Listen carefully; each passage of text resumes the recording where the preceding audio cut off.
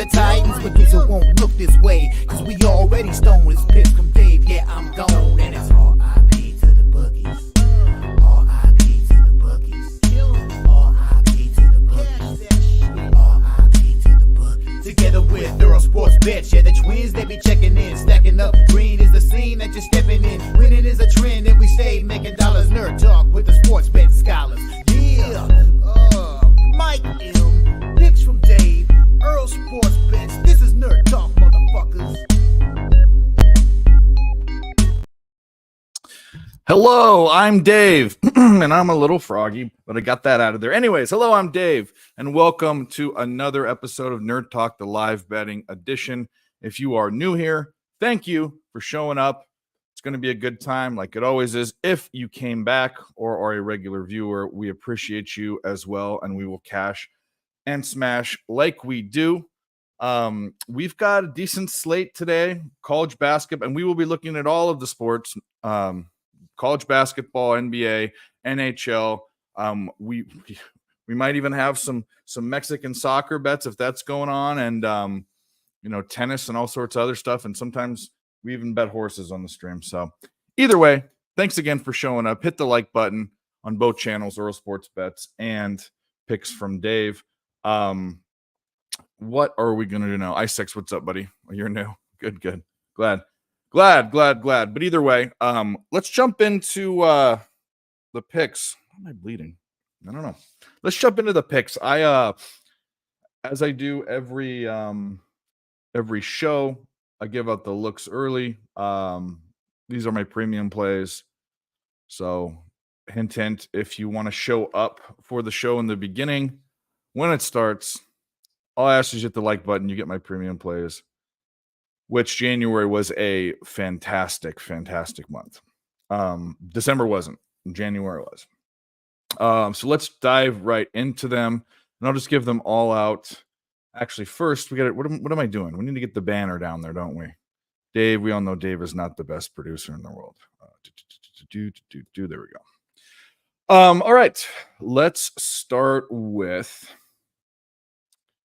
NBA. I am on the Wizards. I got them at plus 11.5. It went down. It actually went off the board and then went down to a 9.5. I wouldn't take it unless it's double digit. The system is you look for a double digit dog at home, and then there's a couple other ingredients. That is now under double digits.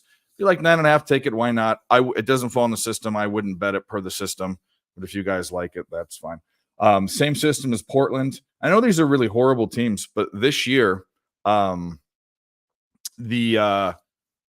Trailblazers, the Spurs, and the Wizards have made this bet so good. So I'm on Portland, both double-digit home dogs tonight in the NBA. In college basketball, I have 2 bets so far. I am looking at a couple other games. Arkansas plus 6 is where I got them. Mizzou is a bad team. And why they're favored by 6, who knows? But neither team has really produced a decent season to this point. But there's no way I'm laying 6 points with Mizzou, home or away, and the index likes them too. We're getting 4 points of value. So that's good. I'm also on and it moved too. I moved way too high, which is crazy. But either way, on Arkansas. And then I'm also on Chicago State, Duquesne under 136. Again, this jumped up from 132 to 136. Duquesne's had a lot of unders. Chicago State's had some overs, but I just think both teams score in the 70s and they give up points to their opponents in the 70s. I think this easily could hit 140. So I'm on the over, and that, or actually, that's a different game I'm looking at. That's my other notes. Nope. Chicago State and Duquesne's the under. And Duquesne is going under, and Chicago State has been going over, but their totals have been low. So I was reading another game, which I might get to in a second. But either way, Chicago State, Duquesne under 136. And then in hockey, I have 1 bet. I'm on the Wings. Senators suck. I don't care that they just I just lost a bet to them in overtime. the last time I bet against them, but I'm betting against them again. The goalie's better. The team's better. The odds have moved in my favor. So that's that. Wizards, Trailblazers, Duquesne, Chicago State under, Arkansas plus the points, and the Boots, the Red Wings. Those are the plays. Senators, Kings. Yeah, well, I mean, you're always contrarian, which is fine. And actually, fading the Senators isn't a thing right now. It was, but Nick's got smashed fading them. So, by the way, he'll be here after class. Josh, what's up, buddy? But if anyone in the chat has any other plays, like Isaac says he's on this, I'm assuming those are straight bets: Senators, Kings, Ducks. But if you guys have any other plays, throw them in there. Player props. I'm looking at those. If anyone has any, we can take a look, and we are off and rolling with the show.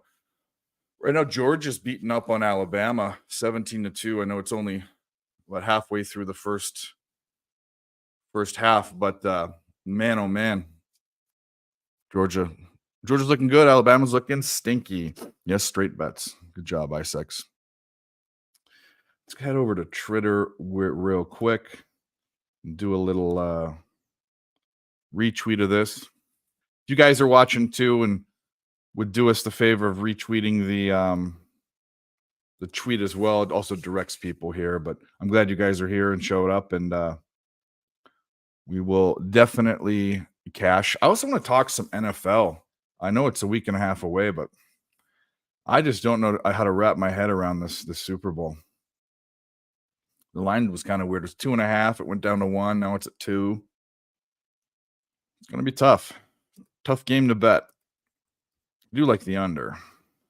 Don't know what I'm betting yet, but either way, I want to hear your guys' opinions after I do some DMs real quick.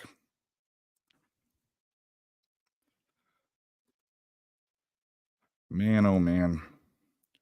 Man, oh man. What a good few weeks we've had. It's been hot.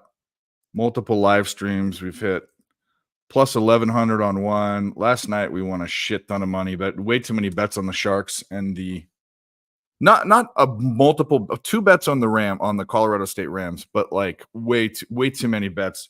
Multiple, maybe couldn't fit on one hand bets on the Sharks last night, but it worked out. Overtime in the Super Bowl. I mean, long shot. Give us some solid plays. I mean, that's a good one. I look back and see how many overtimes there are. Seems like a long shot to me. Wish y'all were live every night. I wish we were too. Well, number one is it's not good for the liver because we have a couple drinks on these shows, and I think Dave's going to take a little break here soon, so maybe that won't matter. But I do other shows that were established before. I'll just say this: the other shows there that I'm supporting, like I'll do PSR shows, I'll do shows on Who Bangin'. If LJ sometimes will ask me to do stuff on his channel, but Wednesday through Friday is a slot that's going to be permanent for here into the eternity. Tuesdays I won't be doing. Mondays, I don't know what's going to happen with Mondays. Saturday through Mondays, I don't know what's going to happen. We'll see. We will see. You took over on because there was no overtime in the NFL playoffs this season so far. It's not a bad way of looking at it. I feel like each game's different with overtime, and I don't even think there wasn't a tie this year either, which is weird. So there's been some strange overtime things in the NFL. I'd like to go look back if anyone wants to look how many overtimes there have been in the Super Bowl. It also doesn't seem to me like I really feel like Mahomes is going to drive. I'm a Niners fan, if you didn't know that already. I've been very, very not skeptical, but very realistic. You haven't heard me saying, oh, they're going to win the Super Bowl, they're going to do this. I don't know. I see Mahomes driving down the field to win. Something like that, just like he did last time. Actually, he didn't drive down the field. He just beat up on him in the second half, but Either way. 21 people in here, guys, getting warmed up. Hit the like button. Throw your plays in the chat. Alabama's down 22-10. I almost took Alabama. Didn't do it. Kind of glad I didn't. I guess I can look at the live, what the live action is. Pull open the live odds.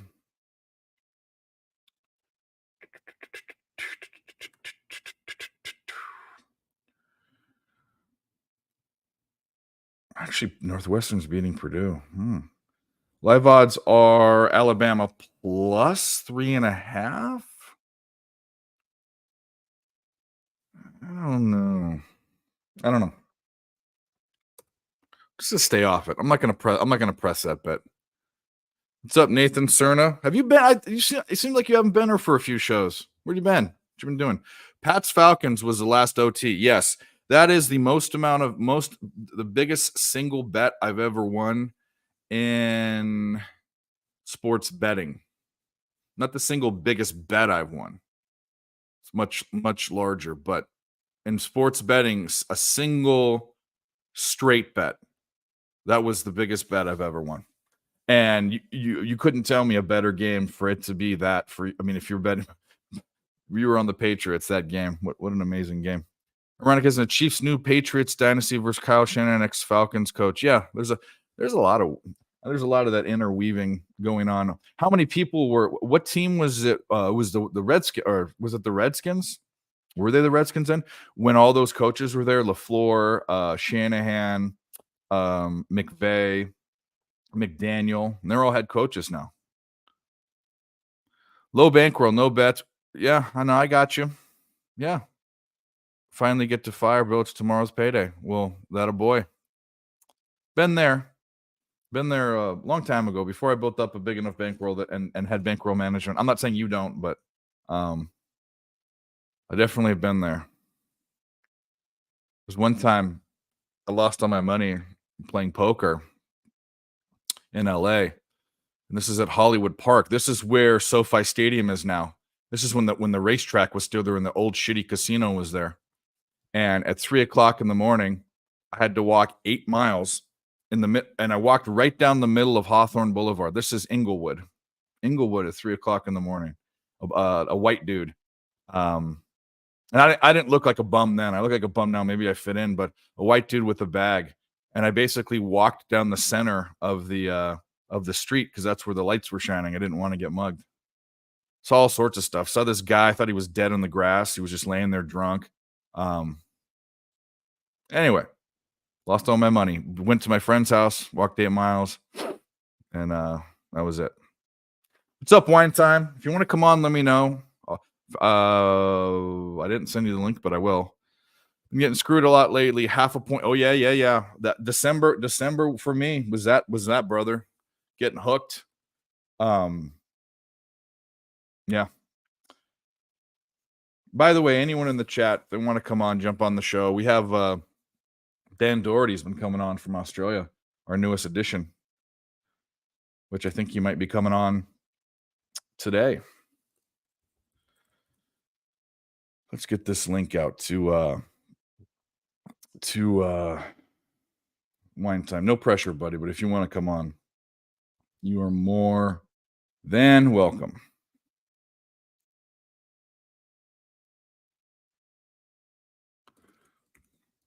Sent. All right. Cool. I sent it. Like I said, no pressure. We'd love to have you come on.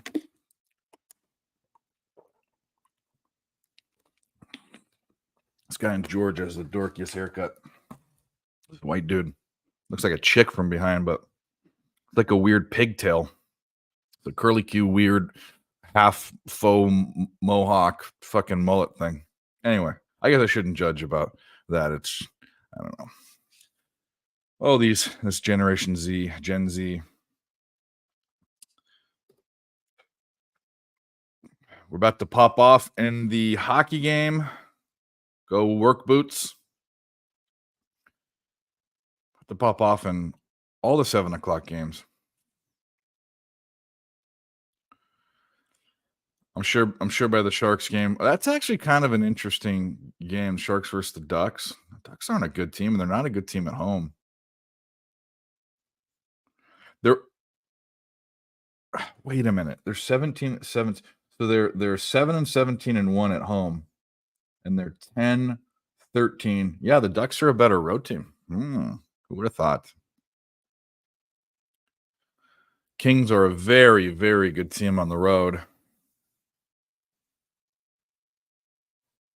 That's gonna be a good game. I didn't bet it. I kind of want to get Nick's opinion or Mike's opinion, someone else. Anyone in the chat, you want to give me an opinion about the Kings Predators game? That one is intriguing to me too. These street beef fights on YouTube Shorts are really entertaining. Yeah. The street beef. That's where they put that plywood up and the chain link fence and like just like a grass field, and they fight each other, and they've got like fat guys and skinny motherfuckers and short guys. Is that what you're talking about? Sharks money line. Nets +3. Sharks money line. We might get there again. It's already forgotten for me. Already capping college hoops tomorrow. Well, good.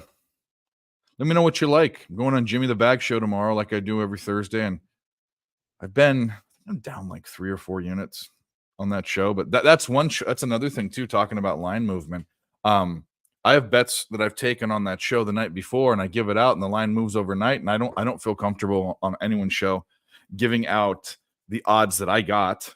There is a way you can get those. You can, my Dub Club, my premium membership, you can get them at night. That's what you want. But if you go on a show and you get them for free and then you get hooked, well, I won.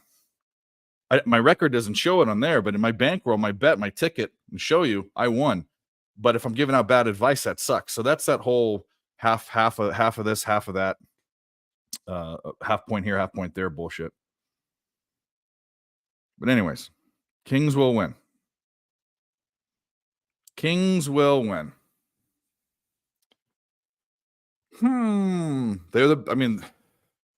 This is the thing too. The Kings coming into the season, but like the first few weeks of the season or month of the season or first part of the season, everyone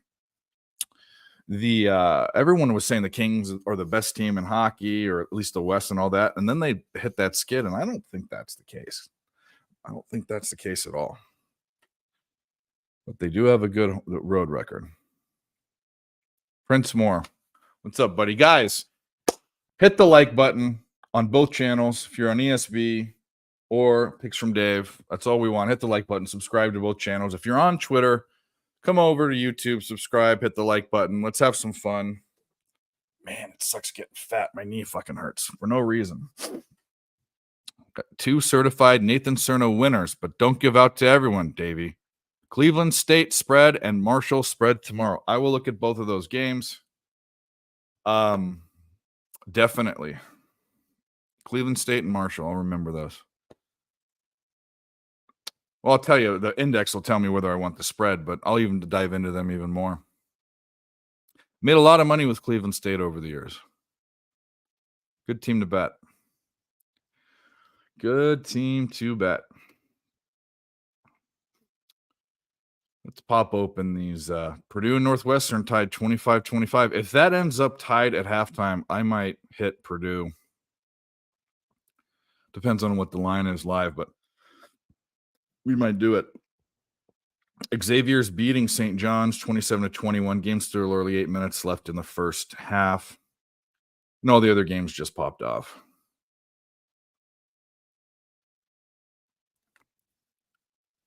Chicago Duquesne is one of those. And then I almost bet Loyola Maryland too today. Didn't do it. Don't do it, Barb. Not prudent. What time's Arkansas at? I think it's at 8:30 Eastern time. Red Wings money line. Mel. That's my only hockey premium today. Who are you on for NBA? I'm on I'm on the Wizards plus 11.5. They took it off the board and they dumped it under. I don't like it under double digits. It fits a system. You've heard me talk about it a million times. For that same system, I'm on Portland later at 11, plus 11. Shitty teams. That's Dave. Dave bets the shitty teams. I also wouldn't mind. What's up, Gary? Love you, buddy. I also wouldn't mind finding a player prop here, but when more people come in, I can't sit and look at other screens and do my research and sit here silent when you guys are here. So Northwestern plus 15.5. Yo, that's what you got it at? Good bet. Good bet. I mean, in all honesty, I hope you win your bet, but Purdue's a team. Fucking, if anyone's going to come back there, but that's a good bet. You're going to win. You need to lose a few pounds as well. Yeah, I need to. You're 6'1". So we're about the same size. I'm 6'2", and I'm just over 300 pounds. But I walk around comfortably at about 230, 240. I look like I'm 210 or 200 at that. I carry a lot of weight, but I need to do it. Maybe we can do it together. Maybe we can have a challenge, Nathan Cerna. One step at a time. We're gonna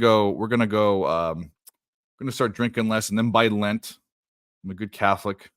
We're going to do the 40 days of Lent. Usually I'm dry during Lent, which is going to be, which actually I might break because I have to go to Southtown 101. Maybe I'll just do it all the way up to Southtown 101. That's a week before Easter. We'll see. We'll see what happens. Big cars tonight for me. What does that mean? Big card. Oh, okay. University of Central Florida +3. Also the under 139. Fordham money line. UNC Greensboro -16.5.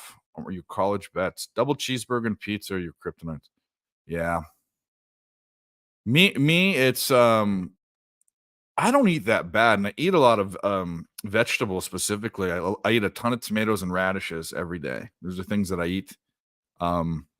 I also drink quite a bit of water. But about 8 bottles a day, sometimes 10. I drink a lot of water, pee a lot, but I don't do anything physical. That's the problem. I'm sedentary. I'll walk the dog and stuff like that, but it's not enough. Don Play, what's up, my brother? Good to see you. Long time no see. Put your plays in the chat, guys. Wine time. We'll start being a good fucking producer. Wine time's got that was for college bets. I didn't even put out his NBA bets. Nets +3, +3.5. Rockets money line. Magic Spurs under. There you go. Mel missed her plays. Red Wings money line. Purdue first half.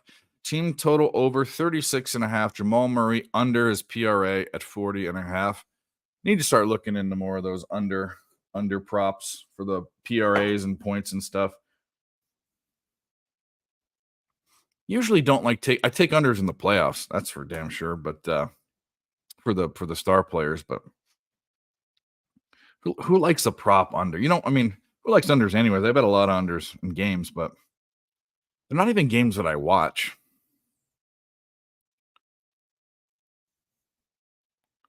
Because sweating an under is a different type of sweat. It's like, oh, you're sweating for them to fuck up versus sweating them to succeed. So it's kind of backwards, but like to get a fumble or a punt or not convert on 4th and goal. Guys, hit the like button. Hit the like button. That's all we're asking. Hit the like button. Buckle in. We'll be here all night. Nick should be here after class. We should be getting a couple other guests.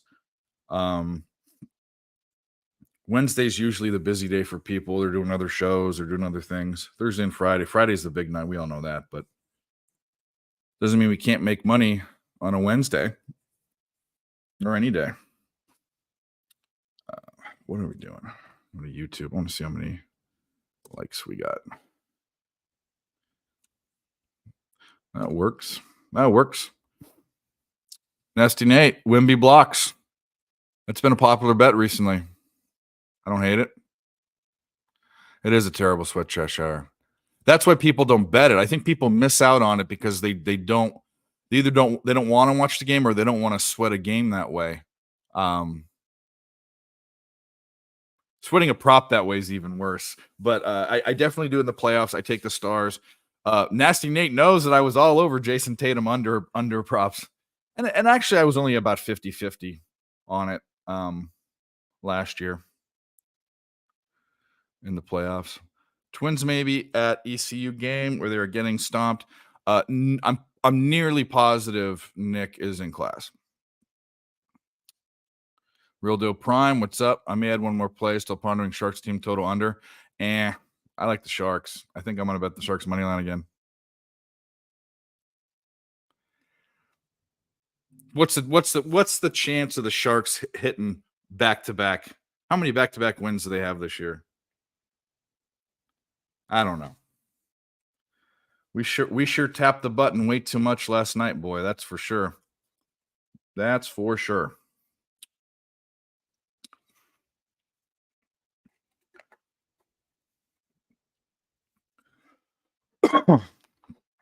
What's up, Big Snizzle, my boy? If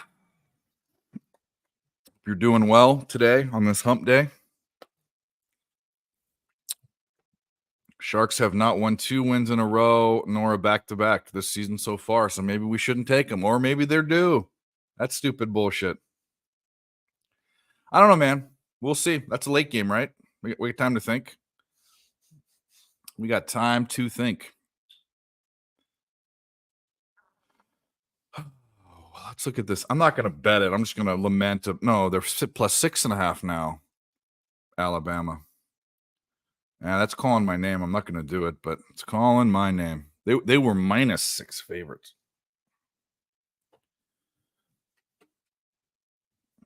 2-2 on the road.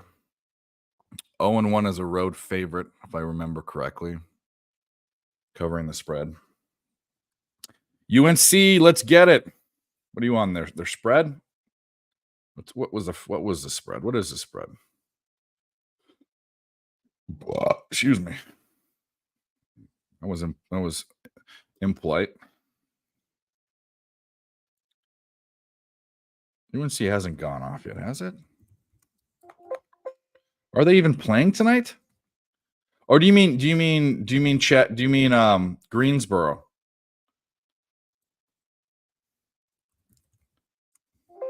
Yeah, the Tar Heels aren't playing tonight. What you talking about, Willis? Of course, no problem, buddy. Hey, which UNC are you talking about? There are multiple ones, but I don't think that what's up, Flea Mathis, by the way? I don't think that they're playing tonight. Might be fucking insane. Yeah, they play on Saturday, bros of. I think you're talking about Greensboro. Oh, Unk. Oh. I don't like you guys have a secret language, IK, which I know what that is. We did this before with this Unk thing. Just call him Uncle.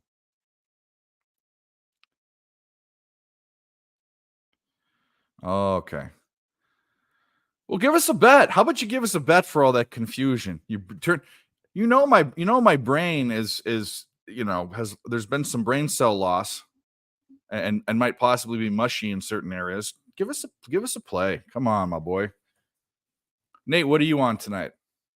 Did you put your plays in here? I don't think he's old enough to be your uncle. Maybe he is. I don't really know. I know how old Ick is. I have a guess at how old Nate is, but I'm not going to dox him. But I guess if he was able to have swimmers, which you have at like 10 or 11, when your nuts drop. So maybe anything's possible. Nate was probably getting chicks then, anyways. Yeah. Gary says, shoot. Come on, James, give us something. What are you looking for? What questions do you guys have? I've got the spreadsheet open for college basketball. I got all the ESPN tabs open to look at all the games. I won't have much of an. I'll be asking the chat more about hockey because you know how that is. I really dive in and I'm careful at it. But the Sharks was the only other one that I was looking at. You like Baylor, Bradley, and Baylor? Let's take a look. See at those. Baylor's already gone off, I think, right? Pretty sure. So that's a no-go. Let's look at yeah. That's already gone off.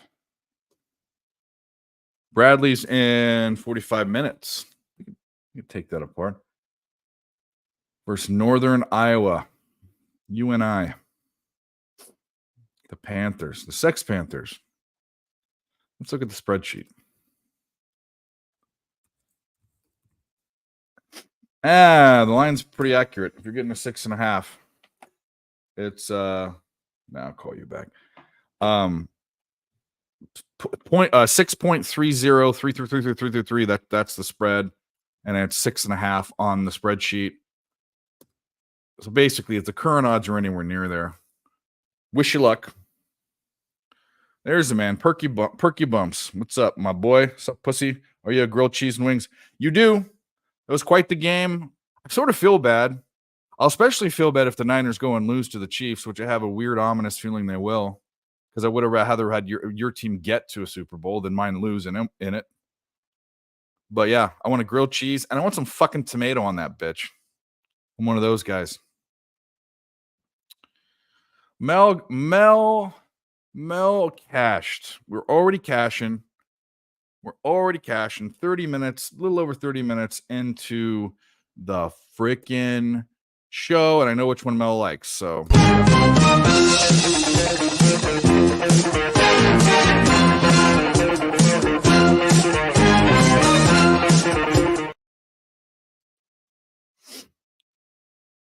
Yeah. I know Cheshire Cat. You have a huge boner for Patrick Mahomes. We might as well put a blonde wig on you and give you fucked up teeth like his wife. Maybe you can get some from your boy. I love Patrick Mahomes. I just think you're weirdly infatuated with him. What's up, Joseph Thompson? Where is everyone? Well, Nick is in class. I have a feeling Mike's doing PSR stream tonight. I have a feeling Wine Time may come. He says he's gonna come, but he might or he might not. He doesn't. No pressure. Dan Doherty from Australia said he's gonna come. Nick will be on later, and then who knows? Jeff might come by. I sent the link out. I'll do this whole fucking thing by myself. With just me and you guys. Let's go. Yeah, fuck them. That's right. You want to hammer the Suns? Perky, no. Well, there you go. It's a huge boner for money. Well, I have one of those.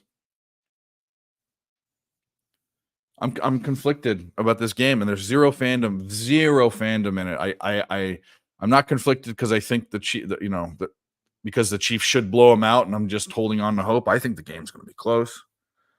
You need to everyone remember, this is Patrick Mahomes and Andy Reid. One of the best offensive coaches to ever coach the game, one of the best quarterbacks to ever play the game already, and they got a good defense. But this is a team that looked bad a lot of the season, didn't look like the same Chiefs, and maybe they're rising above right now. And this is also a Niner team that looked great all season and seems like they're falling off. So maybe that's what's going to happen, but maybe they progress and regress back to the mean. I don't know. I really don't know. I like the under, as I always do. I'm going to be looking at props. But I don't know who's going to win the game. LJ, what's up, brother? If you want the link, let me know. I don't know if you're doing the other show or not, but yeah, the Chiefs. Yeah, it's going to be tough. I might not even have a side. Last game, I didn't have a side in the Super Bowl. I don't know if I had one last year. I remember it was the Bengals Super Bowl. I didn't have I had the under.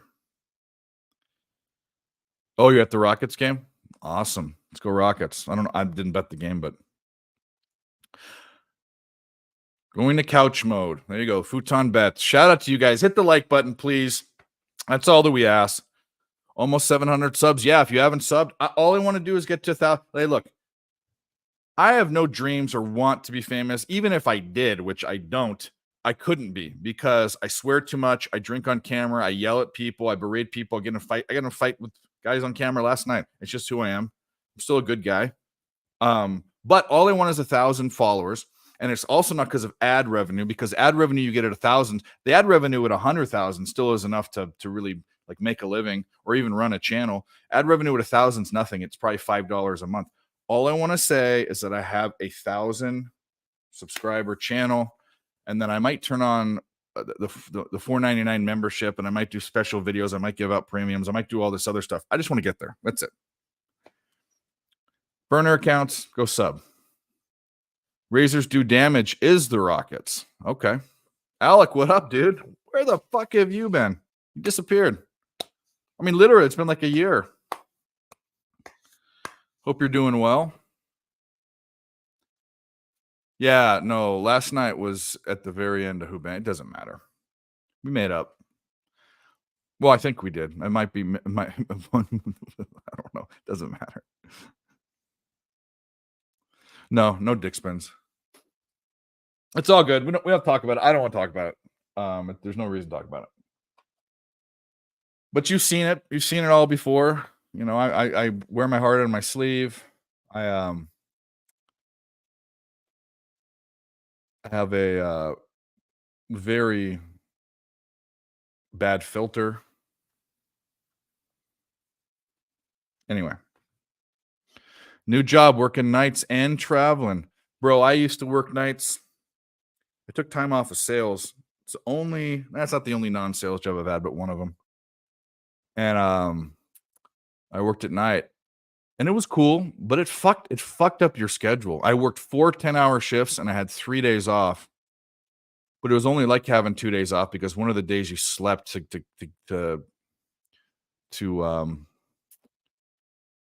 get right, you know? Something just glitched. Was that a glitch in the Matrix? You like the Rockets? Do I like the Rockets? I didn't bet nothing about that game that I liked. Razor liked it. I don't know. I will watch the stream anymore. You let people talk. Oh yeah, last night. That was my point. That was my whole point. And then I got backlash from it. Crazy. Yeah. But speaking of people, we have our first panel member, newer panel member, awesome guy. And I don't know what time it is, but he's in Australia. He's from down under. And we'll just bring him right on. Up. There we go. What's going on? Danny Boy, what's up, dude? Oh, it's 20 past 11 here in the morning, so I'm just had to bloody wake my ass up, have a shower. Yeah, about to blaze one up too. But I haven't had a look at the card today. How are we looking? What do you got today? What I have that hasn't gone off yet is I am on Arkansas basketball +6. I'm on Portland later on +11. The NBA, and I'm on. That's actually it that hasn't gone off. So yeah, all the other shit's gone off. So. Yeah, right. See, I'm slow today. I woke up early here and watched some soccer games. So I had Premier League on. Those games here for me are at like 6 o'clock in the morning. So I usually try and get to bed at a reasonable time, and then wake up. Half the time I just hit snooze on my alarm and miss the game because it's just I couldn't be bothered waking up at 7 o'clock in the morning to watch a soccer game. So yeah. But yeah. So the Blazers have the Bucks today. All right. Yeah, Mel, I do Who Bangin'. I don't do a show on this. I do the live sweat is what they call it. I think you don't know about that show? Jimmy Gomez and Nick Snizzle run it. And Dylon. You need to get a better job, Nathan. Yeah. I mean, we can all do better, I guess. So how long have you been doing this for now, Dave? You've been doing this show for what? At least 12 months. Yeah. So I've actually Nerd Talk was a different iteration of Nerd Talk, and that was in August of 2022. So about a year and a half.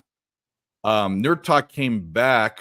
I did Nerd and the Turd, and then Nerd Talk came back, And I'd say it's about almost 12 months since Nerd Talk came back. Yeah, nice. Because it's like I sort of pub sports radio just sort of popped up in my feed eventually after just what I watch. Yep. And I just started watching that, and then I'm Boys with Guns. I know Sharky pretty well. Like I'm pretty tight in like this little Barstool group as well. Mm-hmm, So I've met Nadu a couple times. I haven't had any Zooms with Nadu, but like we talk. And now I've seen he's doing some more pub sports stuff as well. Yeah, he has his own show. Yeah. So, but everyone's really nice, man. I'm just like I'm always trying to do stuff, and people are always busy, and it just works out because I'm not doing anything right now, and it's like nighttime for you guys. So it's like I'm always around. Like I'm working from home at the moment, so it's like I'm always around. It's perfect. Yeah, you're always welcome on. And that's sort of how people trickled in. I started with doing free pick videos on YouTube, and I've done hundreds of them. I stopped doing them last August because the shows were taking up too much time. I need to do them because that's how you get subscribers. Subscribers don't go and watch lives, and lives don't pop up. You got to do the NBA picks. Like that's how I actually started. Like how I met Shark and all that was when Sharky was doing picks with J Money, because I used to watch that religiously every morning. I'd watch it, and then they had all their stuff happen, and it's no longer. But that's what we need, a show like that. Like you just have a little show like that, just doing some picks. Like I always wanted to do a play on a show with someone over like in the States and like do the whole spin on it that I'm from the future. So like I actually am in the future, because right now it's the 1st of February. Yeah, it's a day. It's tomorrow there. Yeah, because it's like even in Australia we have time zones where you can travel back in time in Australia. Like obviously you guys have that as well. Yeah, but you can literally drive 30 minutes here and the clock will go back an hour. I live a quarter mile from a river, and on the other side of the river is a different state. So and a different time zone. So, yeah, right. What's the time difference? 1 hour. So what you do on New Year's is, and by the way, my state doesn't change time. So I'm one time zone half the year, and I'm another time one of those. It's crazy. Yeah, there's a state like that in Australia as well. It's in Queensland, they're like that. Queensland's that way. Yeah. But for New Year's, what people do is they'll go on one side and celebrate it, and they'll go to the other side, and the other side has casinos, so they go to that and they celebrate. Okay. Yeah. That's a good play. But so I used to live in a town called Byron Bay, which is in New South Wales, and the airport was in Queensland, which was like 40 minutes away. So I had a really shitty car. So what I used to do is I had a tape deck still. So I had the tape from Back to the Future. So I put that in every time I was driving the time zone. There you go. And it became like a novelty between me and my mates. It's like they could bring anyone to take them to the airport, but it would be me because you got the experience. You know, you got the soundtrack. You got the shitty dad jokes in the car on the way there. That's fun. Yeah. But yeah, I don't know. Today's a tough one. I was thinking about just having a break off today, but I've been sort of looking at player props lately. Like the books have cotton on to Rua Hachimura now. Like you couldn't get his player over yesterday. He only had basic markets for him. But I don't know, man. I haven't looked at lineups yet, but I like the line on that Dallas Mavericks game. Okay. 12.5. And that's probably it. I could see KD going off in Brooklyn. There's also a good chance that the markets are probably cottoned onto Ben Simmons props, but he does not even want to shoot the ball. I was watching him play the other day, and it's like as soon as he sees a pass, he just throws it. First of all, Ben Simmons has always been not a great shooter. He's gotten better. It was never that way. But Ben's and I don't want to bag on him if you're like a big fan because he's from the homeland. But he's hated me, man. He's my least favorite player of all time. He didn't. We had a really good basketball team for the Olympics. He won a bronze medal. He could have played. He was going through his little stuff, so he didn't play. Everyone hates him now because of that. Yeah. I think he's a puss. Well, I don't think he's playing. So Oh yeah, well, I don't even think about him when I look at props. Gerardo's got a Mexican soccer, a Liga expansion, Mexico Venados, team total over 1.5 minus 122. Like it. What's a Venado? I'm going to translate that. It's a familiar word to me. You need to anyone in the chat who watches soccer, there's a really good team in La Liga that I am on all the time. I told the boys about it a couple of days ago. They all jumped on it. They all won. I think it was plus 137. They got it at. They're just always a good team. Their name is Granoa. They're in La Liga. So if you ever see Granoa come up, always just sprinkle a bit on those guys. Money line. But yeah, they're the bet that keeps winning this year. The Spanish league, right? Yeah. I think the next game is on. The next game is on Saturday. They're playing Real Sociedad. Okay. So I'd probably look at taking them at home. They're plus money again. So now be the time to bet on those guys because that line will probably move. They're just killing everybody at the moment. It's not fair. Team total over 1.5. So do you like the over? On this book, I don't Gerardo, I don't get a team total. I guess I could open up FanDuel and see if they have it, but I've got the Asian line 2 3/4, 2.5, and then 3 for the goals, and it's evenly juiced for the over and the under. I would suspect that a game in the Mexican expansion league would probably not have the sharpest. Yeah, I can't find it in my books anywhere. Yeah. Tell me what you think about the total in that game, Gerardo. That's what I can bet. Dave, I've never seen that Tuesday show. Don't even know what channel it's on. It's on Who Bangin' Sports. Who Bangin' Sports. Mike goes on it. Mike was on it. Jeff was on it. Dylan helped runs it. Yeah.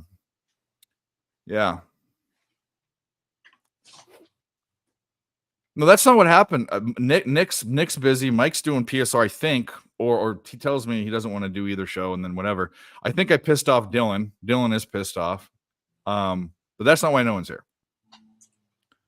It's because I'm here. No one wants to fucking hang out. No. I Wednesdays are the worst days, and I already planned on this, but I'll do the whole fucking thing by myself. I don't care. Use Bovada. Starts in 30 minutes. I don't have any money on Bovada, and I don't want to put money in Bovada. I kind of want to boycott Bovada for something that happened years and years and years ago when I used to play poker on their site. Actually, it was Bodog was the issue when Bovada was Bodog. I signed up again last year with Nick's bonus code, put a couple $100, blew through it, and then I said, fuck it. There's really no reason for me not to bet on BetOnline because they have a the more you bet, the more money they give you when you hit certain hurdles. And when they started the program, I was this close to one hurdle. They put $500 in my account and you could cash it out right away. There's no rollover or anything. Then they put $2,200 or $3,200, I think it was, something in my account because I went to the next level because I put its lifetime bet through. And it's in the millions. So, and not that I bet millions. I mean, I bet $200 is my unit now, but I'll slam something 5 different times. I'll have 15 bets a night every day. So it adds up. But why not just keep going up the rung there unless I'm getting a better line? If it's all the same, I'm not going to be loading money in other books unless they're giving me something. Yeah. Yeah, the books here are really like the gambling laws here, I guess anywhere, but they're like super, super strict here on bonus bets and giveaways and stuff, just because it's like, for instance, with cigarettes in Australia, you're not allowed to put your branding on cigarettes anymore. So instead, to deter you from smoking, they put all these like ugly pictures of people on it and what it can do to your life. So it's like, to deter you. So with betting, it's like all of our normal TV networks as well are struggling. So they're letting all these gambling ads advertise. So it's like all of our advertising is gambling as well. So every time you look on watch TV, there's like a new book that started that they're advertising. It's crazy. How do you know what brand? If you like a certain brand, how do you know what you have? Well, there's some big guys. So the number one better in Australia is probably Sportsbet. No. I mean the cigarettes. Oh, the cigarettes. Yeah. From this little part here. So there's like a little section there. Oh, that's it. Yeah. You can't get any sponsoring. It's like I had a friend that used to import Zins. Like he used to sell them in 2009 before they were real big over you guys are the big now. But he'd sell them up at the snow because a lot of people in like European countries that go to the snow, instead of smoking on the slopes, they just whack one of those things in their gums and they're good for the nicotine for the day. A dip, yeah. Oh, I used to dip. Yeah. And yeah, like he got a letter from the Australian Federal Police telling him he can't do it anymore, so he had to stop selling it. But I ended up finding that Mexican La Liga prop, so I sprinkled a little bit of, put half a unit on that. Cool. Good luck. Not dip. Yeah, it's like they're in little packages. Oh, like the snooze. We called them. Yeah. Have you ever done snuff? No, I don't. I've snorted a lot of stuff up my nose. Tobacco is not one. Who wants to snort that stuff, man? It doesn't make sense. I know it gets you a little higher, but it's just weird. I've snorted a Flintstone vitamin. I would never. Yeah, I've snorted a bunch of stuff, but I would never snort with snuff. That's like just a horrible. I had a friend saw those Pop Rock candies. Okay. Yeah, that was and sherbet. He sniffed a line of sherbet as well. Like dumb. Yeah, I don't know why you do that. A lot of stuff. Lee, I used to live in California, so I had to use an offshore book. Now I have almost all the books that are there, except for the ones like in Pennsylvania and stuff that like Bet365 and the Canadian books. But the reason I stick with them is there's a couple reasons. One is baseball is one of my big sports. They have the best baseball lines for a lot of stuff. They have great hockey lines now, but this new tiered system, there's no reason for me not to move up the tier because none of the other books have this. Who's that with? Bet Online. Yeah, I can get them in Australia. I should look them up. Yeah. No, I didn't sniff ketamine. I've snorted a lot of drugs, but Flintstone vitamin is the worst thing, and that's just horrible because that's like you don't even get high or anything from it. Ketamine's really popular here in Australia. Like a lot of. I never got into rave drugs. Not my thing. Ecstasy, ketamine. MDMA is a really big one here, which is it's meth essentially. Yeah, it's E. That's ecstasy. Yeah.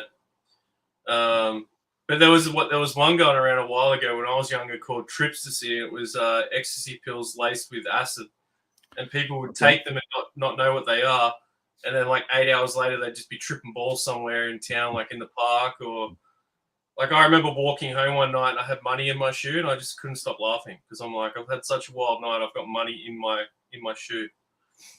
Well.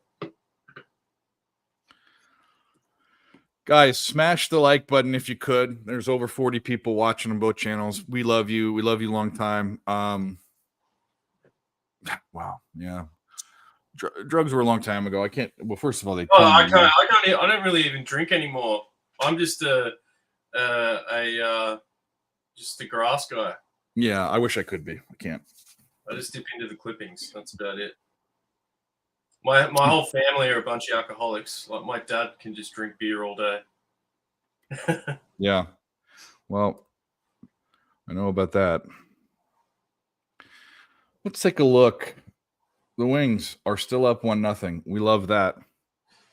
How are we doing in this Duquesne game?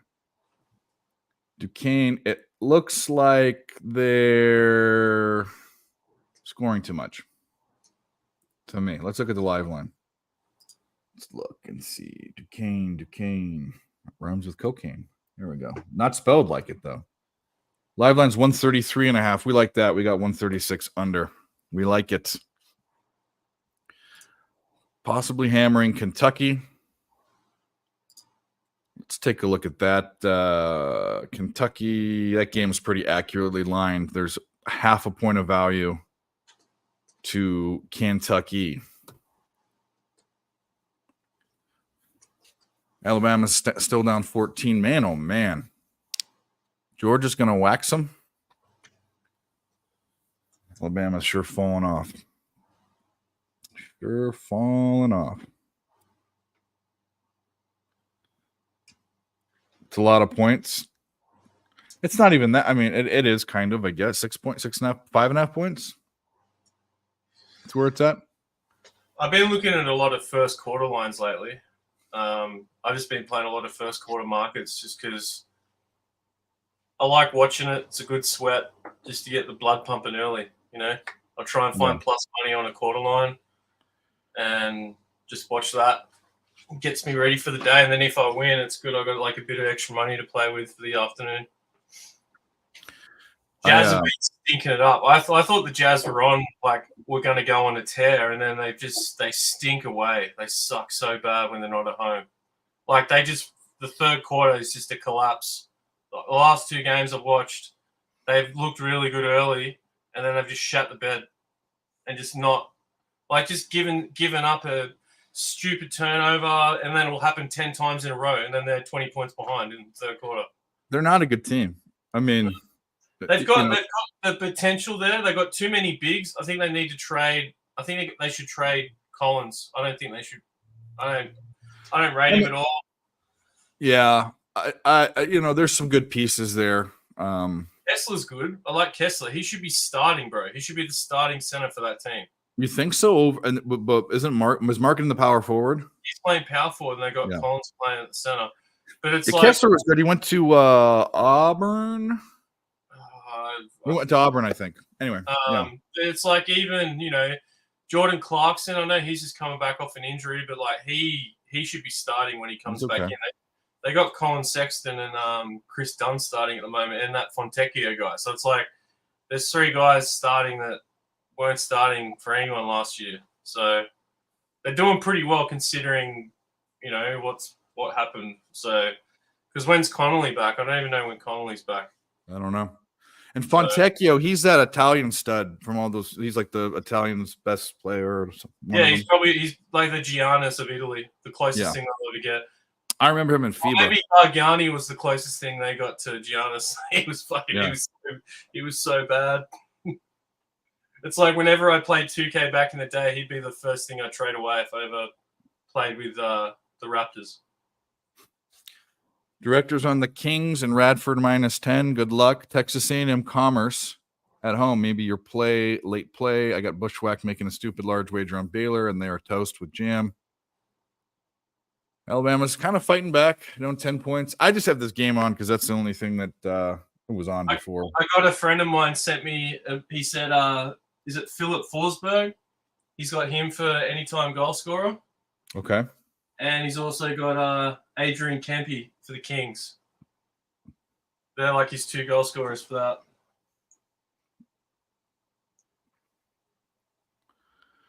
Wizards keeping it close. It's only this about halfway through the second period. Second quarter period. You can hockey in the mind. Just keep it close. That's all we ask. Speaking of ice hockey gambling, what do you think of that guy, the Iceman, Elio from Dave Portnoy's buddy? I've heard the name. I've never watched him. I don't really. Is he good? Yeah, so it's like even if it doesn't win, he's just funny. Like when he wins, the videos he does are insane. I'll have to watch him because I'm learning hockey through my little group of hockey guys that I know. I can't yet go off and just watch hockey videos to learn it. I don't know the player. Like it's something to me. It's something. I'm in the same boat as you, Dave. Yeah. Like if anything, you've got more exposure to it. Like I've got to sift through the internet to find streams of it. Like it's so hard to watch. Yeah, this is the guy that if you want to watch called the Ice Guys, it's Ian Cameron is his name, Babano. He's got a show he does, I don't know, every day or whenever, but probably the best hockey handicapper I know is Ian Babano. But like the overs is something I really like betting on, especially if it's over 6.5, because it's like they have to have a result if it's 3-3. So it's like if it ends 3-3, you win. But it's just overs now. And like even the other day, like when I was on the stream, I took a live over just because I had someone that I knew was betting on it, and it was just for fun. Didn't look like it was going to cash. Looked like shit until the end, and then in the last period, they scored 4 goals and it cashed. So, yeah, it gets crazy. It gets crazy.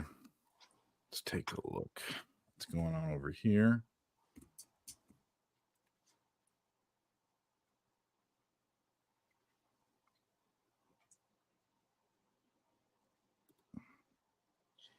and the other one was Red Wings money line today because the Senators won. I don't know what that's paying. The Senators won last game, and it fucked me. Brandon Schutz, I am well. How are you, my friend? Thank you for coming. Hit the like button. Stay a while. We got a bunch. Only about half the games have gone off. Is that Arkansas game going to be on? I think it's going to be on ESPN Plus. It's basketball. Oh, it's going to be on ESPN. I like that. Mizzou should not be 6-point favorite. It should be like a 1-point favorite. Yeah, Perky. I like Suns money line today too. Thanks, although Brandon. you gotta keep an eye on Cam Thomas. He's been lining it up lately for the Nets. Wine time's on the Nets today. He is a Mikal Bridges sympathizer, so he was hitting some threes. He was hitting some threes yesterday too. He's usually a poor man's DeRozan. I see Mikal Bridges as at the moment. He always gets those 2-point shots. Yeah.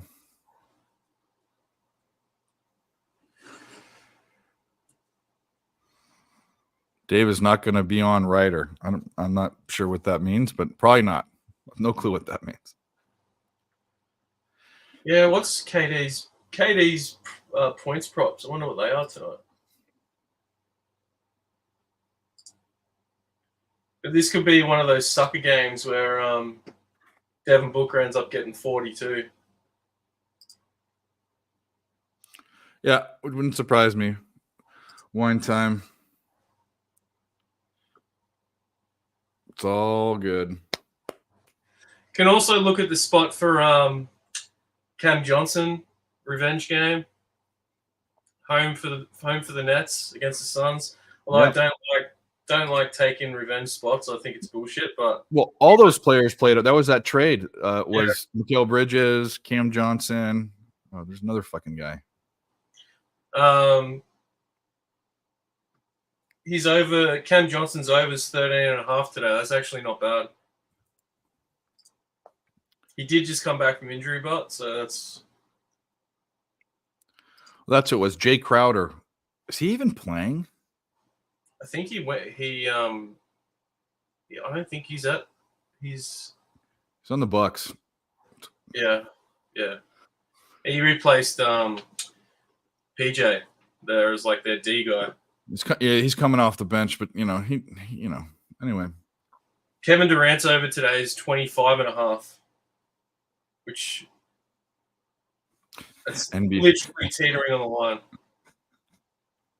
Yeah, NBA can be bullshit. That is for sure. You know what's fucked? I remember I used to play the fantasy basketball all the time. I would get the lineups out. The lineups wouldn't change. Fucking COVID comes around. And now they're putting lineups out an hour, fucking 20 minutes before the game. Like, what the? It's messed up. It's bad enough with soccer. It's like if I want to watch these 7 a.m. games, I can't just put the bet on because I need to know who the lineups are. I look at the lineups and they put the lineups out an hour before. Like, that's a pain in the ass. But now the NBA is like fucking 10 minutes before the game. Oh, Embiid's questionable, and then next minute he's in the lineup. The fucking line just goes. Whoop. Like it happened the other day with Luka Doncic, man. He wasn't playing, and then he played, and the fucking line just moved like 4 points. Yeah, I don't think anyone's worth that many. Thoughts on? It's dumb. Yeah, I personally, Brandon, I don't have thoughts on the game. I know that LJ likes him, and he's at the game. And then Razors do damage spot, which is first quarter, first half, full game is the Rockets.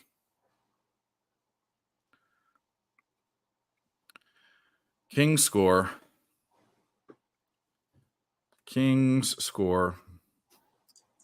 That was a tough game. I was going to take the Predators, but I didn't. Geez, Valanciunas is nearly at plus money for a double-double today. I don't know why that's weird. It's gone up. It's moving up. Let's take a look at that. Şengün's good, but he's so up and down after a good game. He played really good last outing, so I could see him potentially not going off tonight. But he's usually good for 20 points, Şengün. Yeah. So last 1, 2, 3, 4, 5 games, he's only had 3 triple doubles. He missed one by 1 rebound. What's his points at? Let's look at that. Who, Valanciunas or? Yeah. I'm gonna pop that open.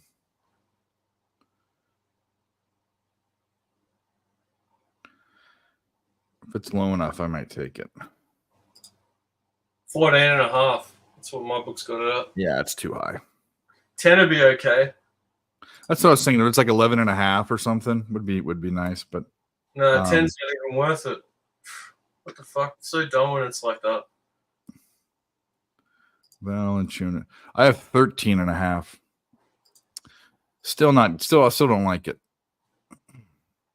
No, that's too much of a difference between 10 and 5 points to have it go that crazy. They must know something.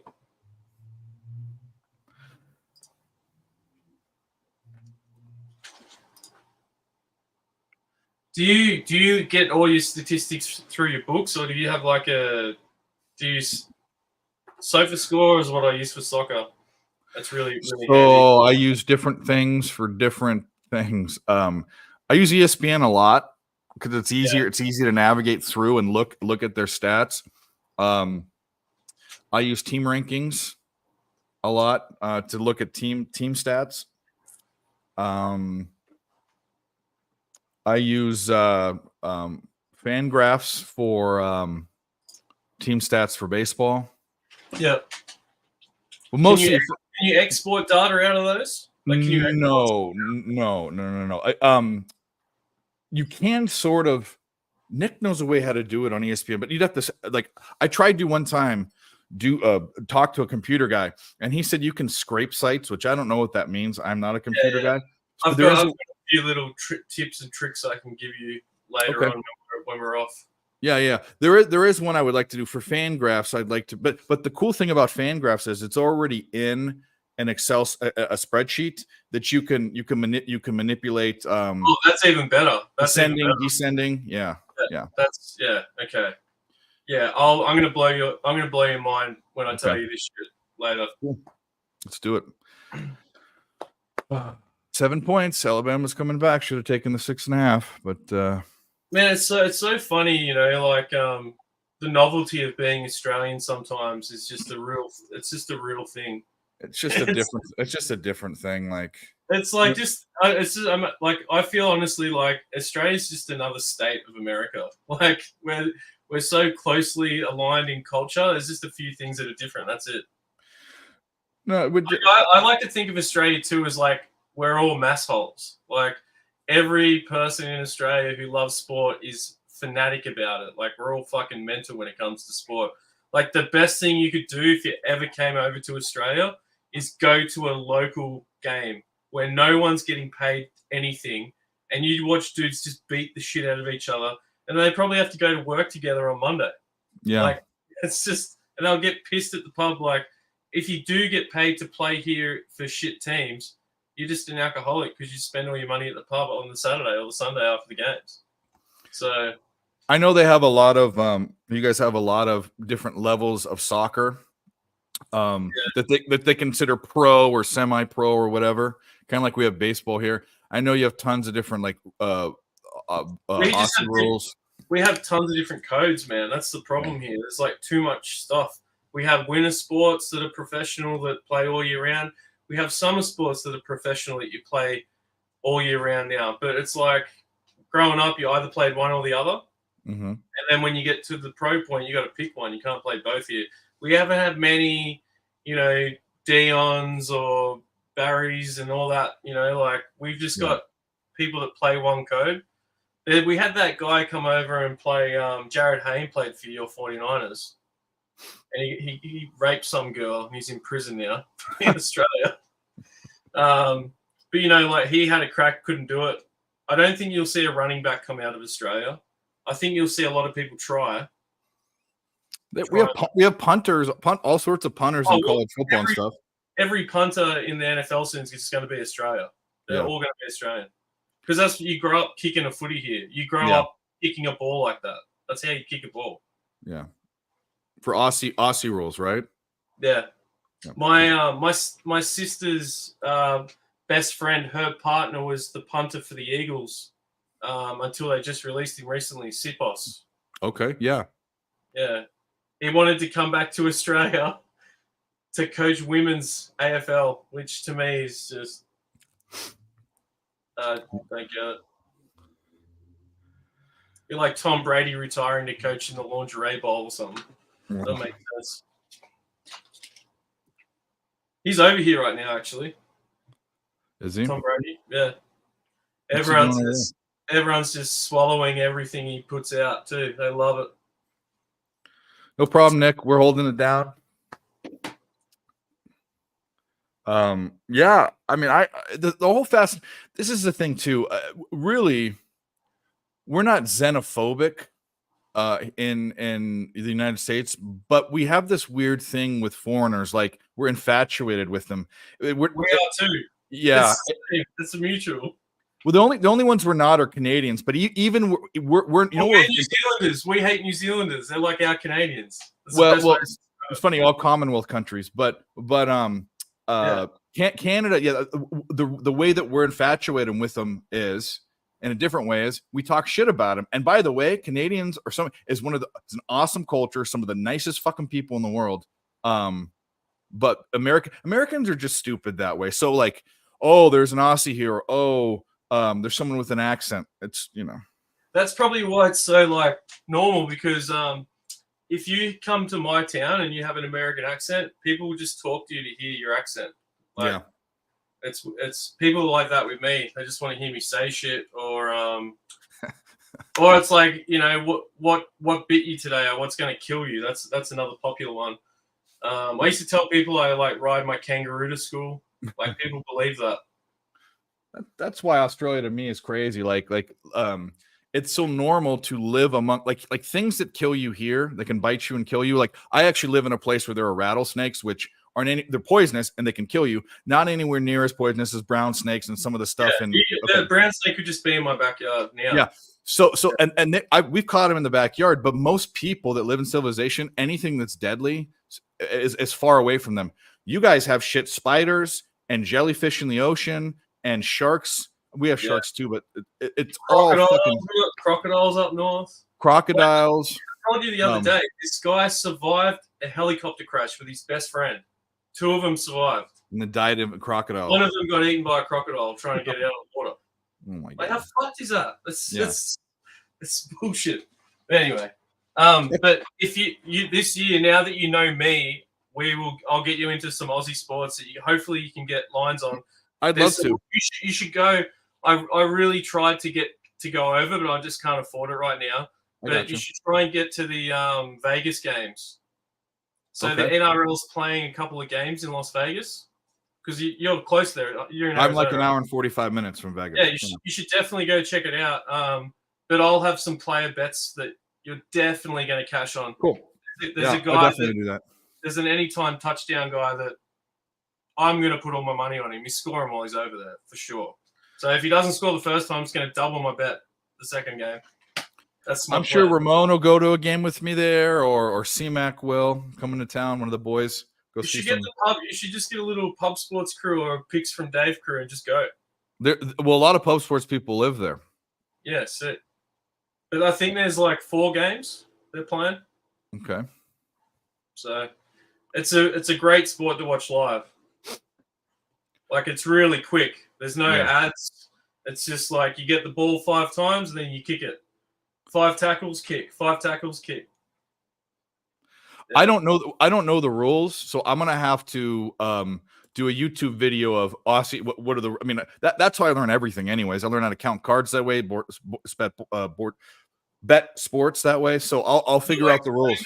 I explained this to what's Earl Sports Bet when we were on the other day. Yeah, it's essentially like rugby league here is like football, but you don't have downs. You get 4 tackles.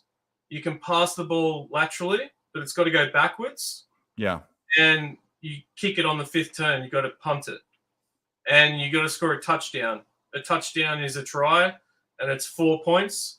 And then you got to convert it, and there's no option. It's 2 points to convert it. You don't have to do any special thing. You just get like a free kick a goal. Well, I kind of understand rugby, and I didn't know it was 4 tackles, which I guess is like downs. But you guys can also run and kick it through the uprights in Aussie rules, right? Which I don't. Aussie rules is like so rugby league is like this. Is like NFL. You go this way like that. Yeah. There's no people running around. AFL is like it's like basketball. You play on a player. Yeah. So it's like any direction. So if you jump up and get a ball and you're not aware of what's going on around you, someone could just fucking nail you. And that's it's like they're all athletes. Like they all run 10 miles a game plus. But do they have those scrums like they do in that's in rugby league and rugby union. Scrums. So they don't do that in Aussie. They don't have that big, yeah. No. And the field they play on in Aussie rules is like is like the size of an athletics track, maybe a bit more, and it's like a big oval. It's massive. So that's an interesting game to watch live if you ever come over here, just because it's different. And there'll be 50 to 100,000 people at those games. Yeah, well, I definitely will look it up. By the way, Josh Lower, no, you don't. The fucking kangaroos. I mean, won't they eviscerate you? Like they'll take their claw and like cut you open, won't they? They lean up on their tail and they kick you in the chest. Yeah. So that's why you don't go up to a kangaroo, because they can do that so quickly. I've seen them. It's funny. We get a lot of Chinese tourists over here, and they don't really respect animals much, and they just go up to these kangaroos thinking they can just pat them, and they just get fucking boot scooted so hard, man. It's so funny, and it's usually little kids. So because they're so little, it's like they just get ragdolled by this muscular kangaroo. Well, it's like getting kicked by a mule over here. You'll break your ribs. But I'm thinking of emus have that horn, that thing on their fucking that claw. Anyway, the awesome thing is this event is much like U.S. sports, sometimes opening the season in other countries. Like, okay, Ramon, you want to go? I don't know when it is. I'll go. You should go, man. If I can work something out in the next month, I'm definitely going to try and go. But it sucks. I wanted to go. Yep. Let's go. Me, you, and Ramon. Maybe C-Mac. We'll go eat some pizza before the game, Ramon. Make sure we get enough for you to take home. You'll probably make some. There'll be a few Aussies there, I reckon. You'll probably make some new friends. Cool. You know, it's so funny that when I went to Vegas, I went there in 2009, a while ago now. But I just remember being so drunk in the fucking, where was it? What's the pyramid one called? The Luxor? The Luxor, yeah. Mm-hmm. And I was just waving my passport around. It was fucking, that's how Australian I was being. So obnoxious. I remember we bought these girls vodka cranberries and they didn't drink them. They just walked out. So I just went over and sculled 6 vodka cranberries. It's funny. Yeah, you a guy like you would fucking clean up. And I mean any British or Aussie or anyone with an accent that, I mean, French, anything, they clean up when they come to Vegas. All the American girls, they don't know what to do. Yeah. But I just got really drunk and got lost in my hotel. There was like fucking 3,000 rooms where I was staying. I don't know how the fuck I found my room. I don't like that hotel. It's actually when you're inside of it, it feels like the wall. It's kind of coming down on you because the walls are. I saw Carrot Top. I went and saw Carrot Top there. It was pretty funny. I think I don't know if he's still there, but he was there for years and years. I saw him when he was like jacked. Now he looks like a hippie from a commune or something. He's old. He's like sick. He's 60. He's older than you think. Yeah. I get money line. Are they playing yet? I'm on +6. My dude. That Chicago State Duquesne under's looking great. 122.5 is the live total, juice to the under. What else we got here? We got the Boots. The Red Wings are still up. Kings are still up. In the NBA, the Wizards are within 6 at halftime. Pistons 57, Cavs 64 halftime. Just about the end of the first quarter, and it's Heat 25, Kings 20. Have not popped off in the 8 o'clock games. Pelicans, Rockets, Mavs, Timberwolves, Magic, Spurs, Nuggets, Thunder. Holy shit, there were 4 games. I should have had a bet on something. No bets for me. You could probably go a live bet. I reckon would be I don't know what Bulls money line is paying right now, but that Hornets team's not very deep right now. They got a lot of injuries. See them. It's -1.5. Bulls. Who is it that told me razors singers do damage? Are we positive about this? Because I'm about to do it. And I can actually just do money line, because the juice isn't that bad. Full game, first period. I actually can't get first quarter on the book I have open. I'll do first half full game. Let's go. Let's fuck it. Let's go.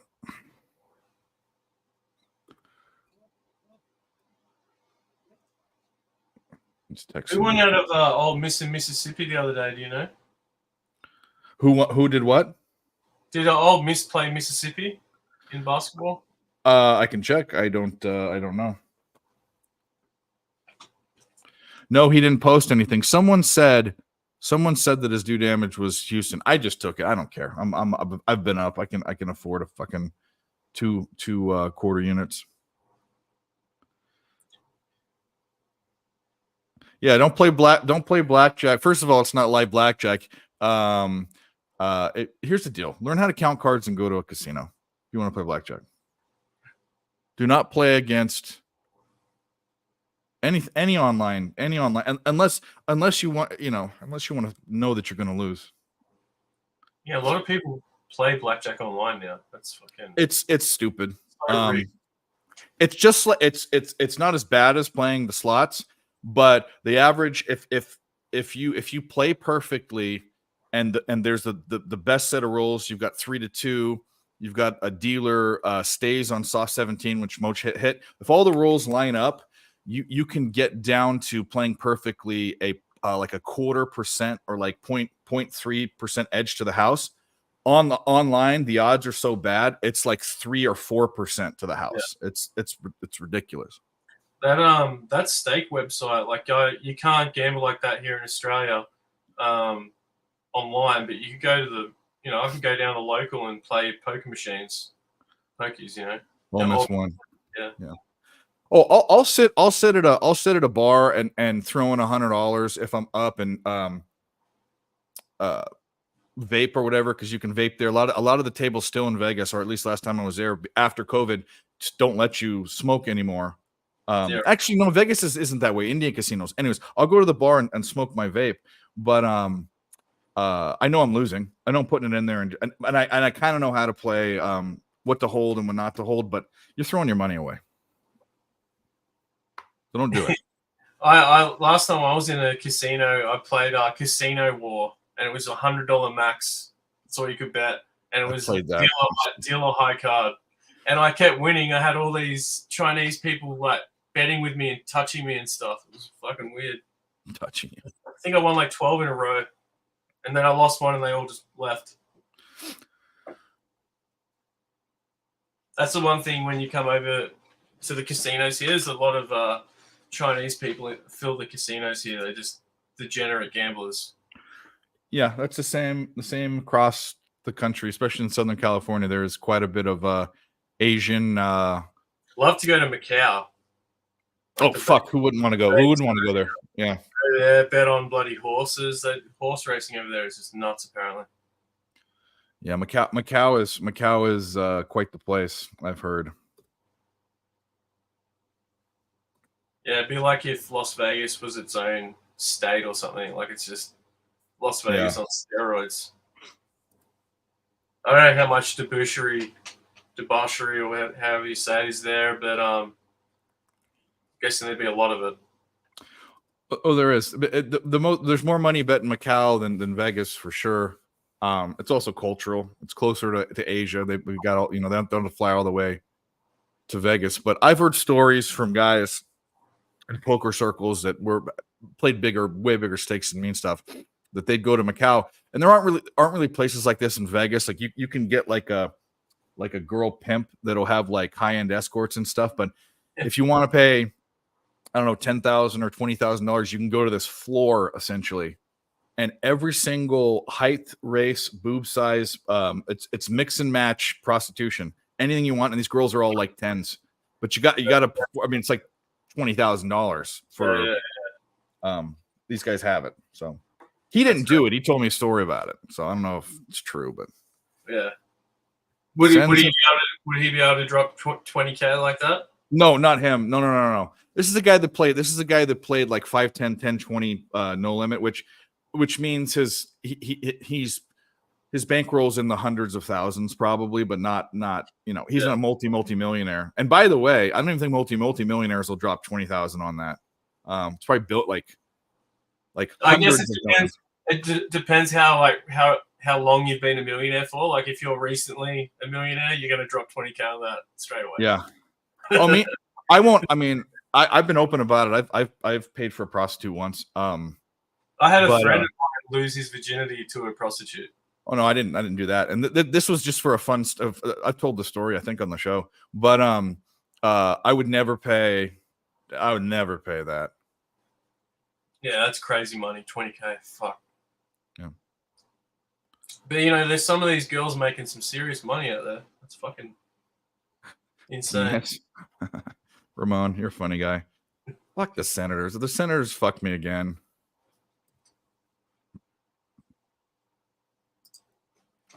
What do we got going on?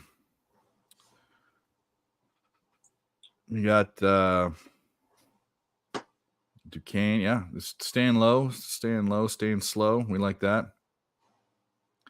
If I remember correctly, both of those teams are very slow pace of play, which is possessions per game is how they measure that in college basketball. 1-1. What score you got for the Senators Red Wings game? 1-1. Yeah. Yeah, they tied it up. Fucking A. Now we don't need to go over it again. I mean, I'll give you the summary of it. I had a buddy that I used to go to Vegas. I had a buddy that had a buddy. He really wasn't my buddy. He was an acquaintance. I'd call him a friend, I guess. But he was a dope. He'd get drunk. Really smart guy. He's a doctor now, I think. But smart, like book smart, but socially dumb.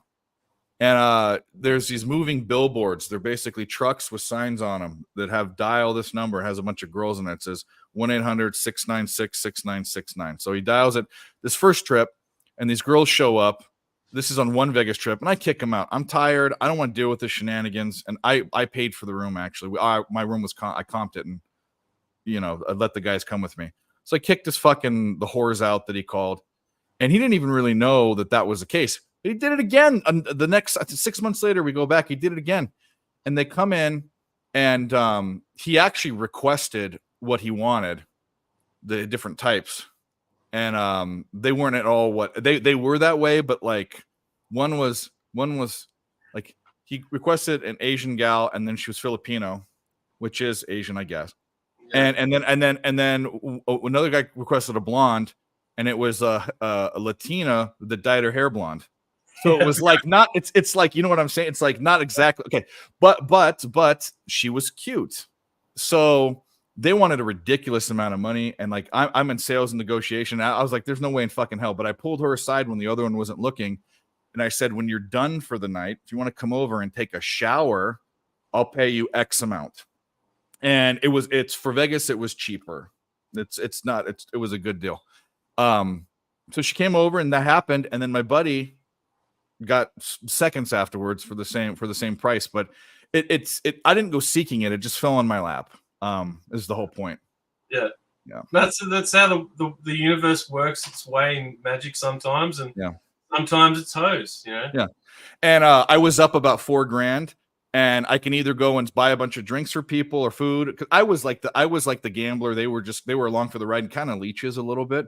But if I could spend that amount of money on that situation just to say that I've done it before, I've never gone searching for it, and I never will. I don't have to. Yeah, moment. Yeah. Anyway, so there's a story. You happy there, Josh? Statute of limitations. That was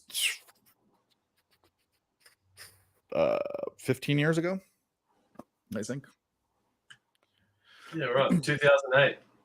2009. Yeah. Oh, 2009. Wow, yeah. Bama tied it up. I should have fucking taken that plus 6.5 when they were there. That was that year was when I was in April was when I was over there. Okay. I was tearing it up. How old are you? 35. That's what I figure. I put you between 30 and 35. Not that you look that way, just by your demeanor and some of the stories you've told. Yeah. And things you know about. Yeah. You would have been right at 21, I guess. Yeah. I went to that Banana Republic shop in the DFO out in Las Vegas and bought like these white jeans. I had a pink shirt on with a white t-shirt. That's fun. Like Dolce & Gabbana sunglasses, and I look like a Backstreet Boy. I'll find the photos one day. I'll show you. It was like it was such a fun trip. I bet. Yeah, I have a couple Vegas stories like that, but not with that idiot Marco. That's when I got my Artest. I got that Artest jersey at the Staples Center that year. There you go. The Lakers won. Yep, they did. Yeah. I remember that. Remember that year? Remember that championship? That was when Westbrook and KD broke through. They played their first appearance in the playoffs. Yep. Fuck, that was so long. And like KD had like multiple scoring titles as well. He was like Harden was on that team too, wasn't he? He was still on that team. Yeah, they had all those guys then. Yeah. Harden was just six-manning it. He was just playing off the bench. That's when they decided to keep, him instead of Serge instead of him.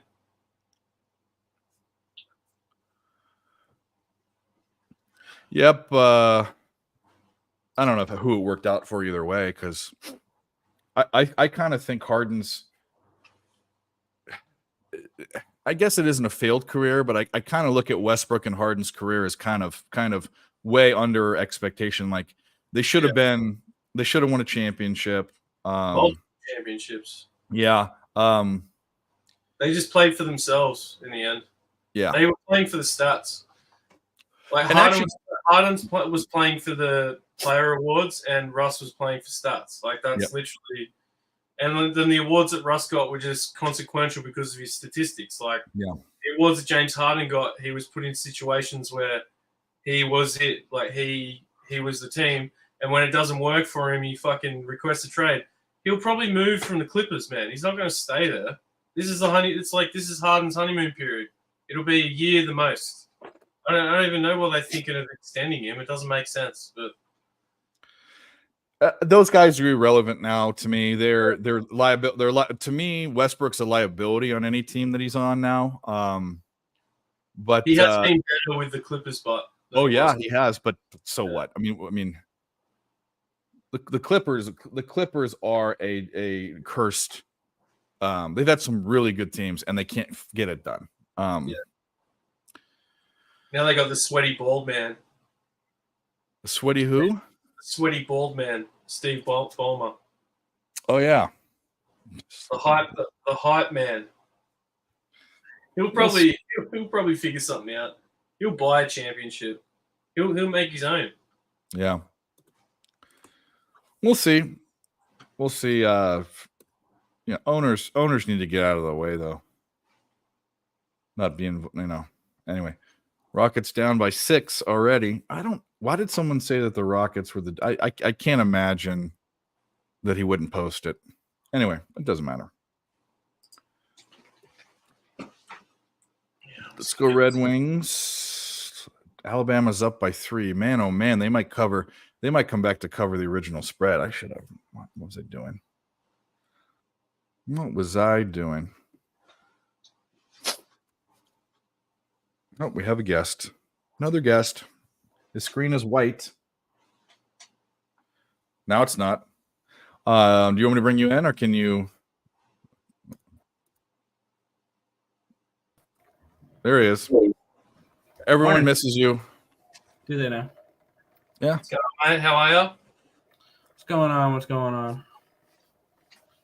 So, how was class? Long. We went over a bunch of like video stuff. What do you Yeah. study? Film. Nice. What film I've got a bachelor in film production. Nice. Nice. That's my my trade over here. Love it. What My are you bachelor- rocking with over there? You got a camera or anything at the moment, or you sort of working towards all that? I'm still a broke college student, so I don't have any fancy cameras yet. Yeah. Do they have any that you can use at the college? Yeah, they do. They do. I don't have any taken out at the moment, but they got some really nice equipment there at ECU. And what editing software are they teaching you there? Adobe Creative Cloud. I Yeah, use Premiere mostly. Yeah. Oh, well, that's good, man. You can nowadays anyway. You can pretty much convert those buttons over to any editing software. Like I use DaVinci Resolve a lot, and I just had Premiere buttons on it. But Nice. yeah, sick, dude. No, there's another guy I know. One of my mates, Vinny. He's over there. He works as a film guy for a news crew. He loves it. He's got like this real hot chick that does all the interviews. He just follows her around with his camera. So Nick, Yeah. not that I'm trying to interrupt. Obviously I love a good distraction, but what are you on coming up? Let me get out my book and I can go over that. I'm sure you're on Arkansas. I bet you're on Yeah. Arkansas. I am on Arkansas. Yeah. +6 and +205 is what I got with them. The Nets, they haven't started yet. I'm on the Nets +3, +125. Dan's on the other side, or wants to be on the other side. Mm. Yeah, I'm just And, looking at Eunice's props. We were looking at him for a double-double, and he's already 5 rebounds in the first quarter already. wow. No points, but Nets. What do you want on the Sharks game? Sharks Ducks. I took another shot with San Jose. I want cashed to. Go cashed ahead. with them last night. I went right back to them today. +150 against the Ducks. So the Ducks shouldn't be laying $1.70 against anybody right now. I think that, but the Sharks haven't won a back-to-back or 2 games in a row. Someone told me this year. Someone They've said won in the chat. back-to-back games before. And that's what the Maybe chat not said. on a back-to-back, but they won 4 of their last 5 games. You got to win back-to-back. Okay, sometime, right? obviously. That's what I asked. I wasn't looking, so the chat got infected. I like there's him too. also KD player prop over 25.5 points. He's averaging 28.3 at the moment, and it's his first game. Is it his first game back at the Barclays Center since he left? It's the first game since he denied them retiring his jersey too. So he denied them. So it could be interesting. I think 25.5's pretty good for him in this game. Yeah, why would the Nets be the team that gets to retire his jersey? They wanted to do it. I don't know why. They didn't win anything. Yeah. No. No. But yeah, I like that player prop. That's just about to kick off in like 5 minutes. So I just want to get that out. Okay. I'm gonna do one thing, and then I need to take the dog out real quick, and I'll be back. Shout out to the chat guys. John Gilly, the man. I've done horse racing streams with him. But I'll be right back, everyone. All right. Try not to be boring, Nick. Come on. I'm trying not to. Okay. I can only do so much. So. Let's see. Let's take a look around some scores. See how we're rocking here. Nuggets up 8 early. I know they moved from +1 to like +6.5 with Jokic out. Yeah. So I was tempted to take the Nuggets +6.5 once Jokic was ruled out, but I didn't get around to betting that. I'm sitting with the Mavericks +13 and the Mavericks team total over 103.5. Yeah, I like the way I that. attacked that.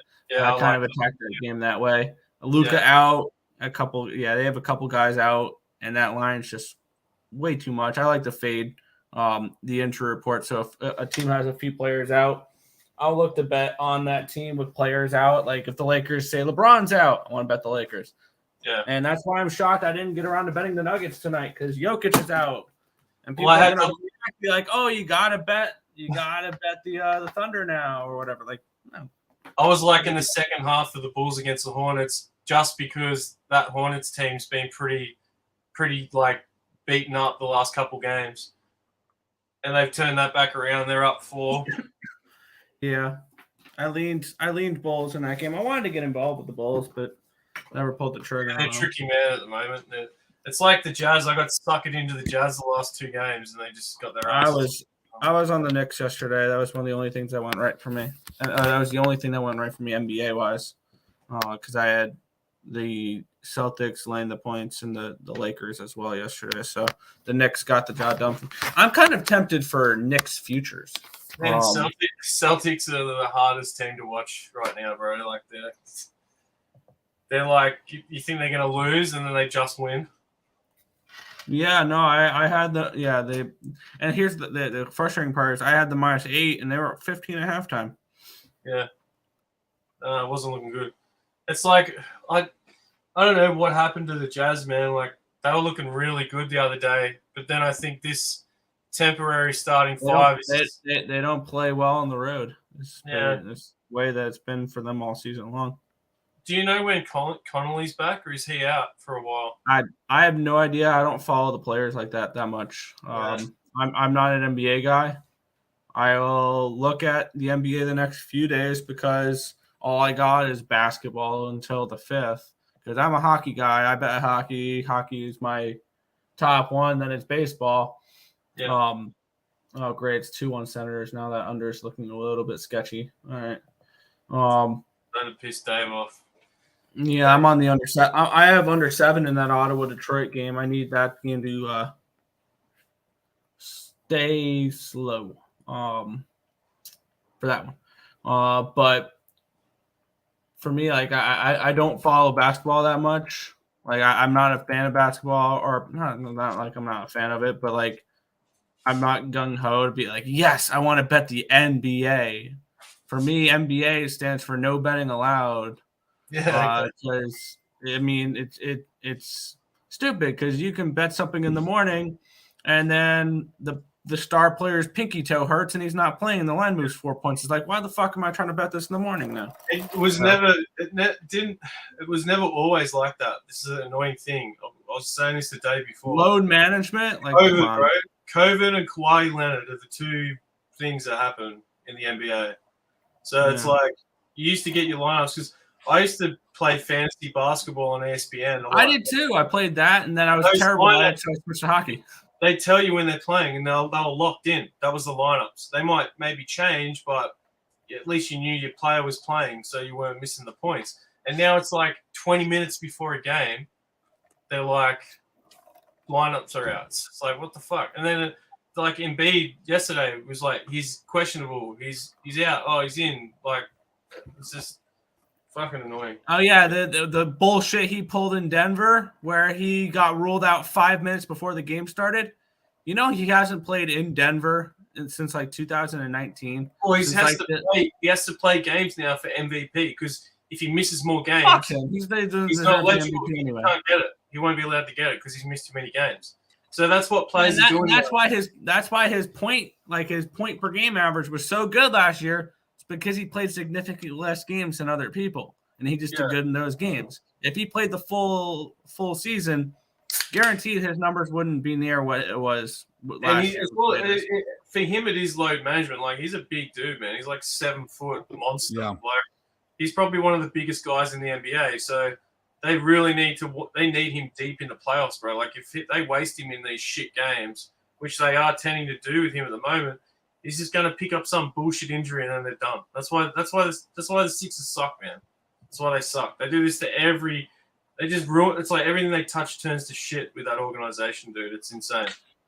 Well, as somebody who hates everything Philadelphia, I have no problem with that whatsoever. I was just going to say that it's indisputable that he's one of the best 3 players in the league. He might not be MVP, he might not be the best, but you have so much hate for him. It's silly.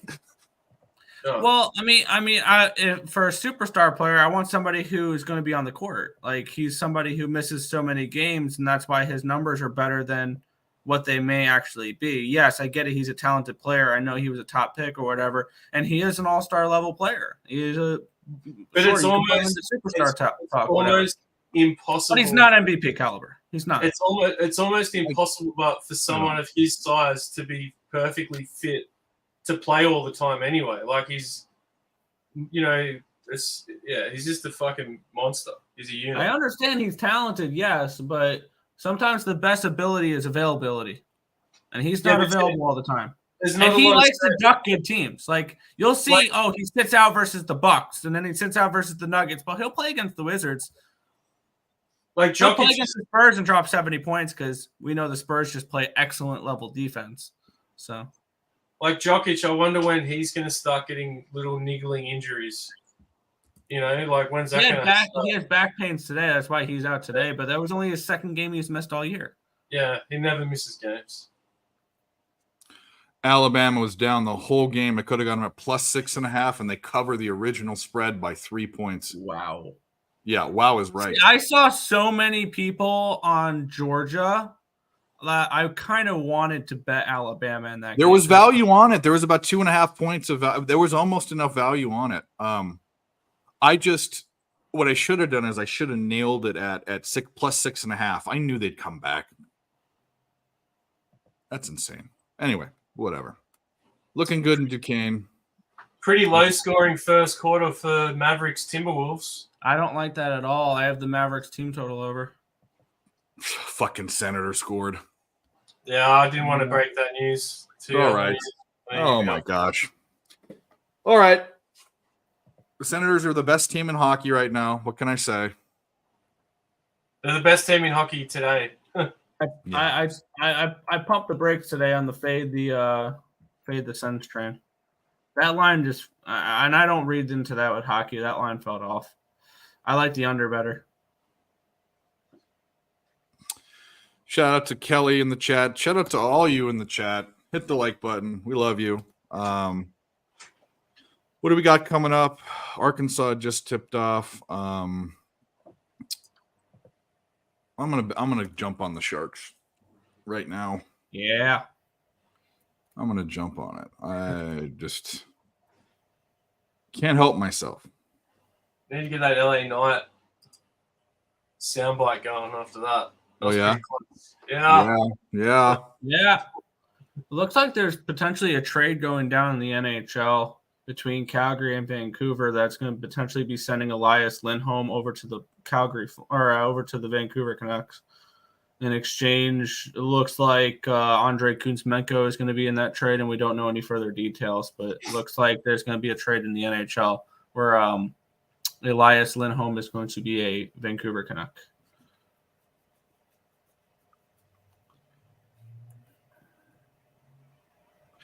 All right. What else do we got going in college? Oh, there's a bunch of college basketball coming up. Vanderbilt, Auburn.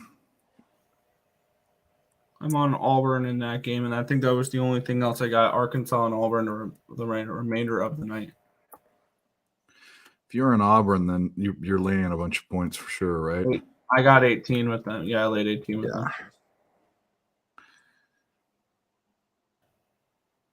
No, that's just the rumors I'm seeing on Twitter. Nothing is confirmed yet, but yeah. Okay, I know it's not on the index, but is not. It's not. It's. I'm gonna look at these games. Boise State, and is St. Mary's really gonna blow out Santa Clara by 13 points? I don't know. St. Mary's has been a big disappointment when I bet on them this year.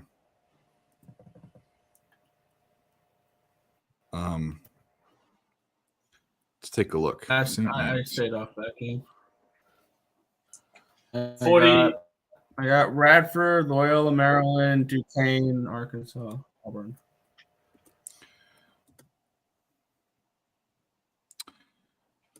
Let's take a look-see at their spread.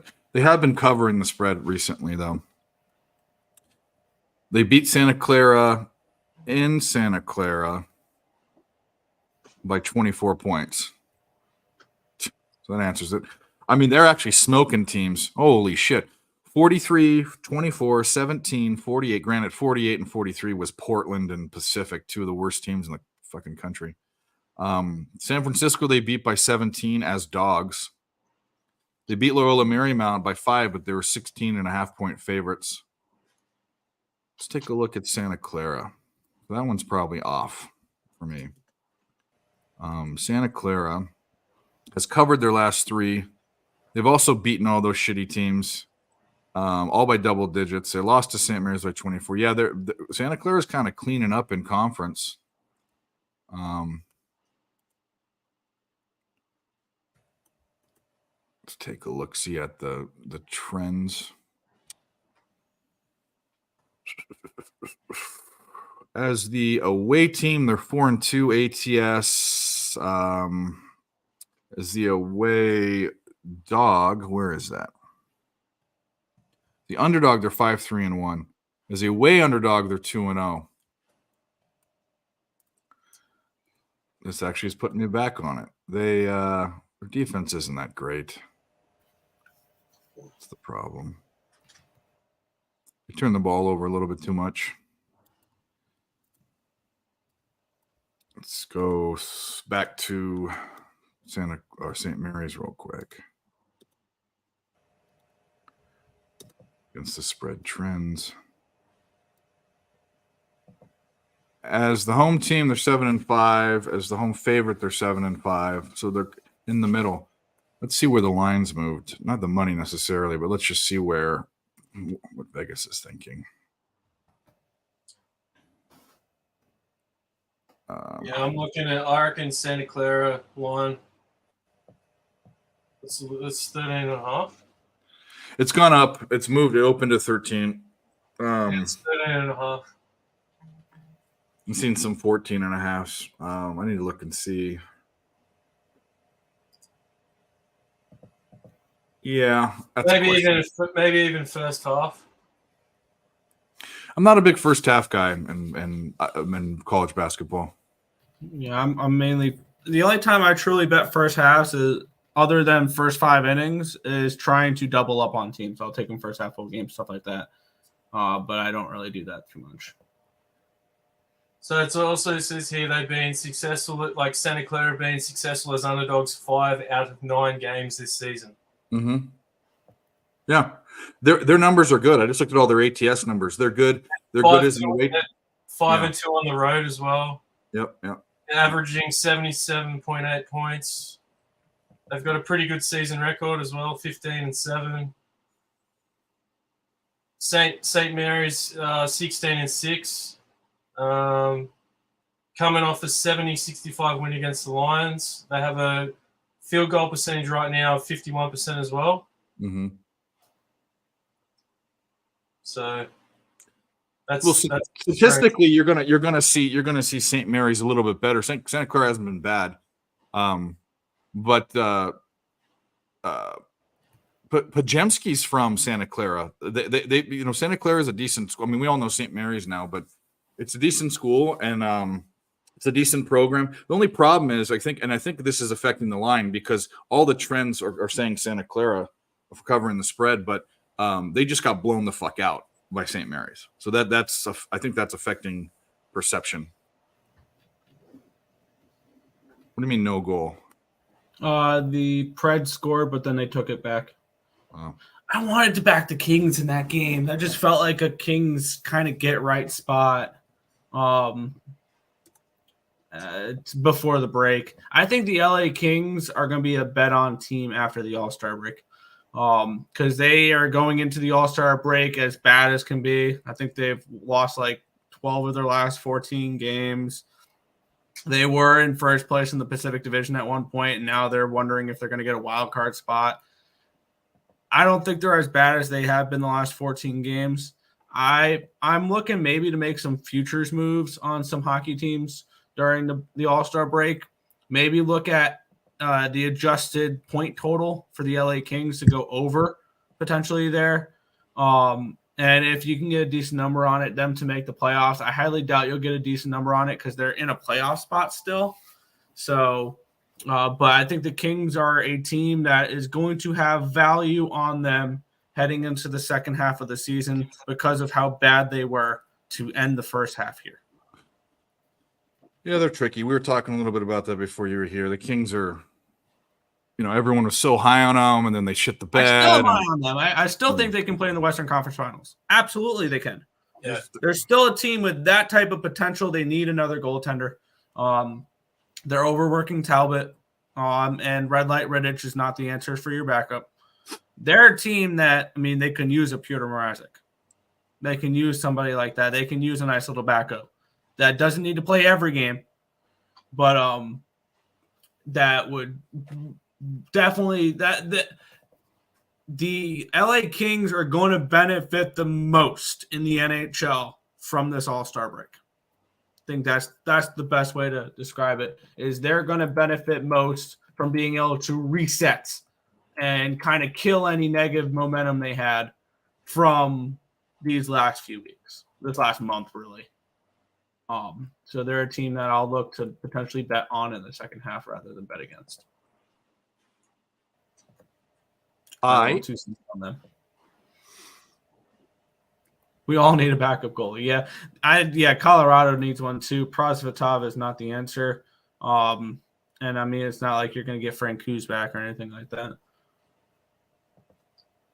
I would love to know who the best backup or who is that? You know who the best backup goalie is?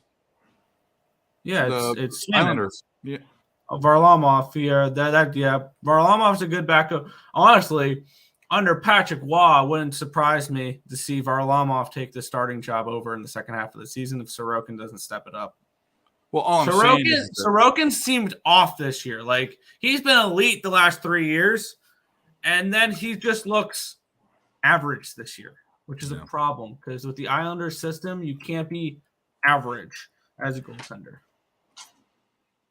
Oh, we can't because that's all you got. Well, that's not all you got, but you're a defensive team. This year, that's been a little different though. They've scored some. They've been a little bit more offensively. We've seen that chemistry between Barzal and Horvat click. They need a third guy on that top line. Anders Lee is not working, and whoever they're putting up there is not working. They need somebody with speed. They need a good playmaker up on that top line as well to complement Horvat and Barzal, and it's not Anders Lee. So I don't know how they're going to address that. Maybe that's with Julian Gunther. Maybe that's with going out and trading for somebody. Maybe that's from someone in your prospect pool. But they've got to figure out that top line winger to complement Horvat and Barzal. I think the future is bright, though. For the Islanders? Don't you? Yeah. Yeah, their prospect pool is barren. So not really. Okay, well, can't you go and get guys? Like, if your defense, your offense is on the uptick. Here's the thing, because if you look at the way the roster is built right now for the Islanders, they signed a lot of guys long term. Like their core is signed long term, and it's not old like people think it is. Like they have Barzal locked down for I think the next 7-8 years. They have Horvat locked in the next 8 years. They have Engvall locked in for the next 6-7 years. They got Mayfield signed long. They've got Sorokin for the next 8 years. They've got their core down and signed long term. So it's not like you're going to need to go out and make a ton of moves. at the deadline. But that's something they got to figure out. But they have their decent core around them. Now it's just building around that and trying to find good complements to it. Yeah, Mel, it just doesn't work. Yeah, that's like having Rantanen and McKinnon be partnered up with like Ryan Reeves, and like they're old and past their prime and slow, and that's the problem. They need somebody with a little bit more speed. I want to see Wahlstrom on the top line, or I want to see Simon Holmstrom on the top line potentially for the Islanders. That's kind of who I want to see. Well, I think I don't know. So we got 4 minutes left. They got to score 31 points in 4 minutes. I don't think that's happening. But they could go to overtime. That would really fuck us. Chicago State, Duquesne. My play's already a loser on that game. Duquesne 8 covering 12. Yeah, I saw that too. I went with the under. It went all the way up to 36. Snagged it, but it was looking great. It's looking great, but I was hoping that Duquesne would blow their socks off and Chicago State wouldn't score, but that's not the case. Oh, great. Radford was up 10 at halftime, covering the 9, and now they're losing outright. Really? This is going to piss me off the next few days without basketball or without hockey, and it's only basketball I have to bet on because I hate it. This is frustrating. That's the All-Star break. I forgot. Yeah.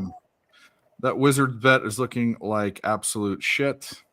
We're gonna lose that one. They were there until they lost 40-19 in the third quarter. So that's gonna be a loser. That's all right. Duquesne is that total looks okay. Just don't go to overtime.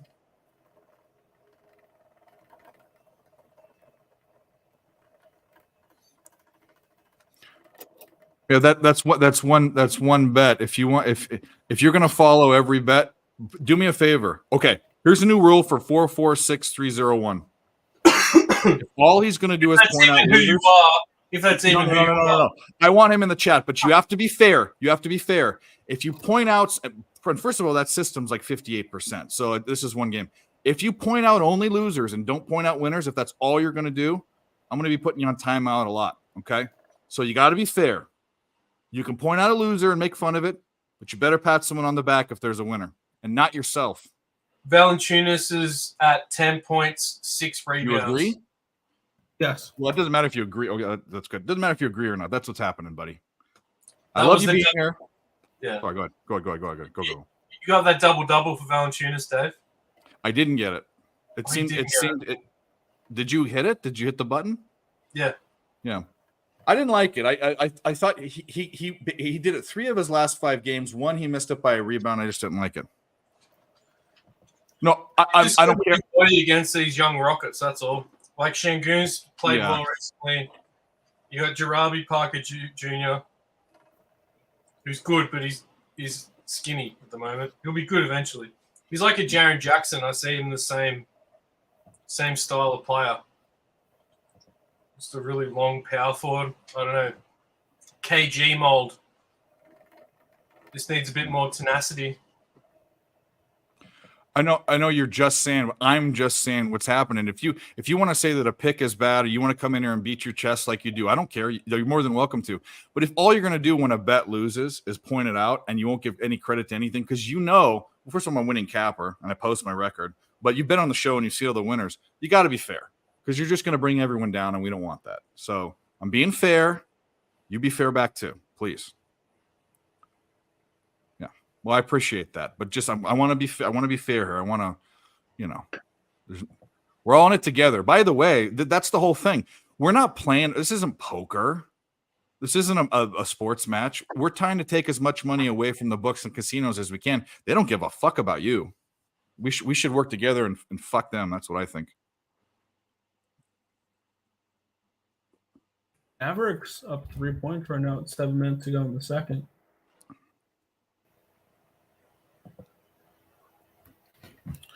college plays are going down the shitter, though. Kane sucks. Radford sucks. Weirdo. I am a weirdo, Bacon.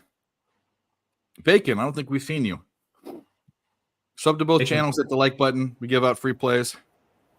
No. I'm not going to block him. I decided I'm not. He actually has been kind of not as bad. So, and here's the deal. Why block someone if you get view hours from them, you know? Yeah. And interactions. Yeah. As well. Oh, no, it is. With him, it gets a little crazy sometimes. It's more than unbearable, but he's been good. He's been Also, don't spam the chat. I understand. That's another thing. Yeah. When you say the same comment over and over and over and over and over and over again, that gets annoying. Yeah, that is. I remember the other time he sent one parlay in 847 times, like we didn't see the first 846 times. It's all okay. It's all good. He's been a good boy. Okay, what do we got here? Please don't go to overtime. Don't go to overtime. It's gonna go to fucking overtime. Watch. Because not even going overtime doesn't even help you because they're not going to cover 12. I mean, they could. No, I guess. Zero. No, they're not going to cover 12 in overtime. That's crazy. Here he is. Probably his breadth, probably the largest breadth of capping knowledge and ability that I know of. The guy even knows Aussie rules football and knows the leagues and all that. And hopefully Dan, him, and myself are going to go to a game in Vegas when it's there. The one and only Ramon Scott. Hey guys. Yeah, Up, we'll go to the Allegiant State, this hot stadium, with and see these NRL games. I mean, that's cool that they are opening the season. That's really, I mean, that's big time. Yeah, just two teams full of running backs running the ball at each other. That's pretty much what it is. Yeah, who was the guy you guys were talking about it and kind of missed? I mean, we know that a lot of punters come from Australia. Really, for years they had a few. Severo Rocker. Who was the guy on the Niners though? Who was more of a utility player that did a few other things? I remember that guy. What was his name? I'll look it up. What was it, Nick? Yushak? No. He was like Maori or Super Bowl New Zealand, or was he And Aussie? he had a little bit. He was a little bit Polynesian. He had Polynesian in him, and I can't remember who it was. Jared Hayne. Yeah. He's the guy that's he's in prison right now. Oh yeah, you were talking about it. That's right. I didn't know that. Really? I mean, that's the guy that came back and. Tony, what did he do? Yeah. What, I didn't realize that. It was sexual assault related. He raped someone. Yeah, take too many of these hits to the head. These guys. He was like the best player here for a few years, and then he just got a bit arrogant, and then thought he could go do it over there, and he was going to be like everyone else. But no. I remember the way he punted. It was just like he'd run. You'd run and kick. He'd run to one side or run to the other side and kick it like side-footed, or like side-bodied kind of. Yeah. Well, in national, just being a casual fan, I mean, in national team rugby, actually, of course, like All Blacks, a little bit better, but that's because American Eagles are not very good. But nonetheless, I do like those other Australia, Aussie rules. I mean, that sport I just like a lot because, back in the day on ESPN, it was like a staple. I mean, it was like on every week, so you got to know those teams. So in fact, it was funny. It seems like it was on more here back in the day than you can find it now. Maybe because. I think during COVID there was a little resurgent just because there was nothing to bet on, and people could bet on it, so they started watching it. And then Pat McAfee, he had some stuff involved. There's an American guy from Oklahoma who plays for Collingwood, which is one of the big teams over here. So that was another reason. But it's getting a little bit more attention, but it's just got nothing on these other sports in terms of marketability and stuff. So that's why we can find. I think we can find edges. I think we can find edges. Is the whole. That's point. what I mean. There's like a few, especially in Canadian football, rugby league.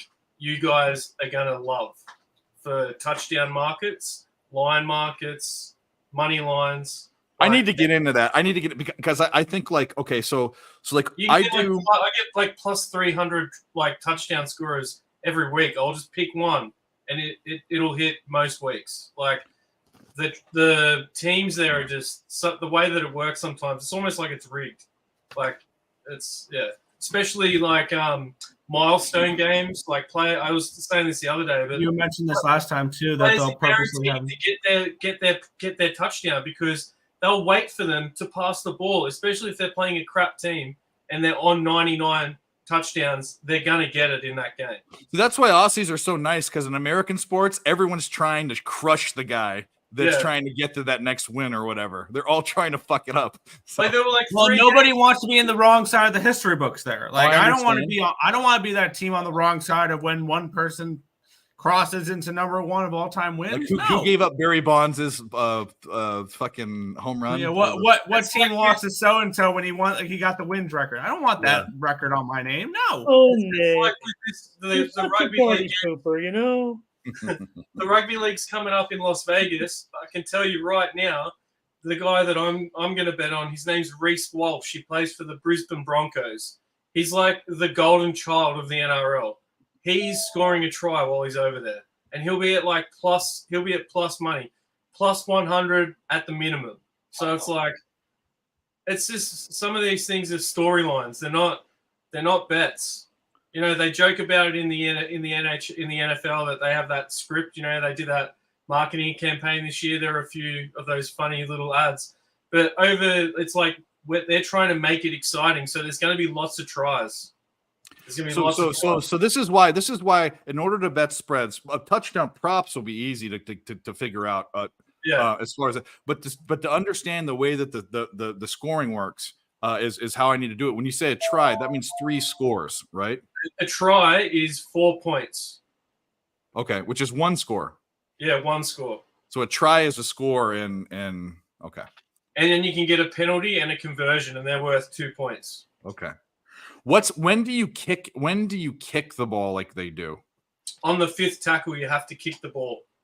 But this isn't rugby. That'd be like being on your 4th down where they punt it. Okay, so I was actually thinking I'm confusing the two. So like, okay, I mean, in Aussie rules, when you kick it to score through the uprights, when do you do that? Why are you doing that? That's 6 points. Like, it'll get too confusing if I. Okay. We'll stick with rugby. Yeah.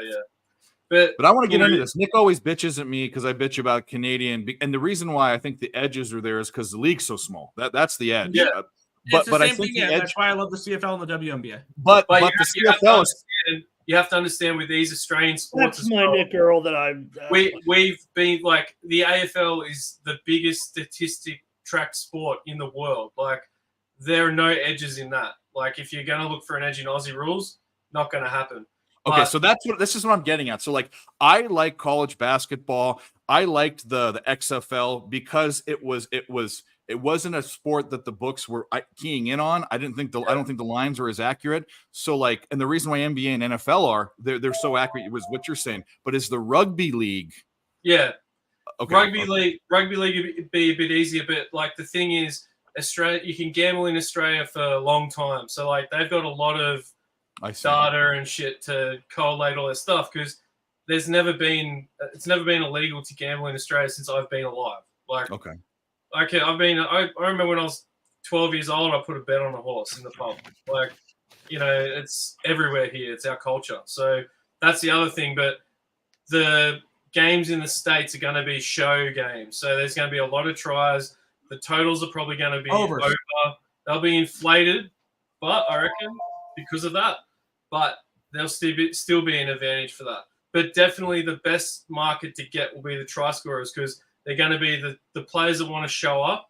And I know who they are because that's the sport I watch. So when it gets closer and the markets are out and they start releasing the lineups, that's when you guys need to hit me up. We'll do for sure. Which under are we talking about? The Duquesne under? I think that game's almost over. It looked like they were going to overtime, but then they pulled away. Ramon, do you bet rugby? And if you do, what books do you use, or is it available on? What's the best rugby book? I mean, here in Las Vegas, you don't see a lot of coverage of rugby, but I think hanging out with the big offshores is just fine. Doherty's talking about, I get, the awesome the grand final in NRL. I mean, I'm not going to watch every game, and especially with the time frame, but they do have pretty good coverage, and that was a wild game.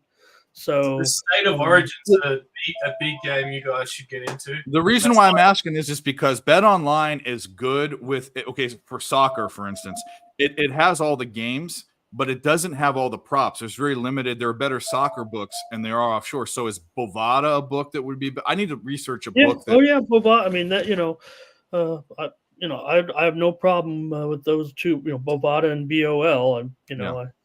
I have no problem with those books, despite some criticisms by our chat earlier, we've seen. But I had a problem with Bodog. There's so many places you can go. Yeah. I need to look up other books like Heritage, and I need to go find where you can get player props for rugby. I'm sure I can find it. There'll definitely be a lot coming up now because of the games being over there. So they'll probably have that. They might even put it in main books. Oh yeah, you'll see. Well, that's one of the things about Vegas. So they'll embrace it pretty quickly. Especially there's a big gambling channel that originates out of Vegas, and they'll even have some coverage of it. Especially when you have it's almost like taking the two Super Bowl teams basically and going over and playing in Wembley or something to start the season. That's the equivalent, I would think, of the game between the Panthers and the Broncos. I think they're playing a doubleheader, you guys. It's on the 2nd of March. You were talking about, going to it. So I definitely would want to go to it. You didn't put the rest of my tweet, Dave, but or my. Where was it? Earlier on that post, I said, "Oh wow," because you guys said, I said, "Oh no shit, I didn't know." I looked it up. I'm like, "Wow, okay, yeah, that's really cool." Not only are they going to play a game, but they're going to play 2 games, and one of them is a rematch of the biggest game of the season. Yeah. And I'm like, "Wow, that's really sick, actually." I'm not a good producer. That's a stadium, Doherty. If that stadium where the Raiders play, it's relatively new. It's only about 5 years old, and it's weird. It's almost like one of those things where they built like this $1 billion stadium, and it doesn't look like they're taking very good care of it, like a lot of hotels sometimes, stuff like that. And some of it has to do with the Raiders. It feels like they're kind of cheap in a way, but they don't. It's not their stadium. No. Well, you just tell that guy's cheap by the way he cuts his hair, like the owner of the Raiders. Like the bowl cut. Be careful, Doherty. We might hang out with him. Just be careful, all right? We might be hanging out with him, and we want to, be on his good side because of the company he keeps. Well, we all know the all-time, probably one in the NFL. I don't know, the Browns are one of them. But the Raiders are top 5 in the worst decision making in the history of the. They're the most loved team in Australia. They're like everyone has Raiders hats here. Dave, the man, Mr. Al Davis. I mean, he basically. Do you remember Darius Hayward Bay over Michael Crabtree? Football league. Dave, Al Davis. They don't. I watched that 30 for 30. It's really that's really good. I watched that. It was really sick. Yeah. Yeah, Jamarcus Russell and Darius Hayward Bay over Michael Crabtree were the two ones that I remember that were just. Here's another one, Dave. I just saw some news the last couple of days here in Las Vegas that Henry Ruggs was moved to a different level of security for his prison stay. Yeah, there's all sorts of fucking shit with that franchise. How many years with him? Because he was a speed demon. He had killer speed there. New law, Nick. They just had a thing come out of California today. They're going to install, make cars install that you can't go 10 miles an hour over the speed limit. Good job, California. Yeah. No. Even I'm against that one, Dave. Another good because in California when they post the speed limit in people's minds it's 10 miles an hour over. It's not. It's in Arizona. It's not. It's the a case. speed. It's 5. There, it's like if it's 70, minimum, you can go 80 on the freeway. You can go 80 and never get pulled over ever. It's a speed guide. Yeah. Speed limit. Yeah.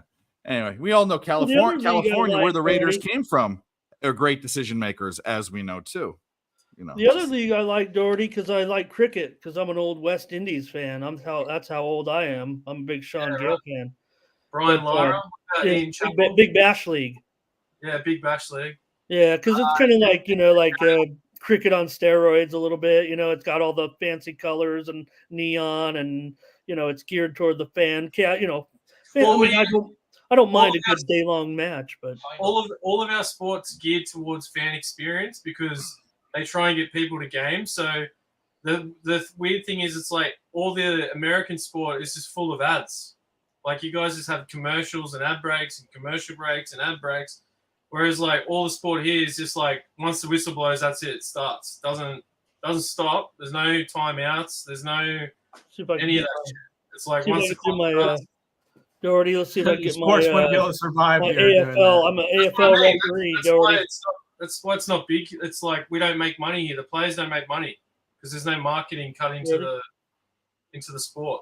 I'm an So- AFL advertising. referee, Doherty. Here we go. Yeah, What's Dave, that? that's when they get the big, that's a goal. Yep, Oh, that's yeah. the goal. Yep, and you got to wave the flags. I thought I had an AFL footy here, but I I don't. have a favorite one, Doherty. Everybody that really, oh, she's in the league. She was really cute. Did a really cute one that did the, Oh yeah, the girls are referees as well. yeah. Yeah, I hear that there's a problem here, obviously, but we did cash Duquesne, Chicago State There's a under. problem here with female referees, Dave. Is that, Well, that's not. You know what? I'm going a little. There's a. I was saying, The main concern, the main problem with female referees, right? They'll Here throw a we go. flag for something that happened 2 years ago. There we here we Oh, Yeah, I go. knew. Earl. You know Nick what you proving did. my point. Nick proved my Nick. point. Fucking Earl. That's why we have him. But we did cash that under, so we'll just do this. Yeah. But we cashed it. That line went up too high.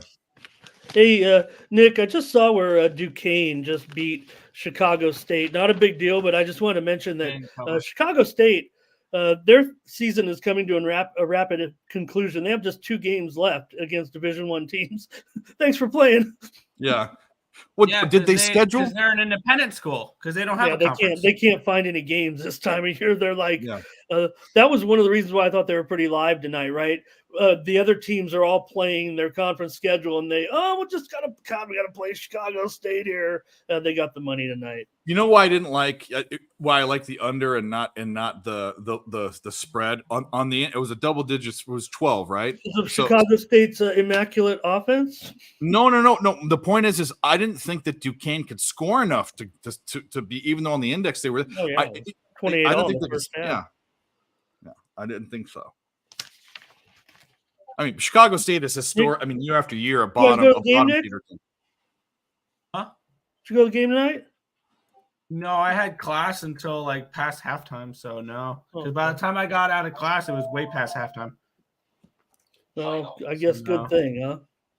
Yeah, they lost by 11 tonight. Hey, I'm ready for what is it? 2 weeks from now? It's college baseball season almost. All right, that's my. Oh, no, my geez. Here we go. hey, we tracked it on the old website, and they discontinued it because I was smashing it too hard. I was running up the scoreboard. I don't want to. I won't mention on like my show or anything, Dave, but You're more than welcome. Everyone else advertises.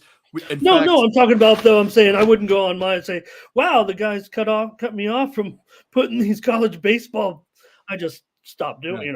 But By the way, that is. I don't remember I can't remember the name of your show. What is it? Early we don't. Early Lines. Oh, thanks, Nick. Okay. Thanks, Early Nick. Lines on the Tony's Picks I watched channel Nick at and I 6 watched a.m. Pacific time. I watched the Earl Sports Bet show every, with Nick and his brother. I watch it, and Those clowns, really? I wake up between 8 or 9 every day. that's okay, brother. yeah.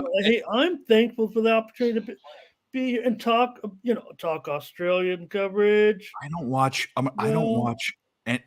And in the morning, by the way, in the morning, I'm finishing capping and working my other job. I don't watch anyone's show until the evening. I don't No have problem, time. man. You get all my picks. Hey, I'll put you on my Telegram, my Discord, my Patreon. You get Your it all. Man. OnlyFans. Not that you would want it, but I mean, No, I just said you are probably at the top of the list with your breadth of knowledge and skill. Well, let's try to get some winners anyway. Baylor comes back. How about it? Baylor, man, they smashed them. 77-69 over Central Florida. I did have a loser there on the total, but how about Baylor? It's one of my three. I have 3 futures bets, Nick Earl, right now for college basketball. I have Mississippi at 125-1.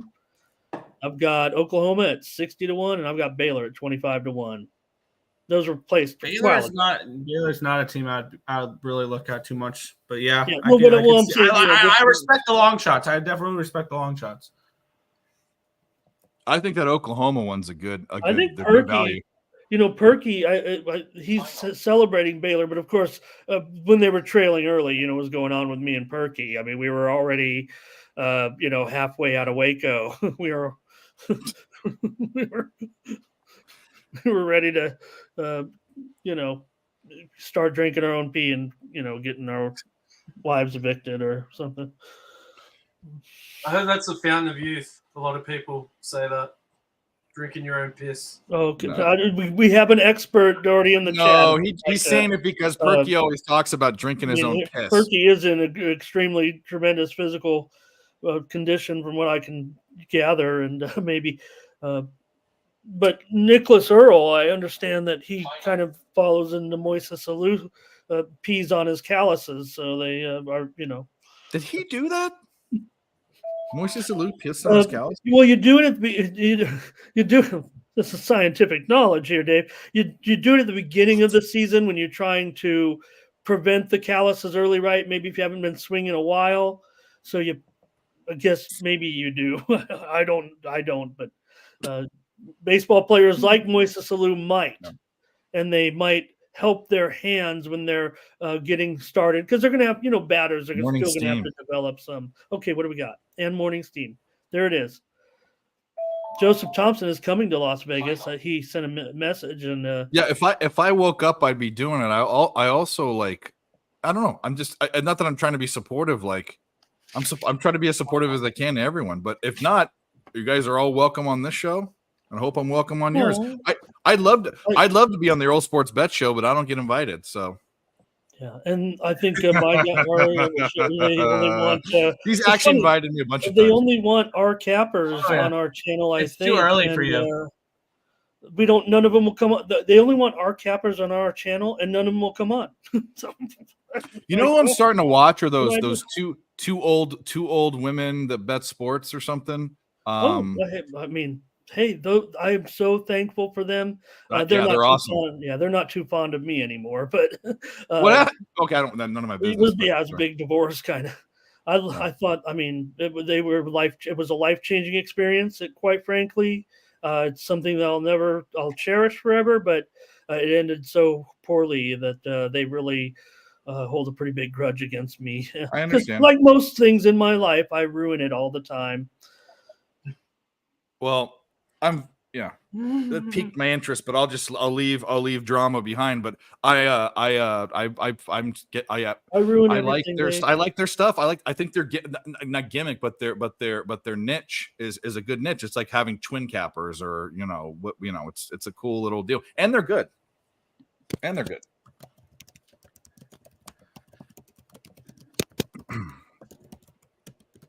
Arkansas up 11. Really, tale of two. I mean, well, it's nice, but this college basketball thing we do, nothing is ever safe in the first half, unless you're betting. I've seen plenty of times where my dogs blow it in the second half. That's why I barely pay attention to basketball games, especially early, because in the NBA it doesn't matter to the last 5 minutes, and the same thing with college, unless it's a true blowout. What was the over points for Mavs? What'd you get that at? For the Mavs? Yeah, Nick. I think Nick was on that. I got their team total at 103.5. Yeah, that's looking good right now. Is it? All right. Typically, second half is a bit more going on when they start rotating the plays out, but it's a close game. It's 48. Red Wings tie it up at 2. Nice. Cool. What happened to all the? Well, I don't know. It's still a low score, right? So, 2-2. I might middle this Arkansas Missouri game. Arkansas is shooting a bit over expectation, and Missouri is shooting quite a bit under. And whenever you get a dog that's winning, you can middle the hell out of it. Hopefully, I'm going to get over the right line to middle it. all those 8 p.m. NBA games are pretty much at halftime right now. Pelicans doing the job on the Rockets still without Zion up on top by 7. Magic on the Spurs here. Timberwolves only by 4 right now on the Mavs. Low scoring game. Clippers just closed out Washington and got the money here. Yeah, I was on the other side. In and under. We're talking that live line on the Bulls as well. I think Nick, you had that at -1.5 that game. Did you say you had the Bulls? We know Bulls at 4.5. We know this. But didn't bet. We know this. We already know this. My favorite song that he's ever sang was when he sang about Nick's girlfriend Maggie. Yeah. I was excited to hear that. Not her name, but No. either way, I called her Maggie a bunch of times, even though that's not her name. Oh, it is not her name. Okay, well No. now I feel Yes, bad. no. That was the whole point why it was so fucking Right, you funny. don't want to give because- away the name. Yeah. Well, we I said it don't on care. stream. It don't matter. Yeah, it don't matter. But it's not for me to give. It doesn't matter. I just thought it was funny. Ramon, Dave, have any input on the Santa Clara? I don't want to talk about the total, but I want to talk about that game if Ramon wants to. Go right ahead. I think this line, Kelly brought this up. They just smashed the hell out of Santa Clara. And they've been covering. And St. Mary's at the beginning of the season, I was betting them and they weren't covering. So I kind of stopped. I think it's too many points. And the index shows it about right, but I think it's too many points. I also think it's kind of a low total. Not low total, low spread. The spread's low. I think that's sneaky. It's a suspicious line, is what I'm saying. I've got to lay the point. I've got to lay it. I've got to lay the points. I think I can only lay it. That's what it feels like. I know it's going to be hard to swallow here on your standalone game late at night. Well, if I'm on the edge and you say that, I'm just going to be off it because there's no edge. There's no edge. Really. Well, what is it? It's already pretty high, right? Is it 13? What is it? Yeah, it's going up too. It's going. Well, I think I saw some 14s. Oh yeah, it's all 14s right now. Yeah. It's all 14s. So Your model has value on the over. It's also what's the number? It's tough taking over. I've already laid it, but I mean, I'd still lay. Go ahead. What'd you say? No. It wasn't something there was any edge in value when I looked at it. I brushed right over. But here's the deal: overs in St. Mary's, are they going over? That's like the opposite. That's over. The historic, like the reason why the over's 135.5 Mm-hmm. is because historically that's the averages for those two teams. Like if you look at the points this year, the over's going to hit in this game. Yeah. Like Santa Clara are averaging 77.8 points. Like they just have to hit like 65. It has to hit 65, 70, 75, and it's hit the over. Like it just has to be something around that. Doherty is you're the man. Great to meet you tonight. That's perfect because look, here's the funny thing about this, right, Dave? This is on one of those sites. I mean, this is a Mike M special, but I don't go digging them up like Mike. I don't have time for that. But yeah, 32 of the last 33 night games against conference opponents. Now that's not a weird trend, right? I mean, that's a credible trend. Right? That's just saying weekday games, really, because the only time you're playing not night games is on the weekend. So that's what I'm saying. So basically, essentially, that's saying conference games have gone. Conference games usually we think of the routine, right? Sometimes you're at the school type of thing, right, where the night games are conference games at night in the middle of the week. At home, you have school, you have your routines, you go on road trips. College is a little bit different. And the way Doherty just explained it, and you look at these two teams, St. Mary's can really stuff you, right? But if they're able to go off like they do in the shooting, it just so happens that 32 of Santa Clara's last 33 night games have scored more than 138 points, which is actually 2 or 3 points higher than this total. Now, granted, they're playing Santa Clara tonight, and you could make an argument like this game could easily end up 58-56, knowing these two types of opponents. But the routine of maybe St. Mary's at home, and it is a night game in conference, and 32 of the last 33 have been almost 140 points. So check this out. Check this out, because there's 2 points. Oh, wow. I'm going to be on the over. So you look at St. Mary's 70, 76, 77, 73, 95. The only ones that went under is when a team Pacific scored 28 and Santa Clara scored 49. So we're talking about Santa Clara. Guess when that game was? It was, I don't know if it was a night game. It was on a Saturday. So maybe we go back and see that's the whole point, is maybe that was a day game and they didn't. No, that was the anomaly. And Mike has some that I would almost tease him, and he'll stand. And I love everyone. I can't wait every time he starts to rattle off one of these ones that I have to almost write it down to digest. I want to know, but these are the type of criteria, right, where you can easily make an argument. These are valid, little sequences that happen in college basketball that are kind of different from, they're playing Eastern Conference teams. They're, things like that in pro or something like that. A night game in conference, that's when you play the, Yeah, at least you said night game, not the last 13 Tuesdays or whatever bullshit. Can we find out on Nick, January? In college, though, that's not bad when they start saying conference games, right? Because it might be all those are familiar opponents. Right. Yeah. The same type. Now, granted, there was one other one that was a ridiculous one tonight, and the same thing, Dave. I should, these are on a site. You guys know the site. But the Kentucky game tonight, I don't know if everybody saw this one, but Kentucky, we had this outrageous total tonight, right, with Kentucky, the 171.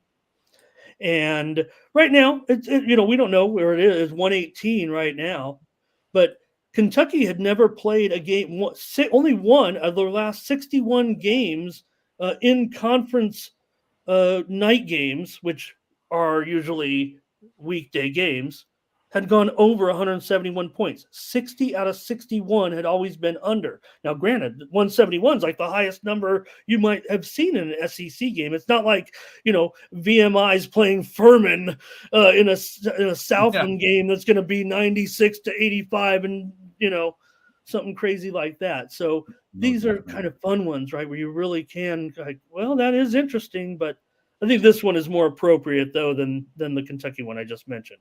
I think as well, just noting on this St. Mary's game, that it must be an omen as well, because Patrick Mills and Matthew Dellavedova both played for St. Mary's. So, well, we all know, Doherty, that St. Mary's is just a satellite campus for the Australian national team. Yeah. There you go. Is there any way? Is there any way with this the brain trust that we have to see that game that was played on Saturday, January 13th, between these teams last time, what time of day it was? Where can we go to find that? What time of day it was? Say that no, one what time more of day, not what kind of day. Oh, what time of day it was? Yeah. What kind Nick, of day? You got it there, sir? If not, I can. I just need to know the date again. 13th was a Saturday. Of what? Of January. January. I don't know, but I know Furman scored 134 January points. 13th, 2023? No, this year. Oh, 2024. 2 weeks ago. Yeah. We're on 2024, brother. Okay. I didn't know which, because I didn't know what year. Ramon, Dan, and I, by the time this year was supposed to be here, we were supposed to be having shoes with fucking rocket boosters in them flying around everywhere. You can't imagine. We've progressed so much as a culture, but not in the way we thought it was. We thought it'd be the Jetsons. It's some weird devious way. It's just weird that Jetsons, though. Yeah, Jetsons wasn't far off on some of the shit. Well, no, actually, you're right. But the one thing that changed the entire world talking, right? is this. This changed the entire world. You have the world at your fingertips, which is absolutely. I mean, look, and you saw the thing in Washington. St. Mary's. You're looking for St. Mary's and Santa Clara. Yeah, I can find the game. They didn't play on January 13th. They didn't play January 13th. It was 11. It was 11 o'clock. So yes, they did. What's the time difference? What's Saturday, the time? Right January 13th, 2024. What's the time? What's the time right now? It was 11 o'clock at what, at night? No, it's 11 o'clock for me. So if you what's the time now? So right now it's 1:26 right there, right now, right? Yeah. Okay, it was 11 o'clock a.m. or p.m. for you. A.m. So a.m. About the game against Pacific, the 76-28. It would have been 5:30ish. 5:30. Yeah, it should have been easily to conclude, Dave. It was a Thursday game. There's not any. No, it was 1:13 the sound. Okay, I got you. But if it was at 11 o'clock, right? Because there's no doubt that conference does 6 play p.m. Central Time. Yeah, a few more night games in that conference. Yeah. So it was 4 p.m. Actually, that's not a night game.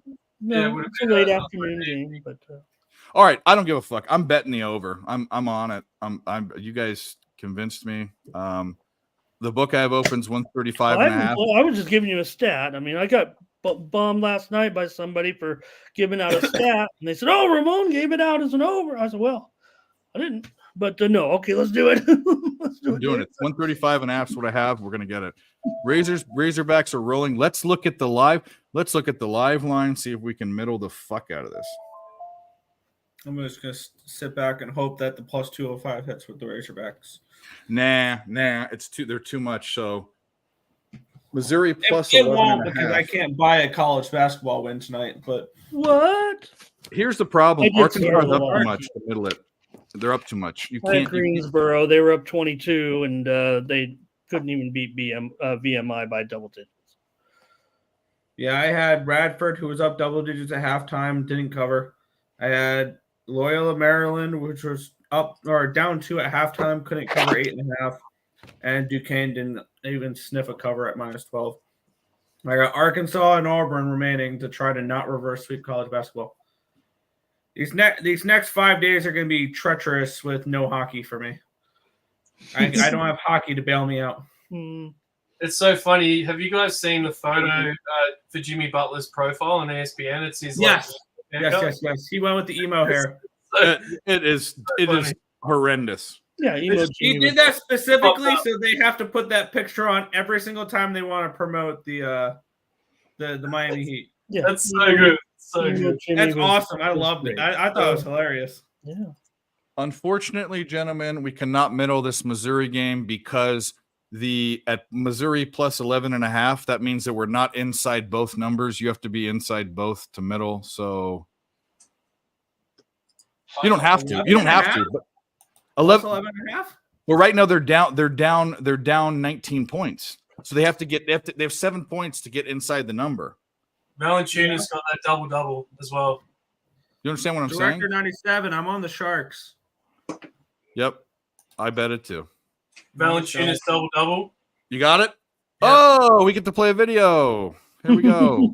Let's play a video, and we'll do this one. Because some came in the mail today. Yeah, I did. These nuts. Got him. Got him. R.I.P. I think that guy has passed. Oh, really? I think so. Oh, his name was Walden or something. Really? I think he's passed. He's a pretty, that's a pretty famous. It was already a pretty famous clip, right? Before Welvin was his name. Maybe he hasn't passed. Maybe I was wrong. Valanciunas is also at 14 points as well, because we were looking at that. Yeah, we fucked that one up. Yeah. What happened to Welvin the Great? He actually maybe hasn't passed. Maybe I lied. Yeah, Shangoon's having a bad game too. Yeah, he's looked a It little. remains shaky unclear the whether last Woven the couple Great is games, in. actually. He has like spurts. Like he'll play really good for like 2, 3, 4 games, and then Yeah, I'm willing to give him every benefit of the doubt at this point. it's like another good prop to keep an eye on. But it's so fucking the tricky is the 3-point markets for Anthony Simmons, and whenever you can get Steph Curry at plus money for 5 threes, always take it, no matter what. Pistons got the money against the Cavs tonight. Saw that. I stayed off that game. I was looking a little bit towards the Cavs, but I didn't want to lay that many points. Yeah, nice job, Pistons here. 64 points in the second half to equal. See, the Pistons suck, but here's the beautiful thing about the Pistons is they were so bad to start the year that we are getting really nice line value on them. Like they're covering numbers right now.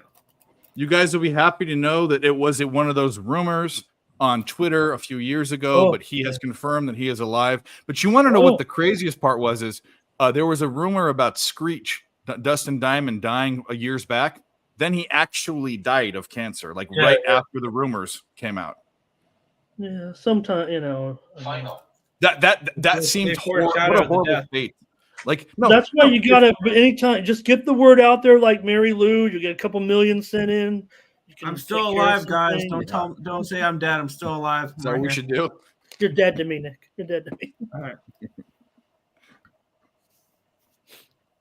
Shit, I'm running out of squirt. I can't believe Mitchell just went off. Donovan Mitchell, 45 points, 6 3-pointers, 11 from 12 for free throws. It does start, even though they didn't cover Doherty. I think I probably want to get back with the Cavs a little bit, getting their guy. It's all in the mix a little bit, right? When you get some really talented guys kind of back from injury a little bit. Yeah, well, it was Garland's first game back, wasn't it? Yeah, and Mobley's been back here a couple of games now. And those guys are just they're game-changing type of players because of their presence. Yeah, like they've just drafted really well too, the Cavs. Like they made good trades. Even I was questioning whether Donovan Mitchell was a good trade, like whether that Laurie Markkanen trade with the Jazz was good, but Strauss, good signing. But yeah, you are right with the Pistons, but people were like just thought they were so shit because they lost so many games in a row. Now it's like the line will move back. We're still losing games, but their lines are way too wide now. And for me, I'm only looking to bet on the Pistons. I'm not looking to fade the Pistons. There's no line value fading the Pistons anymore because the markets know they suck. Yeah. But the markets think they suck more than they actually do. It's like a rest team or like a workout. Like if they want to give themselves a workout, they'll do it with the Pistons where your Donovan Mitchells or your Tatums will just go off for 40 to 50 points just because it's the Detroit Pistons as well. Like Cunningham was pretty good tonight, it looks like, again. So now that he's been back a couple of games. Do they trade Cunningham? Like, is that something that they might do? No. I reckon they'll trade him. He's like they trade Jaden. There was some talk though, Doherty, but before the injury and maybe with the way they were playing, that he was definitely, his name was thrown out there a little bit on just what kind of solutions Detroit was looking for, solutions, because even that type of pathetic start was surprising, even though they didn't have big aspirations. Well, if anyone's going to fumble that, it's going to be them anyway. So it's interesting too. Like Kobe White has been going off lately as well for the Bulls. He had 35 points, 7 rebounds, 9 assists in their win. All right, I found a prop, boys, and I can actually, the book I have open right now, which I'll bet it at a point worse because there's other book. This other book is 16. Malcolm Brogdon over 17.5 points. Let me see what the odds are on this book. He's done that 5 of the last 6 games, and Dame is not a good defensive player. So I think that's the play. I need to look at what the odds are. And likewise, the Minus Guards will have 114. a big night. Let's just say. Yeah. I'm on it. I'm on it right now. Oh, why Not didn't you take it? Simons though. Maybe not Simons necessarily tonight. I'd be down on Simons a little bit. I know he's pretty popular play. Malcolm Brogdon's over 16.5. And You have it on a different book. I'll take 17.5. I don't care.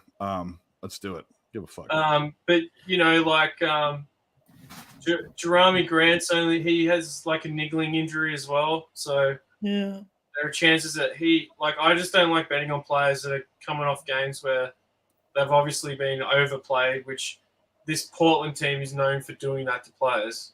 It's like wearing players out. So, I like them. I like that Brogdon look. He steps up a lot too. He's a leader in that team. So I could see him getting 17. I could see him getting 20 points. So what he's gotten is 24, 16, 19, 18, 23, 30, 16 are the last 7 games. Yeah, I'm on it. 17.5. I took 16.5 is actually juiced on this other set at minus 130. I got minus 114. I'm good with it. He's starting too, is he? Well, he's been playing 32, 38, 41, 35, 33. Yeah, he's starting. This game. I think Stu Henderson's out as well. So that means he'll play. Also, we're getting bonus hockey tonight in Detroit. It's 2-2 with the Senators and the Red Wings. The under is guaranteed to get the money at 7. The under 7. Go, Doherty. I don't have him on the injured list, but I don't like that because what happened last game with the Senators. Didn't they just beat the Preds in overtime? Yeah, I had the Predators that night. That was so the only did game I. But we're going to celebrate your win, even though you weren't here. But we're going to celebrate it in an alternate way with a guy that also isn't here but makes me happy. This clip makes me happy, so this is what we're going to do.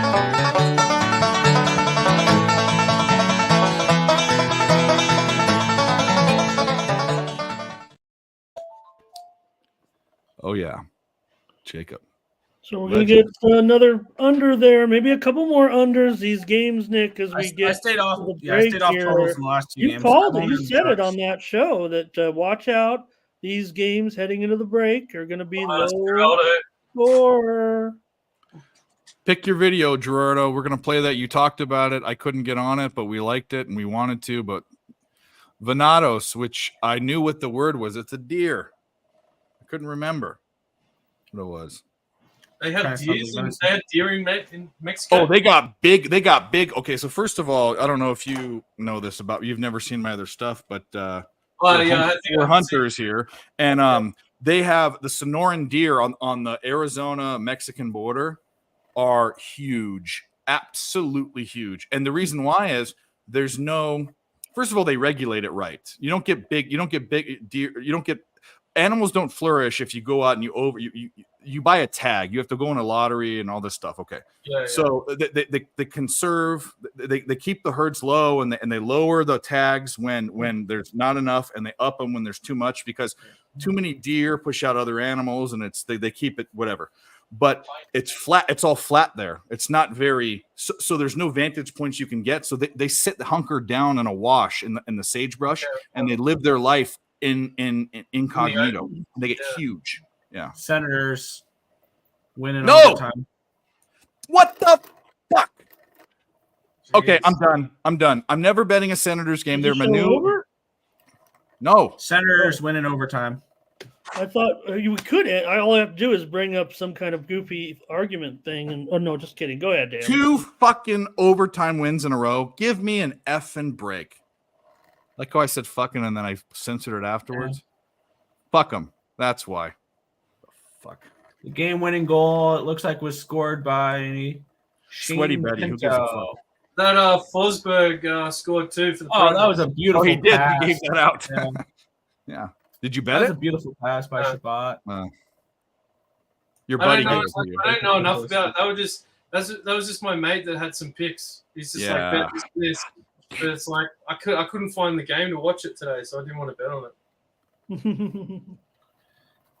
I gave it out, but if I didn't bet on it, people are probably not likely to get on it. But You know, Well, Perky's giving out that Kentucky team live here. He said, "What has he got? Kentucky live here? Wow, they're 73, 72. Might go over. I don't know what's going to happen to 171. All I know is when you've got Kentucky, Dave, you could sing.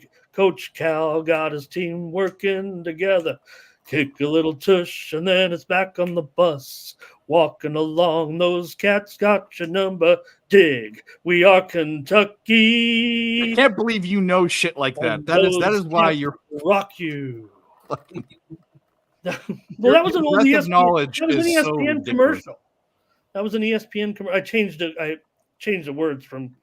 It was Patino. Robert Goulet recorded it, but it was Patino at the time.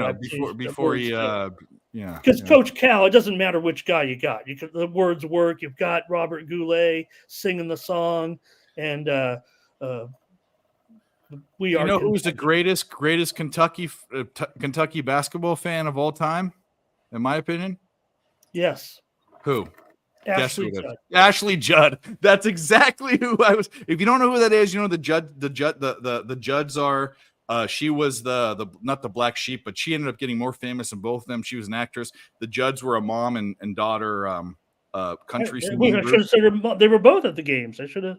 Yeah, but Ashley Judd would go ape shit. She was like a very she turned into a maniac when she'd go to the games. Loved it. A real fan. See, I'm you sure- know me. You know me now. We spent enough time now, Ramon. You know me and what I'm gonna say. Yeah.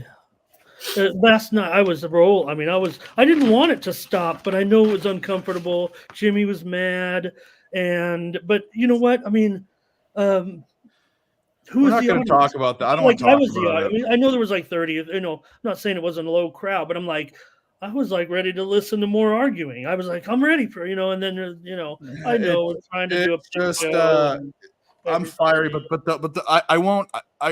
If I'm not beating, if I feel like I'm not being, and by the way, you don't have to even get into it. yeah, I don't want to get into this. I don't think I was wrong. I've been wrong before. I don't think I was wrong there, but and in fact, I got DMs. I got two DMs.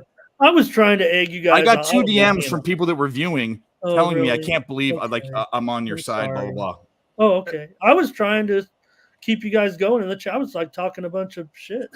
Mhm. It don't matter.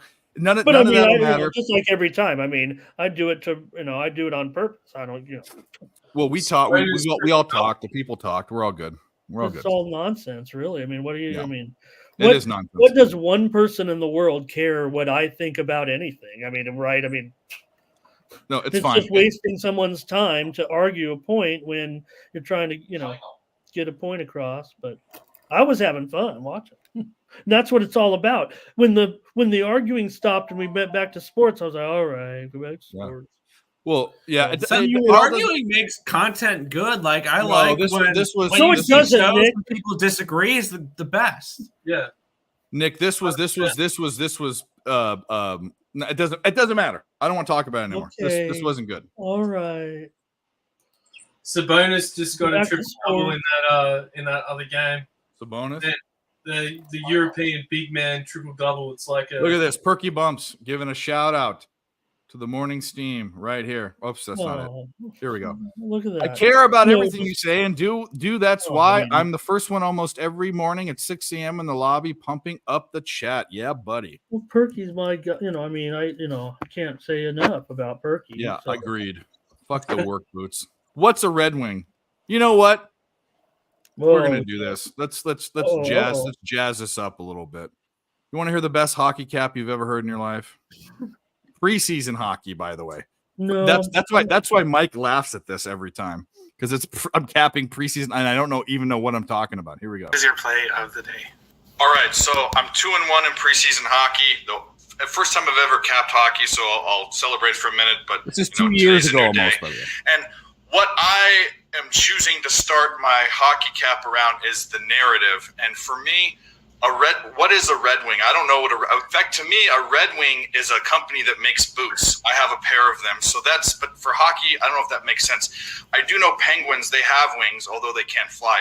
But if you've seen March of the Penguins, which is an awesome movie, The emperor penguins, they travel over 70 miles from the ocean to their breeding ground. And they do that because for a couple reasons. One is it's so cold there that there are no predators, but also the ice never melts, so it can support the whole weight of the wattle, which is what a group of penguins are on land. In the ocean, they're actually called a raft. But once that happens, they mate monogamously for a year, and the female lays an egg while the male incubates it. And then the female goes all the way back to the ocean, which, by the way, is further than 70 miles now because the water's edges have frozen because it's the winter. Gets food, eats a little bit, brings food back 70 plus miles to its family. So that's dedication and endurance that I can get behind. So I'm taking the penguins on the puck line full unit. I think this comment here might sum up everything that everybody's been commenting for the last. You son of a bitch, I'm in. I lost that bet, by the way. I lost. How long did it take you to prepare that whole spiel? Literally, some of it was on the fly, but I was reading. I had the thing reading it up on the side, but it maybe 15 minutes. Oh. Man, you should just do a bit where you just fade the Red Wings every game, and you just do it on the. What I was gonna do is, yeah, just make okay. So there's a couple things about that, Dana. Is that guy is a hockey purist. Like he put up with that, but he didn't like it. I guarantee you. I mean, he doesn't. Okay, so that's one thing. He knew I was making fun of it, and the fact that I said I'm 2-1 in preseason hockey is like saying like I'm just a clown, right? And I wanted to make a bit every time about my hockey cap that was a joke about what the team's names were. There was another one about Lightning and Panthers that I did after that didn't hit as hard.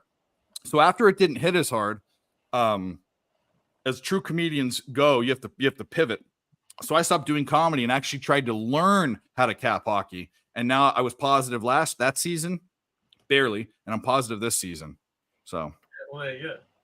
That'd be a funny bit, but you could just create an account and just every Red Wings game, just do a pick, but it's always fading the Red Wings for this. The Red Wings about that. Well, the bit about the Panthers and the Lightning were how many deaths in Florida, because it's obviously in Florida. How many deaths in Florida happened by Lightning and Panthers? Because there actually are Panthers in Florida, but that it didn't hit as hard as the work boots one. So, but we do call the Detroit Red Wings the boots because they are a boot company, like a construction boot.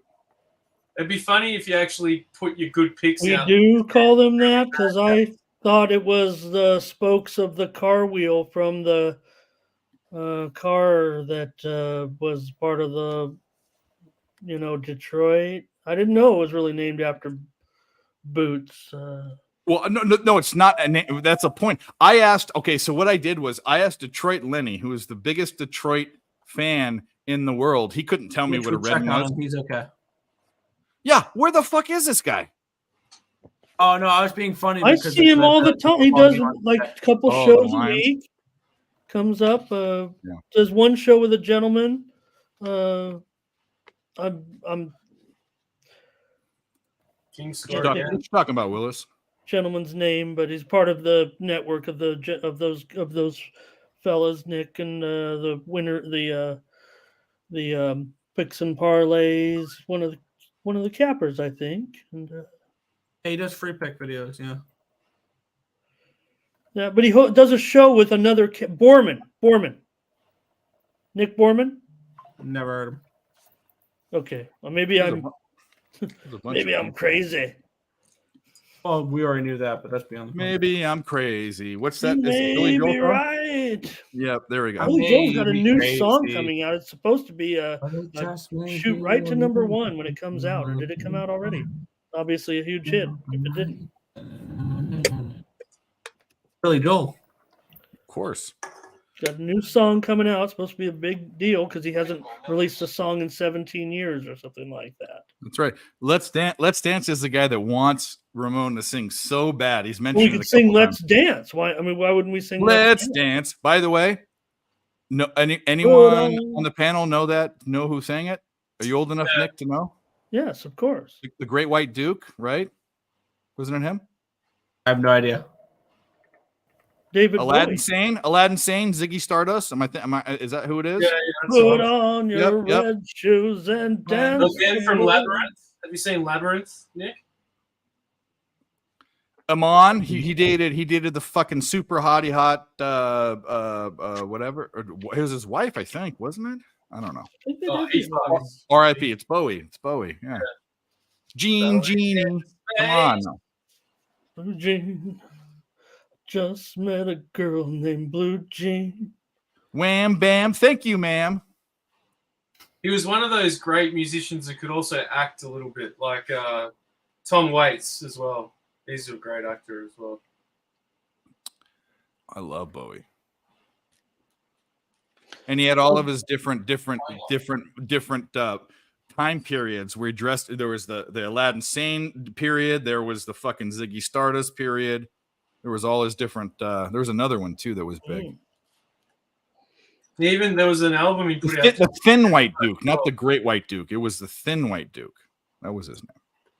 He put an album out like a year before he passed away, I think. Yeah. As well. Valpo gets that money, easy money. We got the easy money. And we're going to do this because I can't go a stream without doing it. It makes me feel strange if I don't do it. America, fuck yeah! So lick my butt and suck on my bones, America, fuck yeah! And by the way, in the chat, if you haven't hit the like button on both channels, what the hell are you doing? All of these winners, all of this knowledge, music knowledge, the Animal Kingdom, everything. You get it all here. Fucking the best preseason hockey cap you've ever seen in your life. Let's go. Halftime for the Suns, Nets, Suns up 64-61. KD 16 points. What did you have on that game again? Because we talked about it, but what'd you have? 25.5 points. He's going to do it. I like that. I like it. 64-61 at halftime. Right now, halftime line Phoenix -3, total 114. I'm going to put this up here. I don't put many of his up there. He did sing Maggie by this same artist. If you want my body and you think I'm sexy, wasn't he awesome? Come on and tell me so. Yeah, there we go. Fucking. In fact, I think of all of your impersonations with singing, Rod Stewart's the best one. Well, Yeah, Rod Stewart's a I god. would sing Tonight's the Night, but I don't want to get anybody too, He's British. He's not Aussie. I thought Yeah, he he's was Aussie. British. anybody My too mum- revved up, Nick. It's like any old lady in there, like 50 to 70 years old, just oozes for Rod Stewart, bro. Oozes. Oh, that's the best. I'm Disgusting. using that one. Oozes is the best. But, you might sing it to a little T-Hot now and then, or whatever they're called. I don't even think I'm saying it right. Hey, the Miami Heat did get that job done. They get the victory tonight, snap that winning streak. Mel mentioned, I think it was Mel in the chat, talking about the Kings and playing all these games on this road trip. Even they couldn't beat the struggling Heat tonight. Heat with a convincing win, 115-106. Get the money, stays well under. Well, you got them both. We're going to play a video. That's with Sabonis getting a triple-double, which is crazy, but here we I go. did have them both, but you don't have to play looks like video. Terry Come on, I Rose play Davis. every game, Dave. What are you going to play a video every time I win a game? Absolutely, because this is what we do. I win at least. Fuck yeah! Big tits! Fuck yeah! Sushi! Fuck yeah! Taco Bell! Fuck yeah! Rodeo! Fuck yeah! Bed Bath and Beyond! Sorry to cut you off there, but Every time. every time. Broadway We have 100 theaters, videos. televisions, Yeah. free refills. Super size, which isn't a thing anymore. No, If you know this, Doherty, full every lot. time now, my thing is I try to think up more American things to say. Like, really, I don't know. Just No, you know what? You know one funny one that I actually forgot about until like yesterday is you guys say you're rooting for someone, like you want them to win. That means having sex here. Rooting. Mm. there you go. Huh. So let me ask you. So we'll go over. We'll do First some. We'll couple do times some. I heard it, I'm like, they're having sex for the Bulls. I'm like, what? I'm like, Mm. So That let's makes go sense. over a couple things that I think I know about, and I don't know if this is the same because a lot of the Commonwealth countries have common. So the letter Z, is that Zed in No, Australia? we say Z. Okay, so Z is a Canadian. What do you call a crosswalk? The thing when you're crossing the street that's striped. What do you call that? Zebra crossing. Zebra crossing. In Ireland, they call They call it the same thing in Ireland as zebra crossing. Yeah. What's the other fucking one? Because I learned all these from. By the way, the fact that you use the C word blows me away, and I love it because that word shouldn't be a big deal, but here it's a huge I deal. said it around my mom. Well, it's because it's the feminist in here, but the C word's not. It's That's a what I word. meant. It's a fucking word. But if it's like what's worse than a feminist is like saying that in front of your own mother. Like No, that's way worse. And by the way, I don't even think I say me and my mom say fuck all the time. Like not, obviously not. Like Yeah. fuck this, fuck that, whatever. I would never there's say the C word in front of my mom ever. This sort of tells you about where I live right Not now. in an ultimate Because heat of passion with a proper lady. there was a poll in Australia where they did the towns that swear the most, and the town I live in is number 3. In the country or the world? In Australia. So like I swear a lot. Like my little niece already says like shit and fuck. I love that. And you guys have I remember back in the day, like they your regular TV shows, not on cable or anything, would show nudity, and they didn't show that here. Like it's very, and your drinking age is 18, I think, right? And it's just like it makes for a more, I think, even keel society. I think that's the reason why we have so many DUIs and What's shit. it in Canada? What's the drinking age in Canada? 19. It's 19 in Canada. Yeah, right.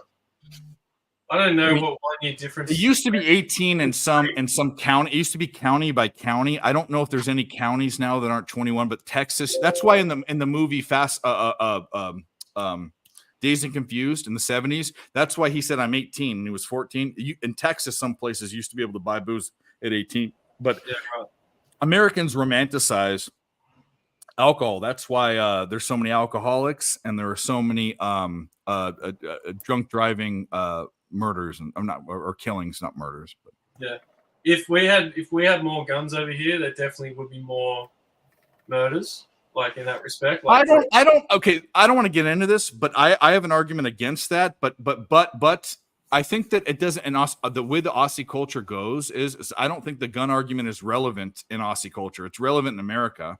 I don't think it's relevant there. You just fight here.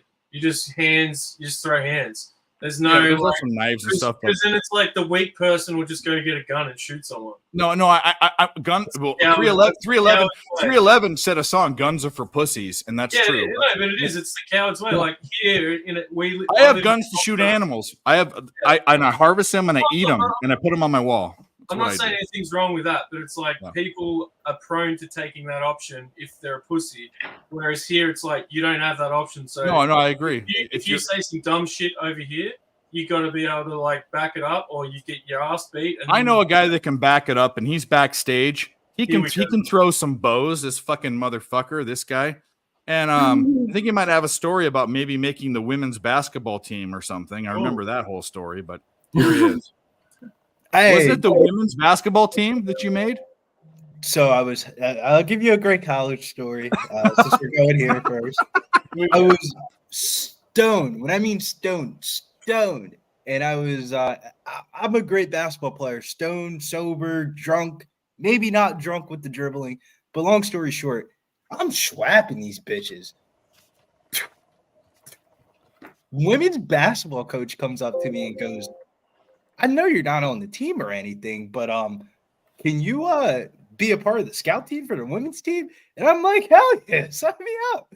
So I go to this practice, and man, you think D2 women's college basketball, those girls can fucking hoop. A couple of my buddies were there with me.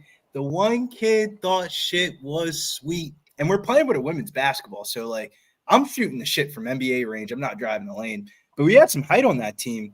This kid did a crossover drive.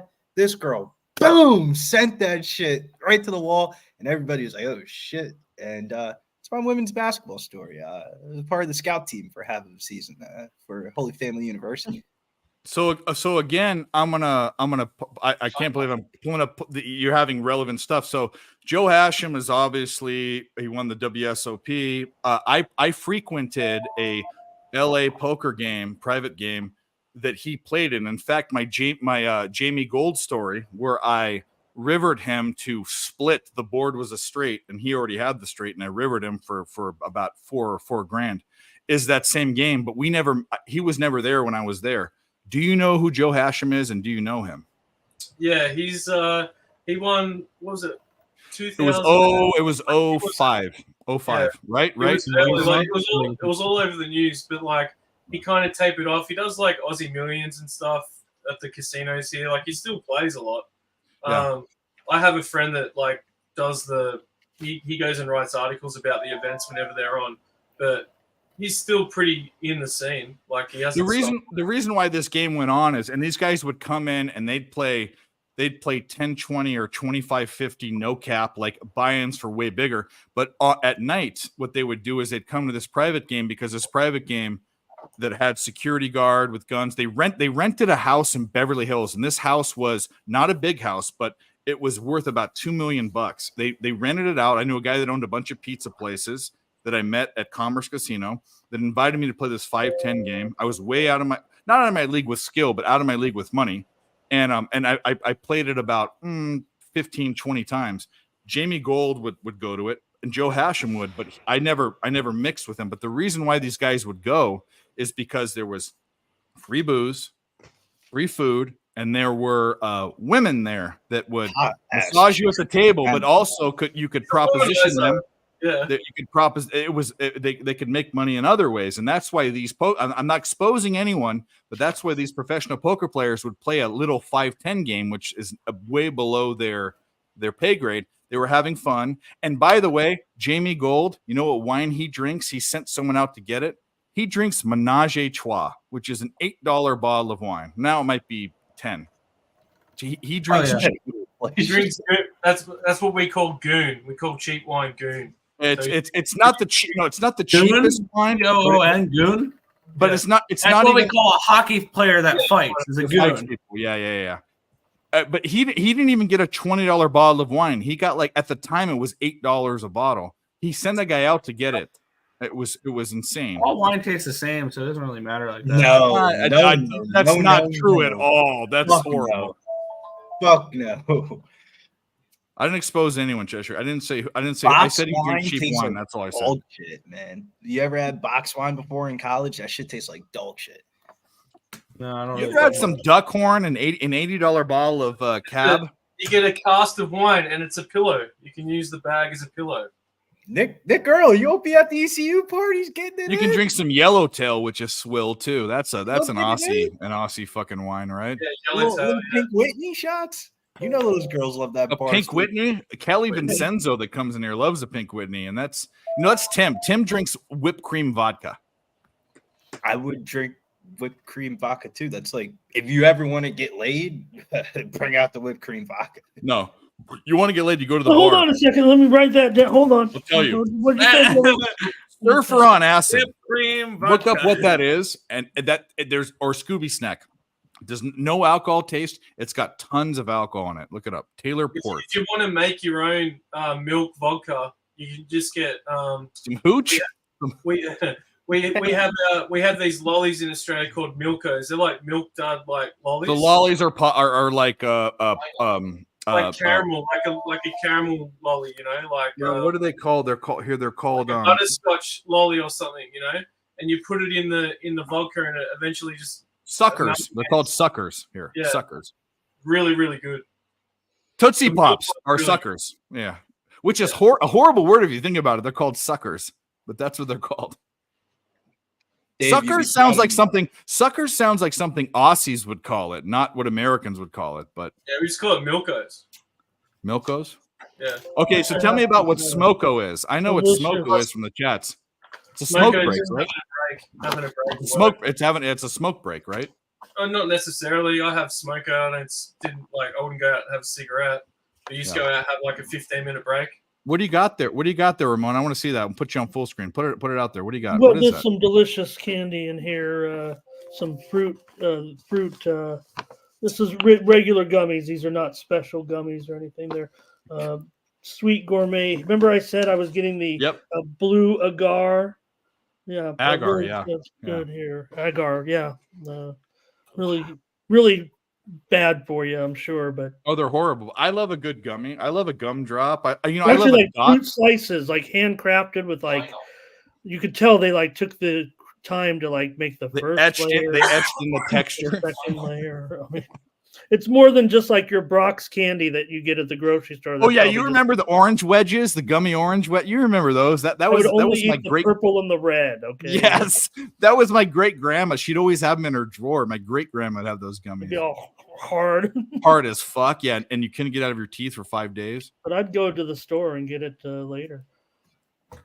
Where's this Gerardo? is- We have a wild Mexico football. Kings held on. Wow, Kings win. Kings win, Nick. Oh my God. What a hockey game. Oh my Holy God. shit, right? All right, here we go. We'll play another one.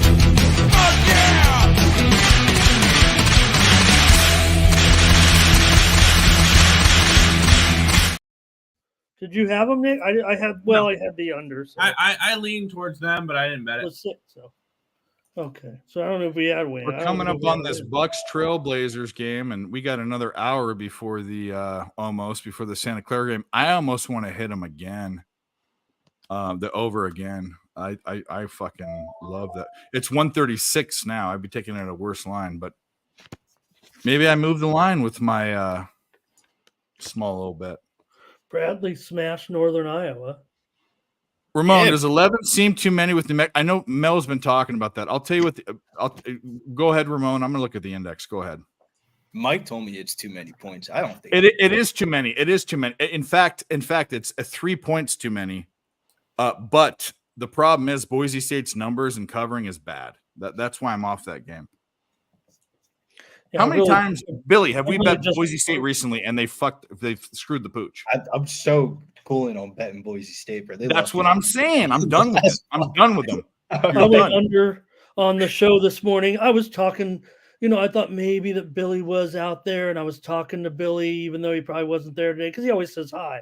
But I was like, thanks, Billy, for that AR-15 prop. And everybody in the chat was like going, Yeah. thanks, Billy, if you're there. Yeah, yeah. Yesterday, last And I said, night. even Fuck if he's not here, everyone, let's just say it, because maybe he'll go back and look at the show, and we'll thank Billy for that AR-15 prop. I had to make back up for the Ravens losing tickets. You're probably asleep. You probably had a late night with somebody or something, and I that's would. why I go to bed early by myself with my computer, and who knows? Santa Clara, I'm on the over. New Mexico, I lean Boise State. I'm not betting it, not because the number isn't right. The number's right for Boise State, but Boise State has absolutely screwed me this year every time. So I'm done with them. New Mexico's fun. I mean, I was a Wembley I took block the under only. I took the under. I'm trying. Hey, I'll try to get on something here with you. I mean, do you guys on want New to Mexico under. dish it out? No, I'm not sure yet, really, at this point. I mean, if anything, I'm not sure. I kind of want to lay New Mexico, but I don't want to lay. I mean, Wemby's what kind of at value? What kind of value are you honestly getting, if any? Right? You're Nothing, not. That's right? the point in that game. That's kind of the point. What'd you say, Dan? What were you saying? Wemby's he's got 5 blocks. Someone was asking. Holy fuck. This guy is insane. Nasty Nate, you deserve one. You did say Wembley blocks. You came in earlier. We're going to keep with the theme. Liberty! Fuck yeah! White Slip! Fuck yeah! The Alamo! Fuck yeah! Band-Aid! Fuck yeah! Las Vegas! Fuck yeah! Christmas! Fuck yeah! Ramon Scott, White fuck bread! yeah. White bread, women's soccer, Wonder Bed, fuck yeah. confusing money, I got it. sales tax. Potential way Misogyny, for us fuck to yeah. get money on this game. Jamal Mashburn. Actually, I should have said I'm feminism. gonna Fuck run out. yeah. I can't think of any more. Go ahead, Billy Mashburn. This Sorry, Billy, lineup go ahead. is I'm all sorry. Mashburn. This is man. on top. I- You go 5 for 5. New Mexico stacks up with anybody in the country, basketball quality wise. Maybe not size wise. Maybe not even. Well, maybe in pro talent. These guys are awesome. insane. He's insane. You want to know what I don't see that I saw when he was playing overseas is his. Everyone was talking about him being a like a point guard at 7'3" or whatever. I don't see the shake and bake that I saw. I don't see the shake and bake as much, which he was doing back there, which might be the talent that's here, because NBA, the talent is different. But speaking of talent, if you don't know this guy, you're gonna know him, and he's backstage. We'll pull him on. And by the way, hit the like button if you haven't, by the way, on both channels. But this guy is the MMA king. He bets the minor leagues of MMA, and I think his record's like 80%. It must be at least 70%. This guy's insane. And he has a really cool dog, and we like guys that like cool dogs. So here we go. There he is. There he is. What's going on, guys? How you guys doing tonight? Good. Doing good. Would be doing better if Memphis could fucking win a basketball game this year. But I'm just taking L after L betting. What I'm looking for. That's what I'm looking for, Perky. Let's go. You guys on the San Jose Anaheim game? You know what we're on. You know what we're on. Game, Jeff, and you'll have to go back and scroll up, I'm afraid. No. You know what I'm on, Jeff. You know what I'm on. I just gave out the under in the chat. Hope I didn't cross anybody up here. I mean, Nick left. I didn't know if he was on it or anything. I know he's been liking these unders here right now, wrapping up the season. I just think right now 6 under 20 is what I'm going to do. Maybe I could even be a little. Look, it's hockey, man. I like to win. How about I'll go 6.5 under 60? I don't care. I want to win tonight. It's not going to be mutton in hockey for a week. I want to win.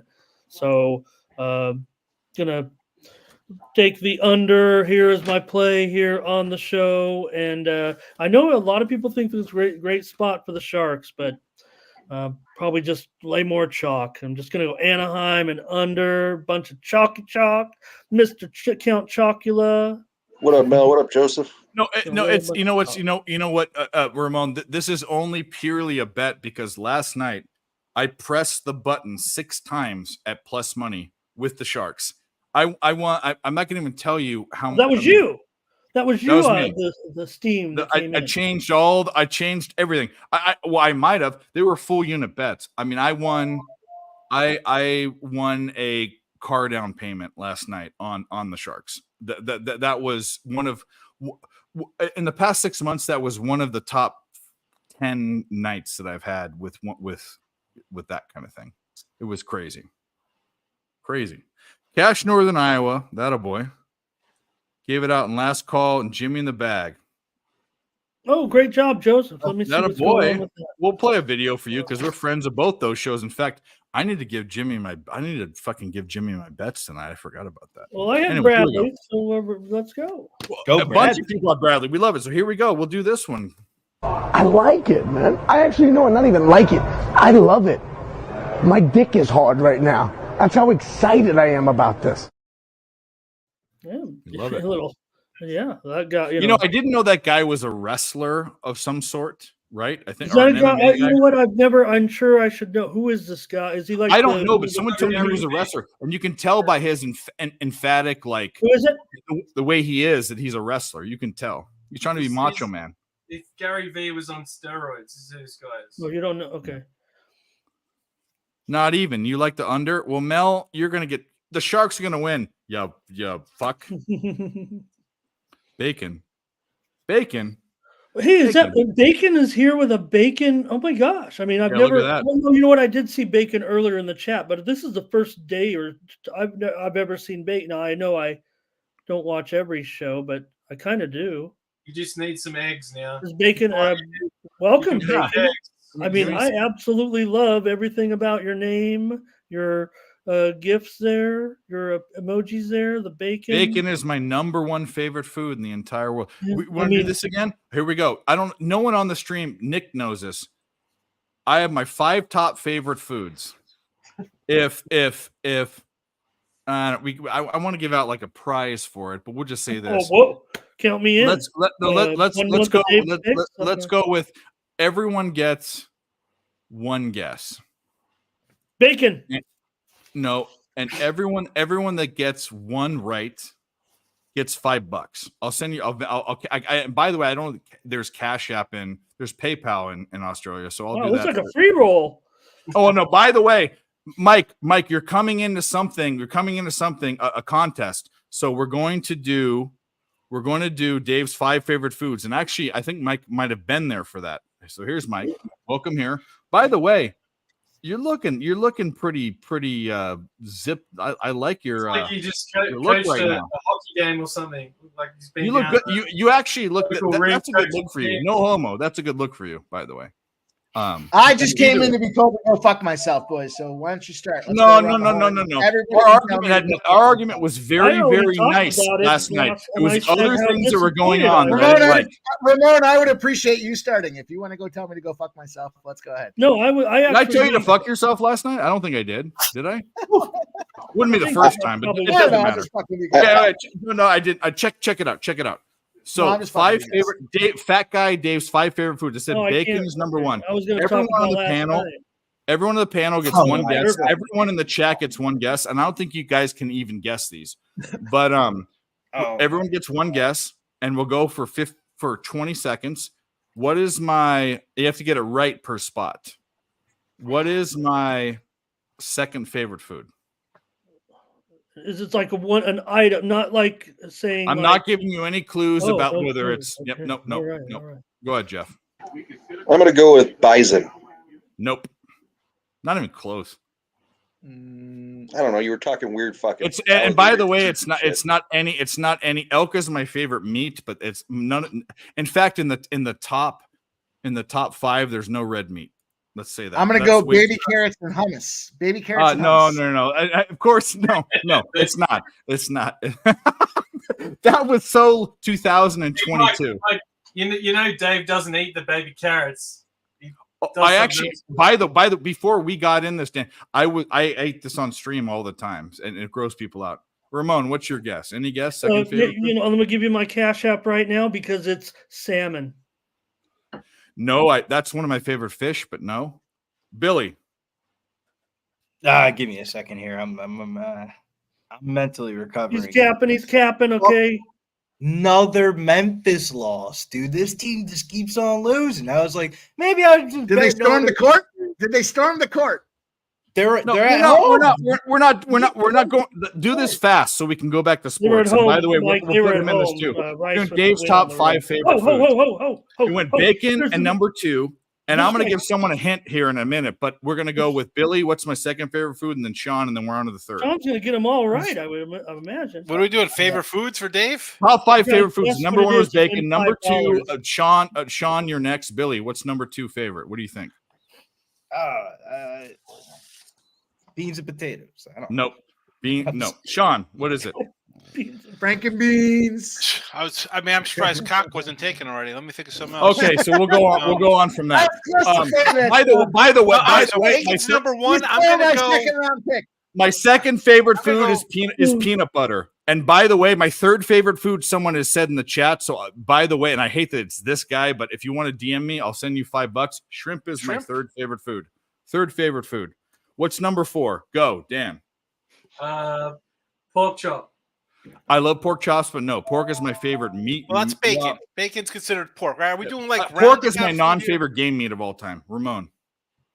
Third favorite food. Or fourth favorite food. Fourth. Yes. I will say it is carne asada burrito. That's a very good one, but no. Mike. That's a great guess. That's a great guess because I'm from Southern California. That was a very good guess. Pim Slap, what do you think? I'm gonna say, I'm gonna go with Go ahead, rabbit. Go ahead, Give me rabbit for 200. Alex. Rabbit's a great food, but no, and we know you were attacked by one. Jeff. He was attacked by a rabbit? Oh yes, you would. horror. I watched a video today Oh, about a guy horror. getting attacked by a rabbit. But either way, Jeff, fourth favorite food. Ribs. It's actually sort of close to that's, this. Yeah, but that's I it's think not, on it's the not list, that. right? It's Billy. not part of I can't be there mentally, man. I just lost. All right, fine. You suck at this game, Sean. He's capping. He's All capping. right, so it's bacon, peanut butter, And shrimp. and shrimp. And bacon's not considered ribs or pork Ribs chops. is, so okay, it's I'll just give you another hint. Right, Ribs you is a gotta- very ribs is a very like manly type of food. This is very Like someone manly. said, like the carne asada. Like, is that steak considered steak? Yeah, I Something think I Carne believe asada that is one, Mexican actually, steak. Sean, I Mexican just steak. couldn't So you think just of can't say something like regular good. steak. Yeah. It doesn't. It It's has to be It's like not a, steak. I'll give you this. Not steak, but go. I'm just saying, you know what? Because I'm just confused as the whole rim. Because someone could say it's filet mignon, but it's really a sirloin. But it's I love filet mignon. baby I've heard- back No. ribs. I would accept steak if it was steak for whatever. I would accept steak, but that's How not about it. a little? I'm gonna go. How about a little venison for the hunter in you? So everyone was saying elk. My favorite game meat is elk, besides venison, but that's not it. It's chicken wings. That's number 4. Oh, Which is close to ribs, which is close. You see where the rib? It's a very like Throughout manly chicken. type I of. threw Yeah. out chicken. The pork chops I have a bone in them. So Okay. yeah. It's Well, kind we of have bone-in chops The here. number 5 one. There's no way you will ever get it, and I'm going to give you a hint. It is an exotic condiment from somewhere else in the world. It's a condiment, and they Okay, and I'm ready. okay. That's all I'm saying. Go I'm ahead, ready. Dan. Szechuan sauce. No, I'm not eating sauce by itself. I eat bowls of this. Well, peanut butter doesn't qualify as a food either. That's though. my point. All of my foods are single ingredients. By the way, it's not like Greens and Italian or beans. Mexican. Greens and beans. I like that too, but it's Ramon's turn. I think I blew it now. I misunderstood. I was going to say sriracha, but No, that- it is a condiment. It's a side condiment you eat with other things. Yum yum Willie sauce. Mathis, was I part of that duck race Nope. for $5 for you? I think No, I yeah. was. So okay. So I'm gonna address this. People, everyone that was in the duck race the other night with Flea Mathis, I've already paid him. Reach out and pay him $5. We all were in it. Was I part of that one? Was I checked I out? think you- I don't. you- if I you owe you definitely $5, were. I'll pay God, You it. said it's a Yeah. foreign. You said it's not. We can go back and look. But Mike, is your greens and beans, isn't it? So go ahead. Try and it's a condiment you eat with. You said it's with- not American, though, right? You said No, it's not American. Very non-American. It's not guac either. It's a good guess. Yes, of course. All right, Mike's out. How can it not be guac? Jeff, Actually, what do you think? I don't know. I'm thinking. I don't know. I mean, the guy says he eats bowls of it. What do you eat bowls though? I don't even know other than like. I eat something it out. like- I eat it out. I right? eat We it already plain. threw hummus out. No, hummus. I said yum yum sauce. No, yeah, Can't that's a have good hummus. guess. And by the way, that is the closest guess that there's been. I'm not saying why it's the closest. Like, Where what does is yum yum sauce come from? Peanut oil? I don't even know what that. Yeah, I eat peanut oil. You know, you said you said you eat bowls of it every day. That's why I'm like, what? Who PF eats bowls Chang's? of sauce? You guys, you guys are in the right region. It's in Asia. Is it kimchi? Yes, that is it. That's my 5th favorite food. Wow, the fact the guy that's Actually, Mel has closest to that in the Asia- chat. Kimchi. Yeah, I was saying it before. Who said kimchi? Mel. Mel, send me I'll send you $5. I'll also send Dan $5 for that. No. Send it it's- to Mel. Mel, put it on. There you go. It's my, Truffle it's, butter. Brody That said is he it. said it a long time ago, and we weren't paying attention. I wasn't looking at the chat. Mel, that's it. It smells like fish because there's That's like fish right sauce in now. it. There's anchovies in it. That's what they put in it. It ferments it. Anyway, Dave, I would like to take this opportunity before we play. You have the floor. Dave's Go Score ahead. the Food game. you have the floor. Go ahead. I would like to say that I am taking the San Jose Sharks again tonight. 4-1 in their last 5 spots, plus 165 here. Does not make You sense. hit him again. Gibson sucks. Huge kimchi. And on top of that, I'm going to do a little sprinkle. I'm going to go back to the guy I talked about yesterday, Marc-Edouard Vlasic, to get this goal at plus 1,200 out there for our guy tonight. 2 goals in his last 2 games. He came back from injury, 36 years old, sat out, what was it, some odd 20, 30 games this guy sat out. All he's done is be that veteran leadership. He's got 3 goals in his last 5 games, 2 in a row out there. Here we go against a Gibson that is beat the fuck up and wants nothing to do with hockey right now. Marc-Edouard Vlasic, plus 1,200, anytime goal. San Jose Sharks, and if you put the 2 of them together, it may be plus 2,000. I'm just saying. I'm with you, Mike. We hit that spot. That Colorado spot. How many times we bet Colorado State and Sharks? There were a couple commas. There were a couple commas that happened I in woke that up this game. morning, I was like, oh, fuck. I looked at it. I was like, oh, fuck. I came out of the malaise of the argument and I said my account was where it was, and I'm like, holy fucking shit. We're going with the Sharks. Baby Shark. Oh, no wonder I missed it, because as soon as the argument was over, I was out of there. I ate beets too. Actually, beets help heart blood pressure, but they hurt gout. They're horrible for gout. So I think we were all out of there after that, Ramon. Because I was, I wanted to continue. The late I was night actually special. Come on, Mike. I was trying to egg it on Mike's in the not chat. there yet. I was being a jerk. I was like, let's get it on. Let's get on with No, more. I remember last night, like Jeff was off the stream. He comes on and they're like in the kitchen or something. It was a different thing. And him and Ashley are watching the fucking horror show that's happening. And they were like, what the fuck's going on? And Mike and I were having a discussion, like a heated discussion, but it wasn't anything against anyone else. And it was like, it doesn't matter. But the looks on your guys' faces are like, what am I getting into? It was crazy.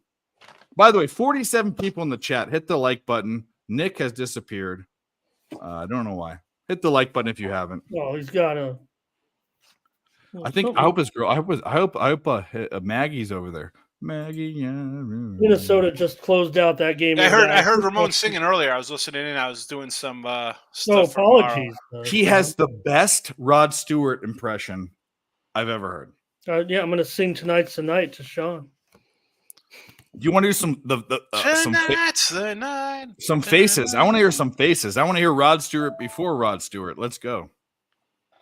We can't play it, Dave. We can't. All right. Now that you guys are on here, let's talk Super Bowl real quick because we have bets in already and all that. Boring. I mean, everybody. Well, it's not boring at all. Everybody. I was just doing a bunch of props for the Super Bowl. Okay, so but I want to talk about. We can talk about props. I want to talk about spread. I want to talk about that because the line opened at 1 and went to 1.5, I think, and then went back down to 2.5. It was 2.5, and it went down to 1, and now it's at 2, right? Yeah. So like, what are we thinking? How are we? And I'm a Niners fan. How are we not on KC right now? Tell me why. I'm on KC because everybody's on KC. I think everyone's on. I'm a Niners fan. Mahomes is what 10-1 as a dog. It's Andy Reid off a bye week. They beat Josh Allen on the road and Lamar on the road. Purdy's not as good as either one of them. I mean, okay, so I get all that. You're gonna get that's all you're gonna get is the Mahomes, Andy Reid dog combination. So here's my only, and this isn't me hoping for anything. This is me wondering. Okay, so you have, in my opinion, well, actually, I don't think it's my opinion. I think you have a more complete team in San Francisco, but you have things in Kansas City that usually don't happen. So you have Andy Reid, you have Mahomes, and you have a great defense. But you also have a team that underperformed all year and all of a sudden is streaking, right? And streaking is important. You have a team that's one of the most complete teams without a quarterback. I think if they had a quarterback, that's the only missing link. In my opinion, the guy threw 31. He was third in the league in touchdown passes. Okay, that's I was just getting there.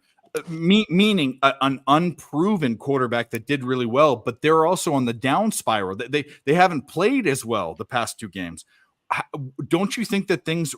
I think this is like a 1 point game. That's kind of what I think. I think it's like they drive down the field somehow with all the numbers that work and they win by 1 point.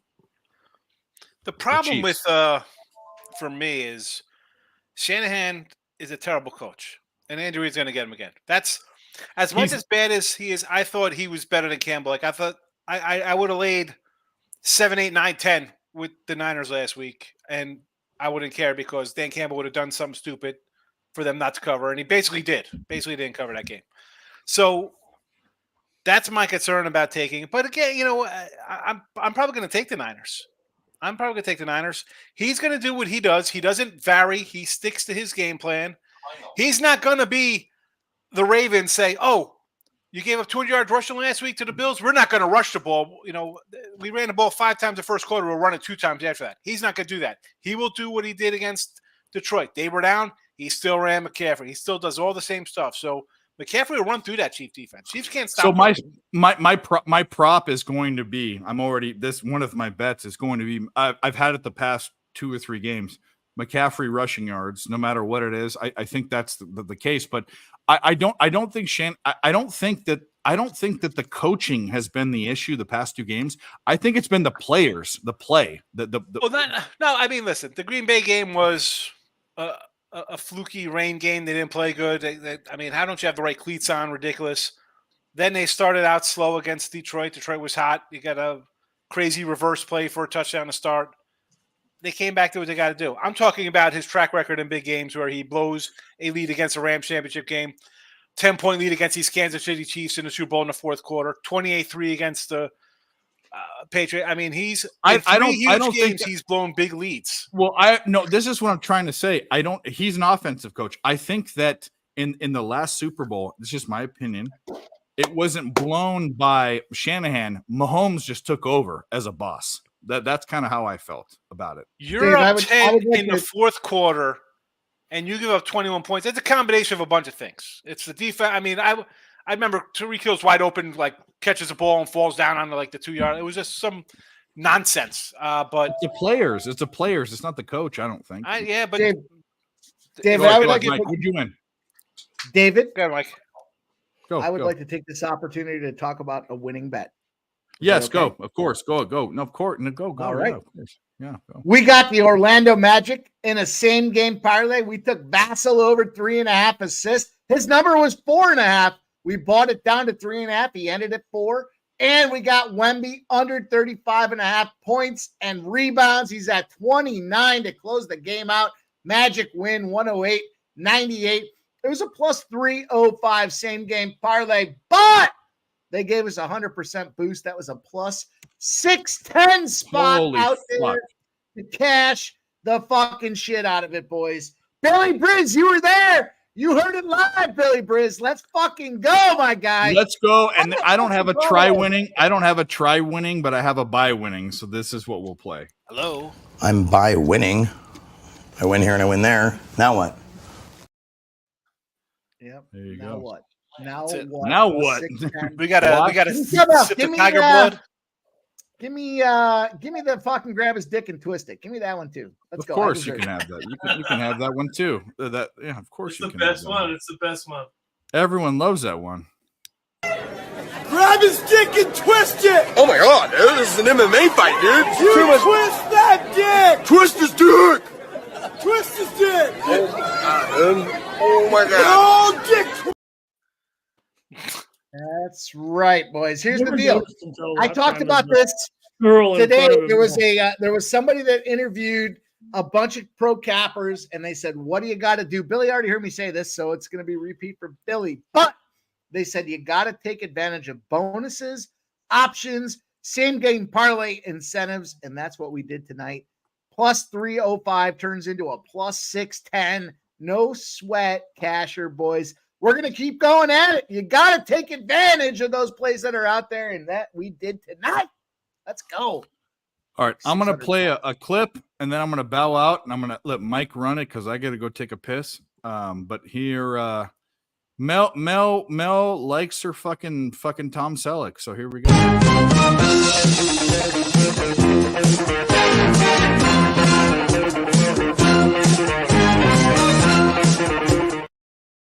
I ran it back, boys. We got ourselves a no sweat bet opportunity. Dave, go ahead. Do what you got to do. We got the no sweat bet opportunity. Quick $100 there on DraftKings. We've got Brook Lopez over 1.5 threes. He's already got 2. We got Malcolm Brogdon alternate points 15 plus. This is going to be where I send Billy the invoice if he doesn't get this one done. He's at 2. We got Chris Middleton alternate rebounds over 3.5, and Anthony Simons 20 plus points. That's a plus 675 as well. You got to take advantage of these no sweat bets, Billy. You know what I'm saying? Come on. Especially when you have it on. 1,000%. I think I'm wrapping up the slate though for this evening. I am highly tempted in betting this Blazers game, but I don't want to. Excuse my language. I don't want to shoot my load too early in this one. I think I just need a smoke. Let it go Well, by. sometimes you can get, you can get to bed earlier. That's what I found. Really. Yeah, no, I think We've got an expert right here, Sean Higgs. You don't gotta bet it. You don't gotta bet it, Billy. It's okay. Oh, okay, yes, of course. I want to That's what chase. you're saying, right? He said he wants to go to bed. Yes, it's fine. I want to chase, but the daily fantasy lineup is we're teetering here, so we just gotta wait this out. We just gotta wait it out. 40th first place. I just had KD points over 25.5. That he's at 27 points now in that Suns game. Fuck yeah, talked about that one Phoenix last. has done a real number on them here, up by 20 here in the fourth. Yeah, today's one of those days where I wish I would have just bet all NBA games and not even open up the college slate. Shit. Well, Mike, you're pretty spot on about the first half with this Nets team. Like, they didn't get it done today. I'm sure the line would have probably been in their favor for the first half. But yesterday, they just absolutely killed the first half. Ben Simmons was also in, though. And Yeah. Ben Simmons gives a way different look in that offense. Say what you want about Ben Simmons. Like, how scared does he look when he just wants to pass it straight away? He looked good, though, in that last game, man.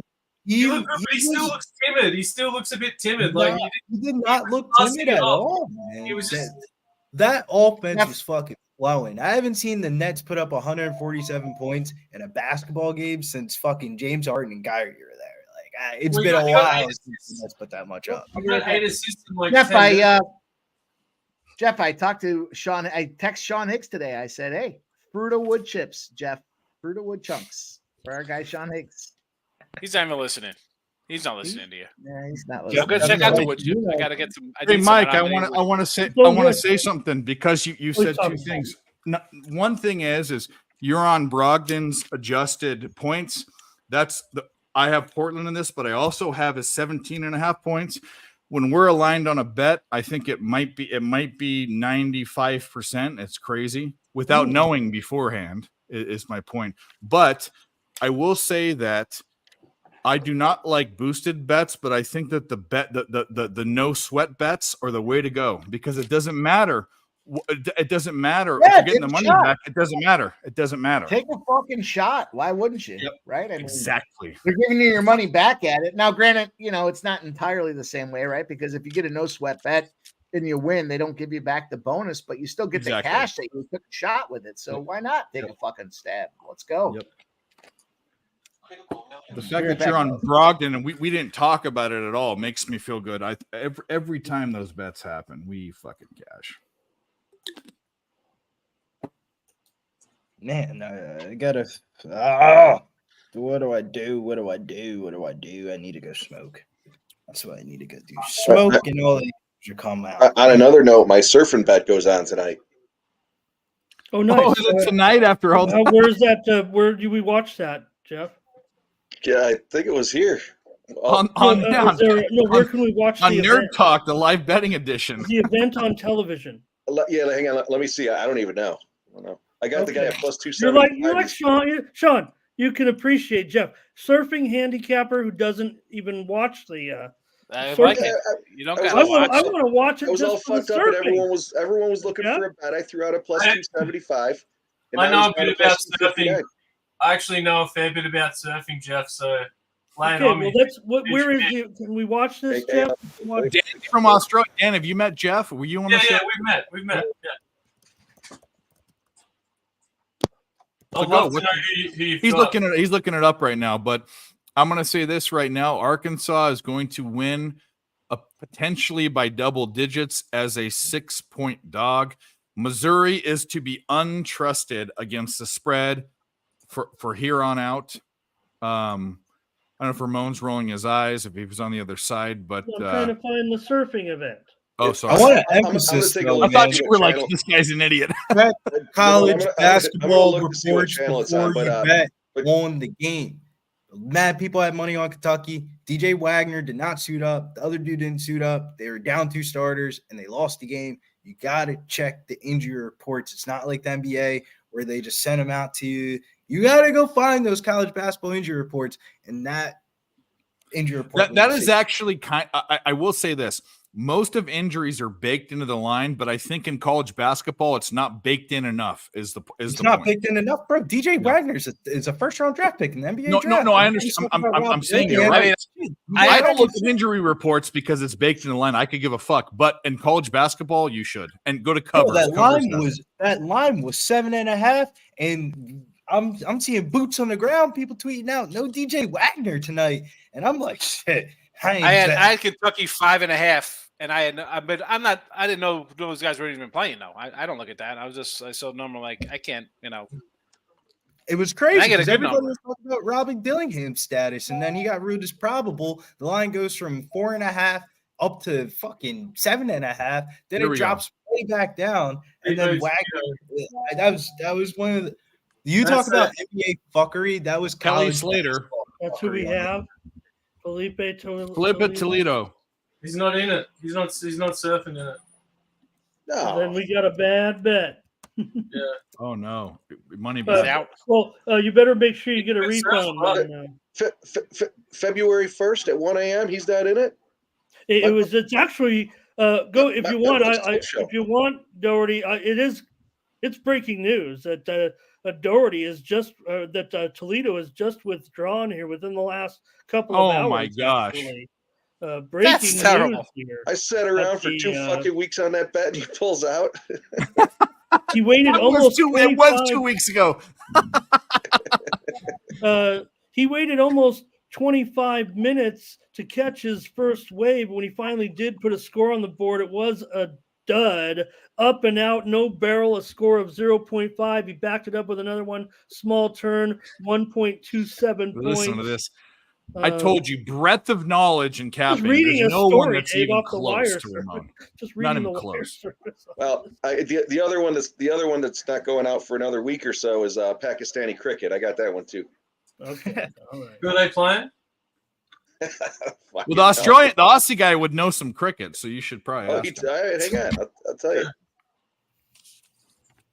And surfing, I'm betting 2 guys, Kelly Slater or Rob Machado. They're both 50 years old and don't surf anymore. But So we did actually Toledo. Hopefully, you can. Hey, you know what I would do if I were you, Jeff? I would ask Dave to call the book because he did participate. He had 2 waves and he dropped out because he got a shitty. Call score. them. They don't So care about give me you. They don't money care back, about but you. You please, shouldn't Dave. care about them. Call them. I certainly will. This is the equivalent of walking out there. Islamabad United. Draymond Holy Green. fuck! I'm not betting against those guys. They're gonna come out with like bombs strapped to their body. Came and probably push them down.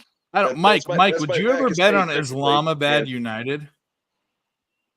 What's that?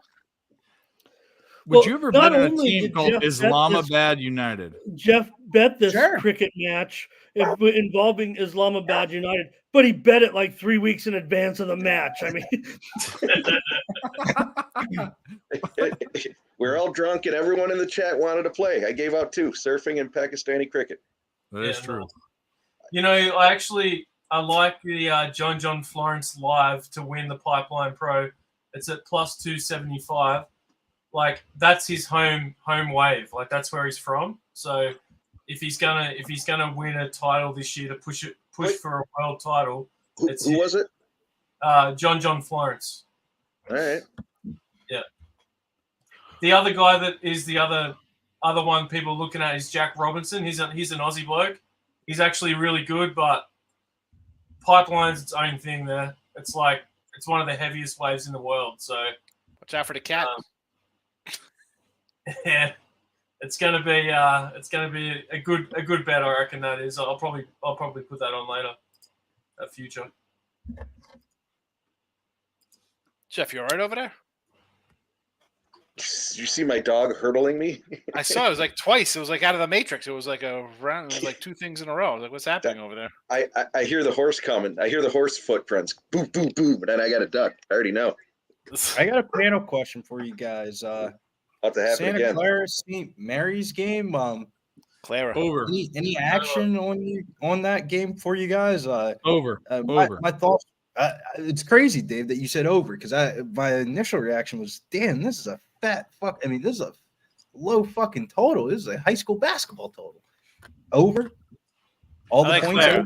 I have it. I have it. It's a Billy, fucking what I 90 do- pounder. We researched it on the show. We talked about it, and Ramon has the stat. What's the stat, Ramon?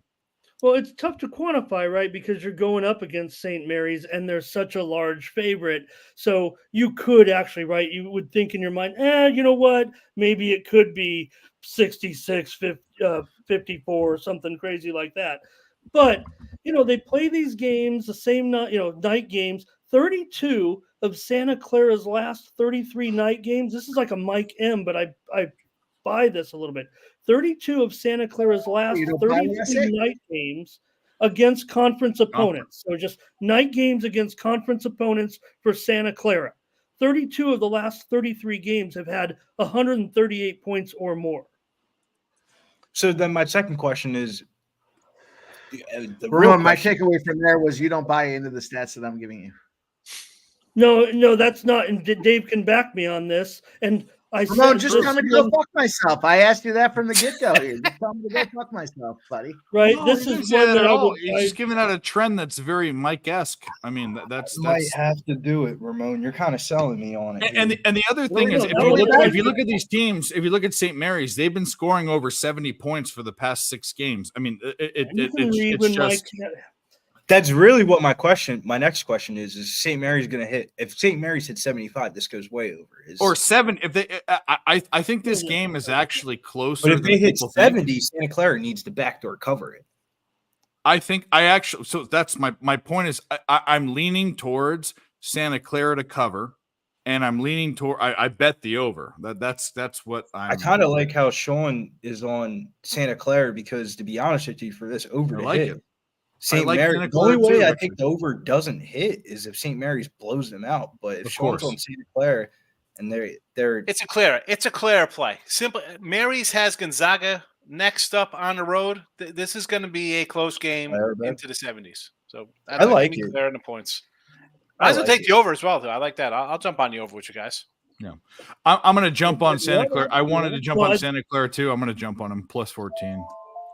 And Ramon is on the other side, by the way. No, I'm not sure I am now. If you guys are coming in there, especially now that you're seeing a 13.5 right now. I mean, I didn't play the side yet, quite frankly, but that's what I was leaning at first. I would probably prefer that early steam at those early numbers. But I said I want to express caution now at 14. There's still plenty of 14s out there.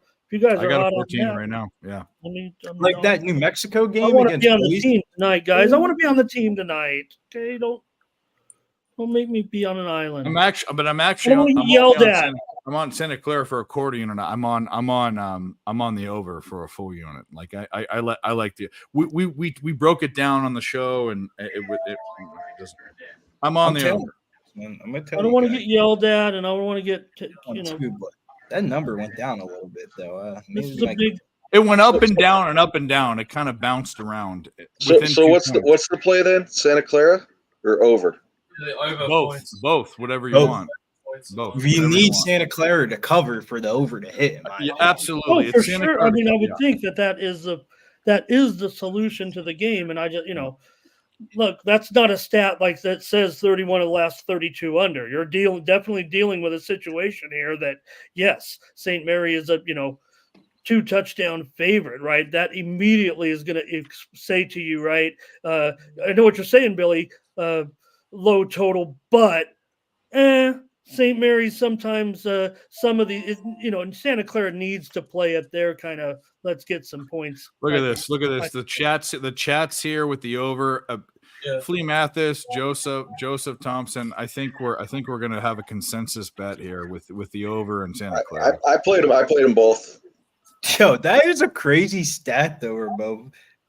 Santa Clara. We even broke it down. We went back to. I asked Dave to fact check it because come up with one of those sites, and we did, and we went. Mike we does went all back, of his own work. I was just.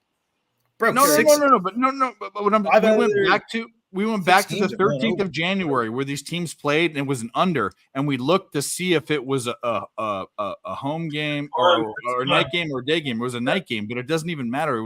That's one game out of how many? 30 something? That's crazy. Santa Clara also fucking only scored 50 points in that game. I'm looking at it right now. Well, also Pacific, also St. Mary's does have a shutdown defense. Pacific had 28 points against them. All right, so I think St. Mary's defense is flaunty. When they play against fucking staple guys, like a bunch of white guys on the court, yeah, they'll lock them up. But once you start seeing some athleticism come across the other way, I swear to God, this like in their Pacific is horrible, Brizzy. Pacific is bad. Pacific is garbage. Garbage. St. Mary's got blown out by fucking Xavier by like 30 plus points. Xavier's not that good. They got blown out by San Diego State that aged horribly. Like they're getting blown out by teams that are athletic. It's just how athletic. They have a weird season. If you look at go through their games, they got like nice wins. And you're like, what the heck happened here? It's like terrible. Yeah, I've won a couple of games on the St. Mary's Gales, but definitely not a team I've been looking to place my money on, regardless of the game. I used to have a. Go ahead. Sorry, Doherty likes St. Mary's. Yeah.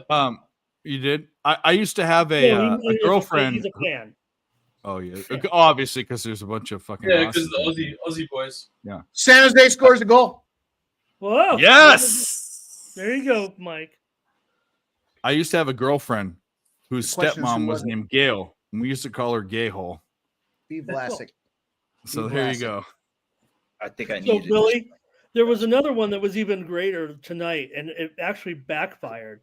It was in that crazy Kentucky game, right? You have to quantify. Now, look, the Santa Clara St. Mary's 130. That's kind of an average total in a way, right? Especially for a WCC game, the way things are going. But in that Kentucky game tonight, we know it was outrageous, right? You rarely get those 170s with SEC games, right? It's not like Furman and Sanford or something out there in the Southland where it's going to be 85 to 83 or something. So 60 of now this one would be a Mike M stat, but I would go with it, right? Home night conference for Kentucky. Home night conference. 60 of 61 games had never gone to 169. Only one of their last 61 games had more than 169 points, but you are dealing with the highest total ever at a Kentucky game, probably at 171. It did go under, by the way, in regulation. I think that went under because of the public. It went over. I think it was the public that the public was like, we want Kentucky and we're not moving away from it, and like the books were just like felt like, all right, we'll take your Kentucky money. Yeah, because you guys were talking about the side itself and the steam on Kentucky. Not even, man. That was it was very NBA-esque of how they did that injury report. How the fuck do you not know if two of your starters are not playing 10 minutes to 15 minutes before the game? Get the fuck out of here. Like you're lying to us, in my opinion.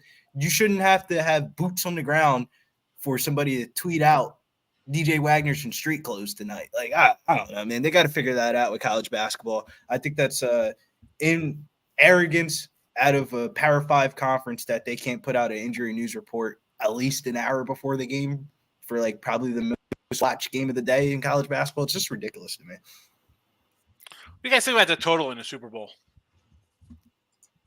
Over. Right? I mean, Kansas City scares me since they can't score. What's your number at, Higgs? 47. Have you seen the San Francisco 49ers defense throughout the playoffs? That team? It doesn't make a difference. I mean, I've seen bad defenses. I don't see. I still don't see Kansas City scoring points. I mean, that's a problem. And of course, Sean, you're dealing with the big, the big trend that everyone's going to end up talking about for 2 weeks now will be the second half. The 18-2 and 19-1 in the fourth quarter to the under. 1-19 to the under, 2-18 to the under in the second half for the Chiefs. So I mean, I've been on Chiefs under the entire season. They give up 17 points a game. I don't know, man. Something just screams to me like this is going to be like a 44-36 game. Like, I just think it's going to be totally opposite of what people think it's going to be. I think the under is a good bet. It's just like, do you really want to be at a Super Bowl party rooting for incomplete passes? I've been on unders and Super Bowl parties, and people are like, "What are you doing?" And they don't understand betting, and they've hit fucking that Bengals the Pats Rams game with Goff or the Bengals that was the game. easiest money I've ever made in my life being on that under. That was the best coached defensive game by Belichick I've ever seen. That's why he's the best coach ever. He said, Jared Goff, that offense was the hottest offense since the show on turf, greatest show on turf 20 years before or 15 years before. And he said, guess what, Jared Goff? I'm going to take your play action out. I'm going to drop my nickel backs and my linebackers in the flat. I'm going to make you drop back. And they scored fucking 3 points. Best coached defensively coached game ever. I want to do a bunch of 2 touchdown props for guys. CMC. He's 2 to 1. Yards over. Debo Samuel. Yeah, I was going to say Debo is Debo plus would be a 650. Great. That would be a great one. And he can run it in, catch it. Fucking. I want to do both of them. Mahomes rushing. Mahomes TD is plus 350. I think is worth a shot. What's Ayuk sitting at? I didn't look at it, Ayuk. I looked What's, at CMC, Pacheco, Kelsey, and Debo all for 2 TDs. Sean, What's MVS at? Oh, go ahead. Oh, my bad. 5 to 1. I just wanted to ask Sean. Sean, will you are sounding as if you do like these overs? You'll be playing these, or you already have, right? Overs, right? Don't we want to play them early in the betting cycle here in the Super Bowl? Absolutely. Well, I'm always gonna play. But believe it or not, I haven't taken a side yet. I was thinking about taking Casey and them the 125 out of the jump, but I'm like, you know what? Why everybody and their grandma's gonna jump on them because of it's a bye week. It's Mahomes. It's Andy Reid. I don't know. I think it's opposite time. But for the prop purposes, if you want props, I always bet your props early because you got to do it, especially now that we don't have to wait a week anymore, and so many of the major props are already out. I want to do a 2-point conversion, 3 to 1, 2-point. I'll be talking about these. Well, let me ask you guys this: don't you think maybe not for because Andy Reid they're both creative, but don't you think that I don't know what the number is don't you think that that if you're doing a 2 TD prop bet like on the Niners, it should only be CMC or Debo? I kind of feel like it should be the guys that you think is going to happen. Oh yeah. It should be CMC. I think if CMC's plus 185 or even low number, I think you should do it because I'm going to be on CMC's yards for sure. I'm going to do a player to rush over 150 yards for plus 650, and a player over 125 receiving yards is plus 209. This is off Bet Online. 150 receiving yards, yes, is 725. And you're really, I mean, hell yeah. I'm gonna ladder up Kelsey, I think, for his receiving yards from 85 up to 115. Yeah. And I'm gonna do over 10 catches is 225, 11 is 346. Who's he throwing to? Him. You know, the thing is though, I think you're gonna have guys with huge yardage because Rice might have a big bomb. Scanlon catches a random pass for 57 yards. Mr. Higgs, MVS. Yes, the problem is he catches one, but you got to just go over like 35 yards from him. Was disrespectful. 11 and a half yards and 1.5 catches at plus 170. Yes. We got a celebrity in the chat. He's only going to catch 1 or 2. We got a celebrity in the chat, and if he's not coming on the show, which I didn't give him the link, but he's too busy molding young minds. We're gonna fucking do it.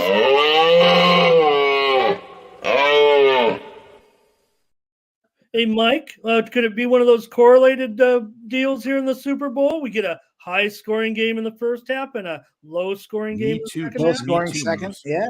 Me too, I don't know. No, Higgs, it gets a little bit I don't think so. I think it's going to be exciting game, a little loose. There's only one more annoying thing in my life than Mike's blind allegiance to the Eagles, which I actually respect as a fan, and it's Cheshire Cats licking the balls of Patrick Mahomes. All he says, I love Cheshire, but and they're probably going to, I think I might bet them to win, but it's just annoying. That's it. You're just annoying. That's okay. 24-21 stays under. I'm going to be on the under. I don't think I'm taking a side. I'm on Christian McCaffrey's over yards, and I think I'm on CMC's 2 touchdowns. That's what I think I'm on. I'm going to do – I might go heavy on one guy, MVS, over 20 receiving yards is minus 115. Because Billy just said, yeah, he catches like some random pass for like 37 yards, but he's like the guy Pennyfeather, Necessary Roughness. He's got 2 stone hands. Yeah, he's got but 2 he's cement blocks. He's looked better. Like giant, like he's trying to catch with like flippers on, like he was swimming in the ocean. Who are you talking They about? needed, I threw him in they one of my needed one guy. They MVS. needed a Silent. receiver. That's The kind of last true, couple of actually. games, he has been there to be kind of He's the been other guy. huge. There's been He's nobody. been huge. Ramon. Huge. Been the only other guy, right? I mean, I'm not talking up with Rice or anything. Rice has actually been on a disappointing run, right? What's Rice has been on a disappointing run, but that's more of a rookie wall. What's Justin Watson's anytime touchdown prop? He gets a lot of red zone looks. I didn't even look. He got that one ball. Juszczyk is 9-1 for a touchdown. It was sad that I cashed my. The other thing that sucks about taking under props on some of the shows we're on is you don't get to celebrate them. Ducks scored a goal. We're tied up 1-1. You bet them again? No, we're not going to do it. It's not good enough. Duck scored. Is it 2-1? I know a guy who just It's 1-1. No, 1-1. I didn't see the other goal. All unders, Sean. unders. All unders. Why wouldn't you, right? I mean, just ridiculous. He has the biggest house and the biggest car and the best So, women. Moose, we've talked about this before with futures. It matters how much you bet on it. It totally matters how much you bet on a future for if you're hedging. If you're in the 4 figure range, maybe you might want to think about it. If you're not, I'd let it ride. I've actually got a shot at winning a dime this weekend in the pub sports. I'm in. I'm Yeah, you are. That's right. Yeah. Here's the thing, right? Did anybody else? I don't know if anybody else did this. Maybe I was taking it too seriously. I mean, it's only, I won't say only. It's a dime for the winner. But what the other players have left, because I knew I was already in a good position. I had said it on Jimmy's show. I said I had lost the least amount of points. Now I had a loss there, but everyone else kind of lost the same. So I'm not going to say, and I don't want them to say. I don't know though. I can only win though. Go ahead, you guys. How does a guy hedge a dime? I haven't even given my pick out yet. So I think it depends on the sport. So but I think I know. I'm doing an NFL future. I'm probably going to NBA or NFL. I'm probably going to hedge. But if it's like NCAA basketball, I'm just oh yeah. Oh no, yeah. Well, here's the thing, Billy. Conference, Elite Eight, Sweet 16, Final Four, and the national championship. So it's like you're laddering yourself to get there. The good thing is with this is he got San Fran, and they're basically in a pick 'em versus Kansas City. So he's in a good spot. It's not like if I take Kansas City, but I lose because of spreads. He's in a good spot. No, it's actually, but I know here it is, Sean. So I'm in with Jimmy. Jimmy and the others have some points, but the only way I can win is to I think we know who Jimmy's going to go with in the Super Bowl. That's all I can say about it. No, I was talking about the guy in the chat who's got plus 220 on the Niners. Yeah. Let me go ahead. That's what I thought you were talking about. He's plus 220. I'm so sorry, I was like, no, I'm so selfish. I'm only thinking about myself. Cool dope strategy. Cool dope strategy. Talk about some pools because you're probably not the only person that's in that same exact spot for this week, upcoming weekend. It was Moose. It was Moose with the Niners future at 220, huh? No, yeah, he has it, but if it's a small bet, it's not enough for me to matter to hedge. It's like I don't care. Yeah. Well, if it was a dime to win 220, it is a toss-up game. If you really in your own mind you're not sure now. Here we are arrived at the situation where you know what? You're probably getting a pretty decent price because the Niners what would it have been just a month ago, right? Niners -4, -4. What I would do in this situation, because I actually think the Chiefs might, and this is as a Niners fan and all that, I'm worried about them. If I had a plus, you should be worried about them, Dave. I am at a dime. If it's plus 220, you win. I put a dime on Kansas City. I bet $1,500 on the Kansas City money line to win. You either. It's maybe $700, right? Is that what the math would be? Oh yeah, you want an honest thing like. I was gonna say if he's got a dime to win, if he's got a dime to win 22, I would say just put a dime on Kansas City at plus 105 or whatever, and just walk out halfsies on it because you're. Or maybe you know what, even 50% of 3/4 of that, Sean. You can see what happens maybe in the first drive or two. See if you feel a little, maybe you get a little bit more value for your buck. That's actually a great idea. Yeah. You could also kind of wait for the coin toss and then also make a quick decision right there. If you risked it, I'd say let it ride anyway. I'm a let it ride guy. Me too. I'm not a hedge guy. That's not who I am. I think it really depends on the sport. Like NFL, NBA, you might just be yo-yoed out if your team doesn't make it there. Like there's not. Doesn't like it matter about the amount though? It's like if it's hundreds of dollars, if it's thousands of dollars, it matters. If it's like if you bet $100 to win 220, why are you Dave, worrying about hedging? If you pick either side, if you have the 49ers in your pocket, I probably wouldn't hedge. But if you have the Chiefs in your pocket, shit, man, you probably got that at a pretty good odds. You kind of like somewhat middle it. I don't know, man. I feel like the only sport I would ever bet at college is college basketball for futures, because you could bet so many different things. Like you could bet a team to win the conference, them to go to the NCAA tournament, them to make it out the first weekend, Elite Eight, Sweet 16, like Final Four, like right then and there, man. You ride 4 teams in college basketball going into the conference season, you will pay off the rest of your season. All right, Billy, I'm holding 3 futures right now. What should be the 4th? I've got right now Old Miss. I have Old Miss, Oklahoma, and Baylor. These were about 2 months ago, probably maybe 10 weeks ago. We got for the conferences or for the whole thing. 125 to 1 on Ole Miss, 66 to 1 on OU, 25 to 1 on Baylor. And yeah, you know what, you get once you get into position, you can get a little bit of equity once you get certainly close enough with some prices like that. I think I went 2, 2, and 3 on those. The one I'm looking at here is St. John's to win the Big East. Everybody has UConn penciled in as the winner of the Big East. UConn gets in regardless if they win or lose the fucking tournament. Oh, you mean this is a regular season? This is a conference tournament or a regular season?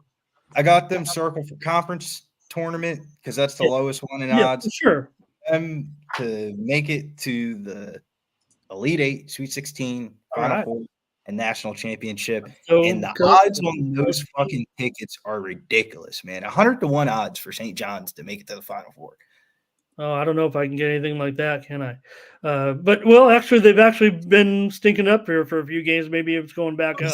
That's what I did, bro. I did it during the Rick Pitino fucking COVID thing. I'm a St. John's guy. I don't know if I would put $100 on that. I don't know. I love Coach. This is the best St. John's basketball team that they had in the last decade. That's not saying much because they're 12-10 or whatever they are. I mean, come on.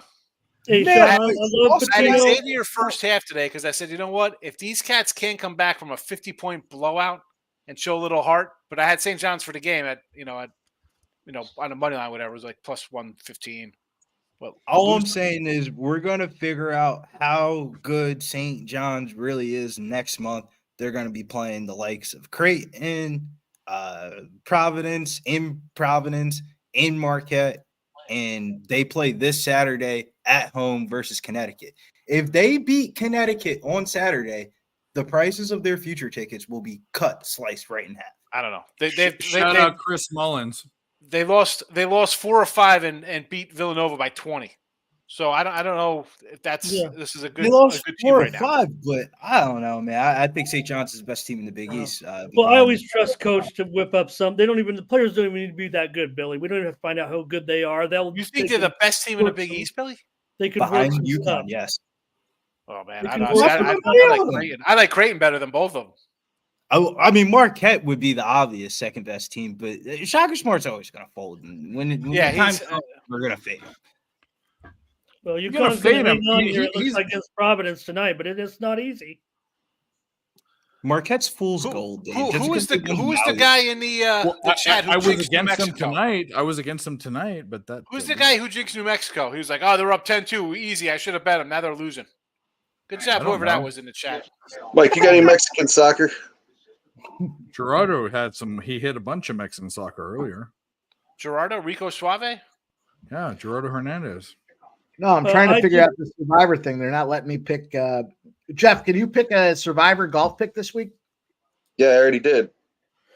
Gerardo did give out. I don't know, if you're in this late game. The game is underway currently. I think it's halftime right now. But he had Pachuca. Oh, wait a minute. That's well, he's got Pumas money line in a parlay. So Pumas right now, they are. In fact, Necaxa has just scored. So this game is tied here in the second half, 1-1. I did give out the over, by the way, but that's 2.5. So I'm gonna need another goal. But Necaxa's tied it up here 1-1, and Gerardo's pick. Now you could get it probably back at the same price here. On Pumas. They're a pretty big favorite, though. I think you said Puma. I thought you were talking about Lance Berkman. I gotta comment the 446 in the chat. So here we go. Fucking Marquette. Here we go. He was behaving, and now you're gonna. Maybe he really means. What are you like? What 4-point loss in Connecticut, a fucking school that blows out everybody at home. Johnny number 5, please behave. Johns, they got a fucking new coach. That's not a bad comment, Dave. He's like, what's he smoking? I know. That's my Maybe point. He's actually not ignite this guy, please. February. Get your money on the St. John's fucking Red He's Storm. behaving so well, and you're gonna make him fucking in the month of February for St. John's. Get your money on those motherfuckers. Make sure you remember that when they're catching plus 8.5 on Saturday. They're gonna beat fucking UConn outright. There is one problem with Billy. One problem I will give. I don't know about that. I'm not backing up because maybe he really is asking. Maybe what strain, or maybe he really is serious. But you always. What's he smoking? I think Mr. Numbers is a New York guy too, which he's kind of like. Well, here's the thing. He's a South Jersey Billy, guy. and I'm looking for St. John's futures right now. But but Numbers is a New York. I think. With the word patina, it has a Patino tax on it. There's a Patino tax in everything Patino. So that is a little bit of New Mexico. New Mexico's got a Patino tax on it tonight. They're getting the Patino tax too now. Yeah, it's like Yeah, what they do at home, boys. By the way, you listened to me earlier today. We're looking at this Boise State spot plus 11 tonight. I thought about that long and hard. I didn't get on it. I was on it. Yeah. I love when Dave says that. Thinking long and hard about that one. Jeff, I just texted you about this fucking Survivor thing. Yeah, I was just looking. I looked at the page and it says the picks lock at 3:30 Pacific on 2/11. So you must have missed it, but the event hasn't started. Fucking message the dude your picks. Yeah, I did. Fucking scumbag. Yeah, maybe this isn't a week. I literally threw him in. Oh, maybe. Hang on, let me check. No, he's angry because you beat him in the duck race the other night.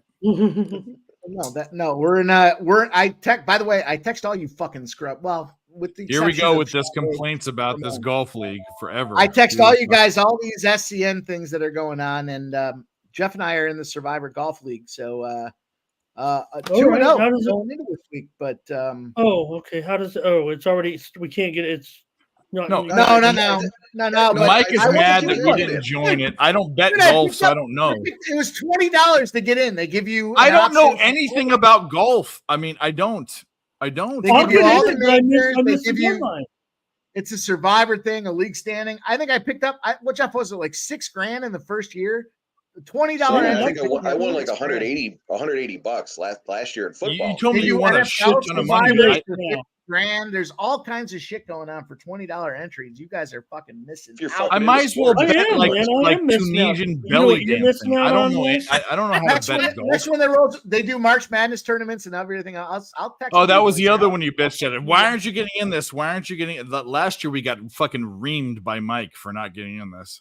$20, you can pick up $100,000. I mean, what the fuck? Send me the link. You're betting $1,000 on a game. You can come off of 20. I know. I failed. I failed. I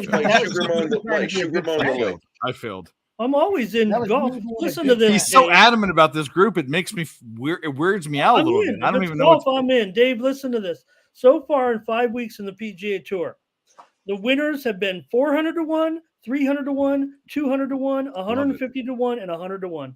Love it. Yeah, I love that. I had Keegan Bradley. Pebble Beach, and the weather is treacherous to say the least. Treacherous. I love that word. Well, Pebble Beach, it's not going to. These are opportunities for a $20. Pebble Beach is in a nice place. Rank these fuckers. Not in February.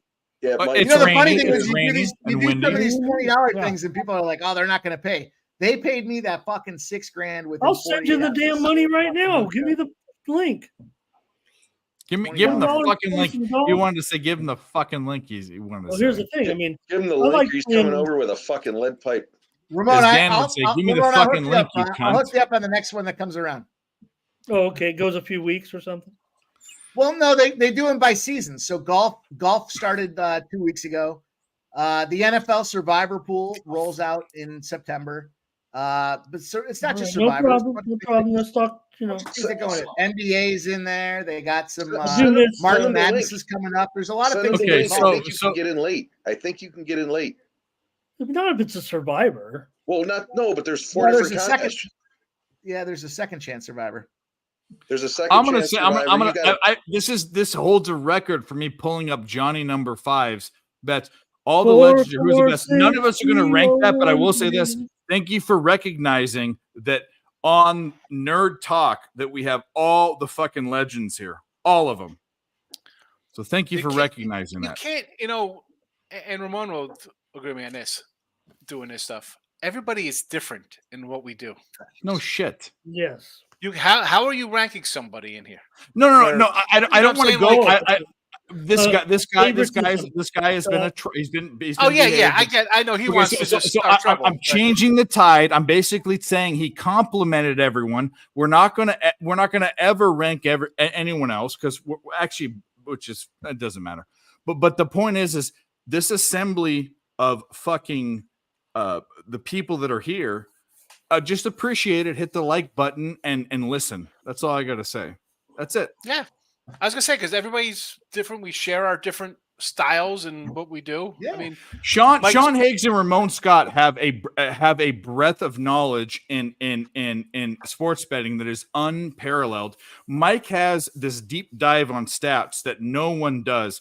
Jeff is an MMA whisperer. Billy is the new up and coming. If I was his age and when he's 40, he's going to be a millionaire. And we have all the other sports, all this other shit from Dan Doherty, who, by the way, is from a different country, which matters too. So what the fuck are you guys doing? Hit the like button. Go on your burners and hit it. You won't see this anywhere else. Wager Talk, all the other fucking places. I shouldn't even say that. I'm not going to plug anyone else. Look at what you got. Wait, Dave, I got to say this too. Look what you got. Sean's on one of those with Earl Brothers. Duke UNC. Duke's a year away. We talk about this every Friday. Duke is always there, and I love their coach. We give the chat an update. Duke is a year away. Cooper Flagg will be on the university campus next year. He's the best white American prospect that ever touched a basketball since Larry Bird. This kid is amazing. He dunks from the free throw line. He averages fucking 7 blocks a game at Mount Vernon Academy down there in Florida. The kid's legit. Duke's a year away. Don't bet on Duke until next year when Cooper Flagg's there. No, that's fine. But the point is when Duke's a year away, I will they're not still like a agree 4 with that seed or a point. 5 seed. I mean, it's absolutely insane. Duke This is Duke not a is team. If you have the best American prospect ever in history, he's the number one. you've pick talked in about him every- so much, it's disgusting. He's Yeah. fucking punch. He's Who is he? in What's his Steph name? Curry's camp, This Cooper high Flagg. school kid that's going to Duke that Sean Higgs look really up has a Cooper boner Flagg. He's over. that good. Yeah. He played in Steph Curry's camp over the summer. They had a scrimmage against NBA players. He hit a 3, dunked on Bradley Beal, and said, "Fuck you." Bradley Beal and him. He's were a dude. fighting He's a dude. because that's how much he was disrespecting him. In Bradley a Beal's Steph Curry crap scrimmage. anyway, so that's not. Friends of the I'm just program saying, bought his father a tractor to get him to go to Duke. A 17-year-old kid crossing up Bradley Beal and hitting jump shots in his face. People in the NBA can't even do that shit. Bradley Beal. Oh, that It's was John John Wall. Never mind. That was John Wall. Sorry. That was John Wall.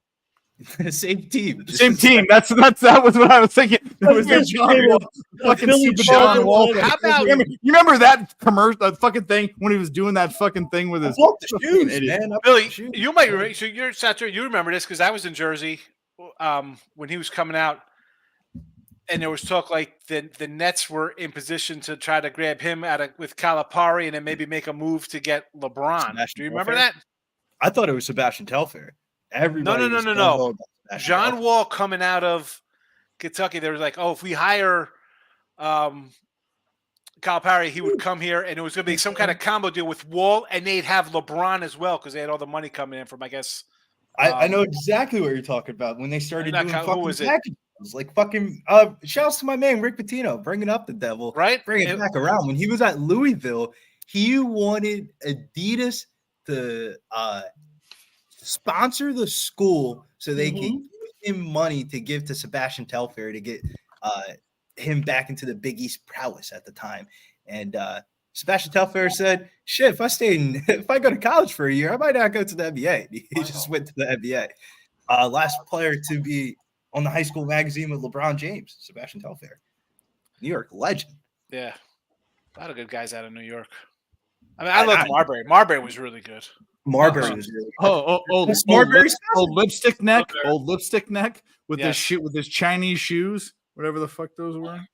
Those shoes were lit though, man. I mean, at least those shoes didn't blow out a knee. The big baller brand blew out a knee. Oh no! His shoe blew out in a game in Minnesota. First game he wore them. They busted out. Both those piece of shit made shoes blew.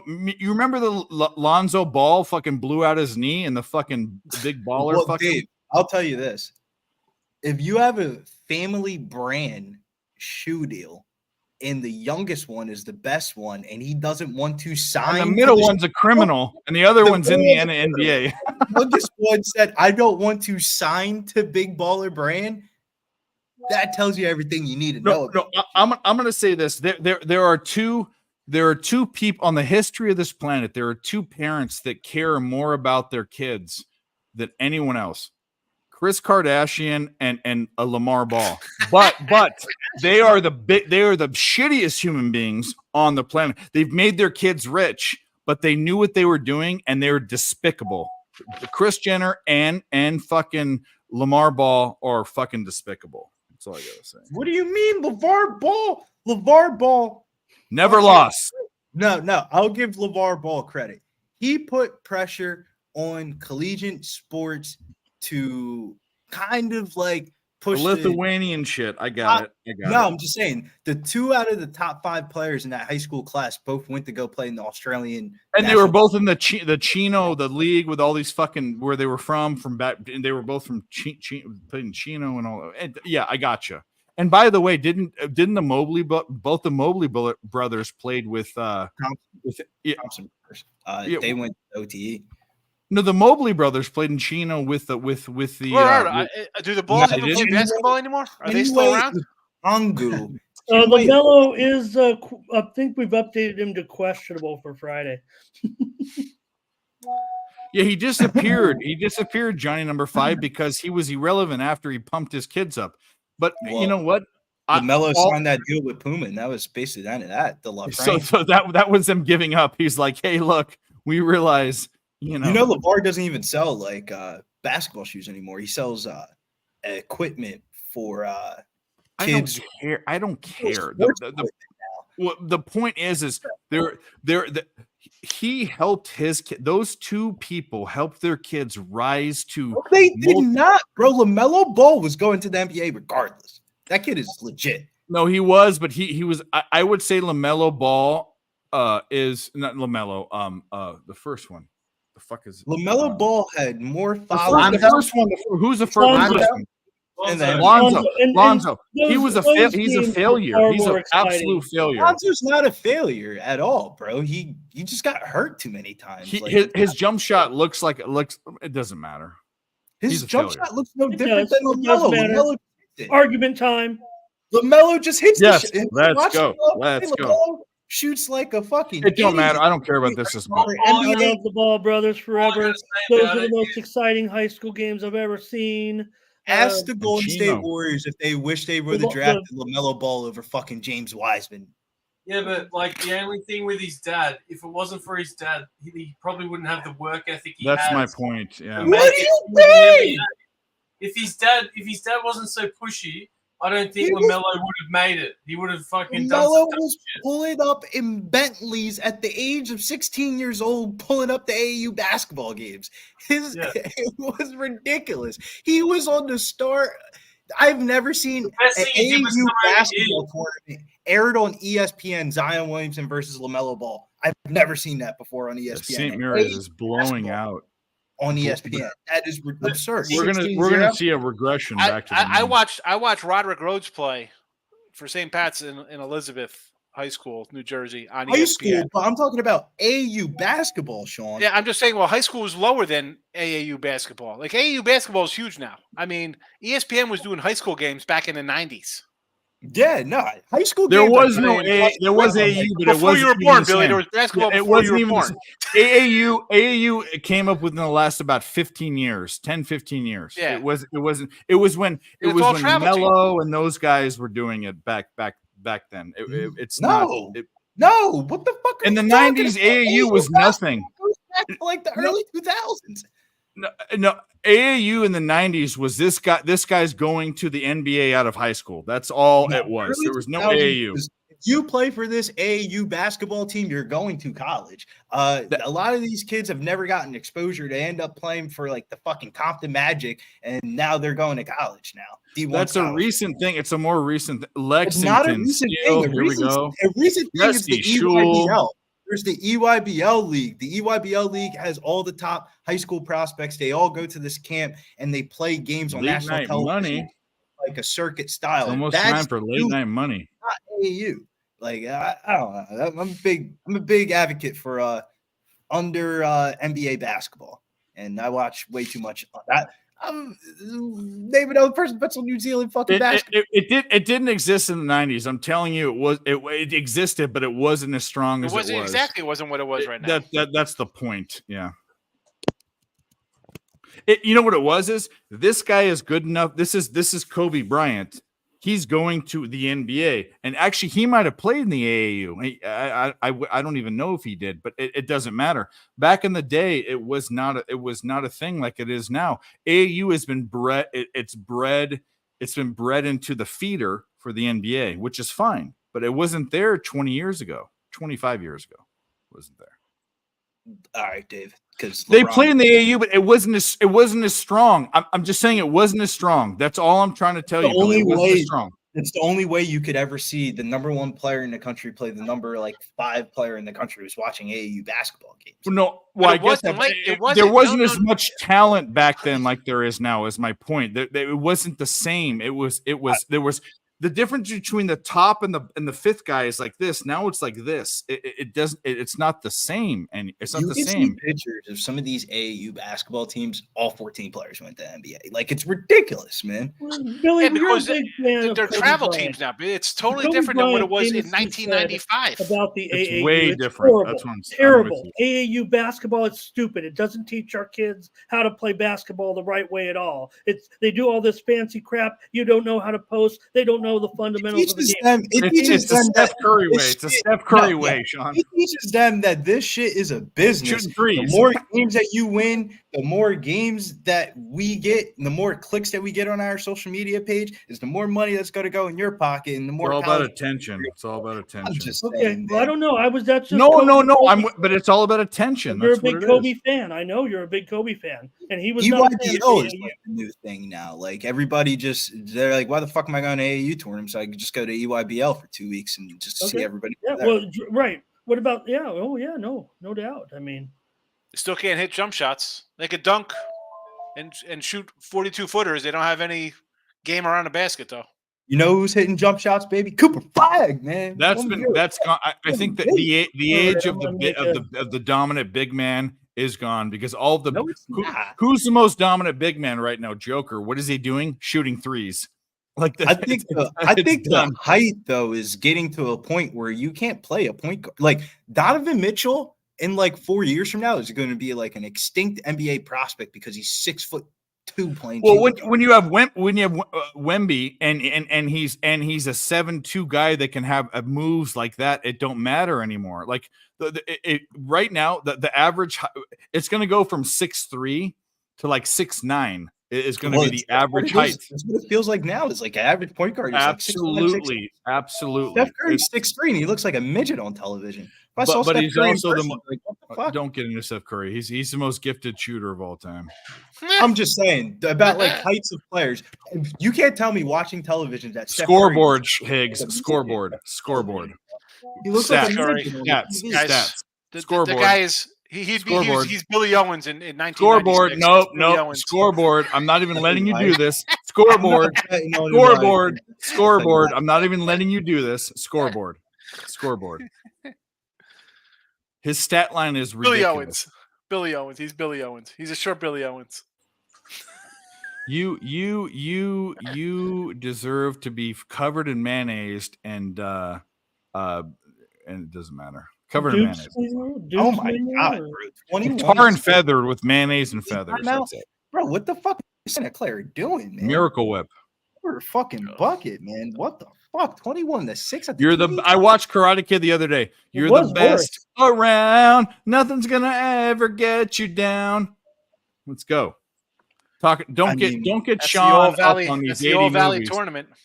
All Valley. How low is too low?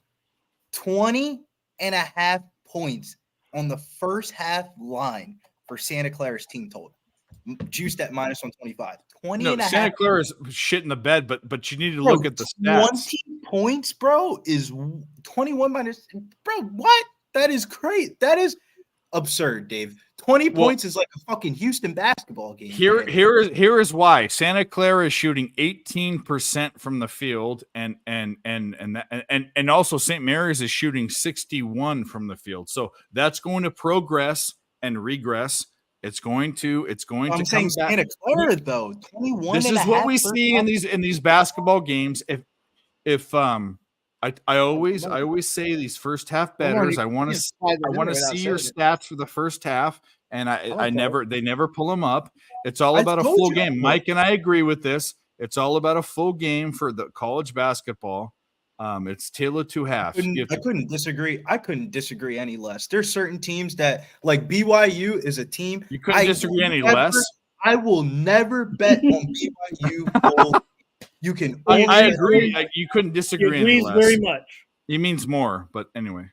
I couldn't disagree anymore. And I mean, fucking like half of these, like a team like Baylor. We've talked about this a million better times. first half you and team. I. Yeah.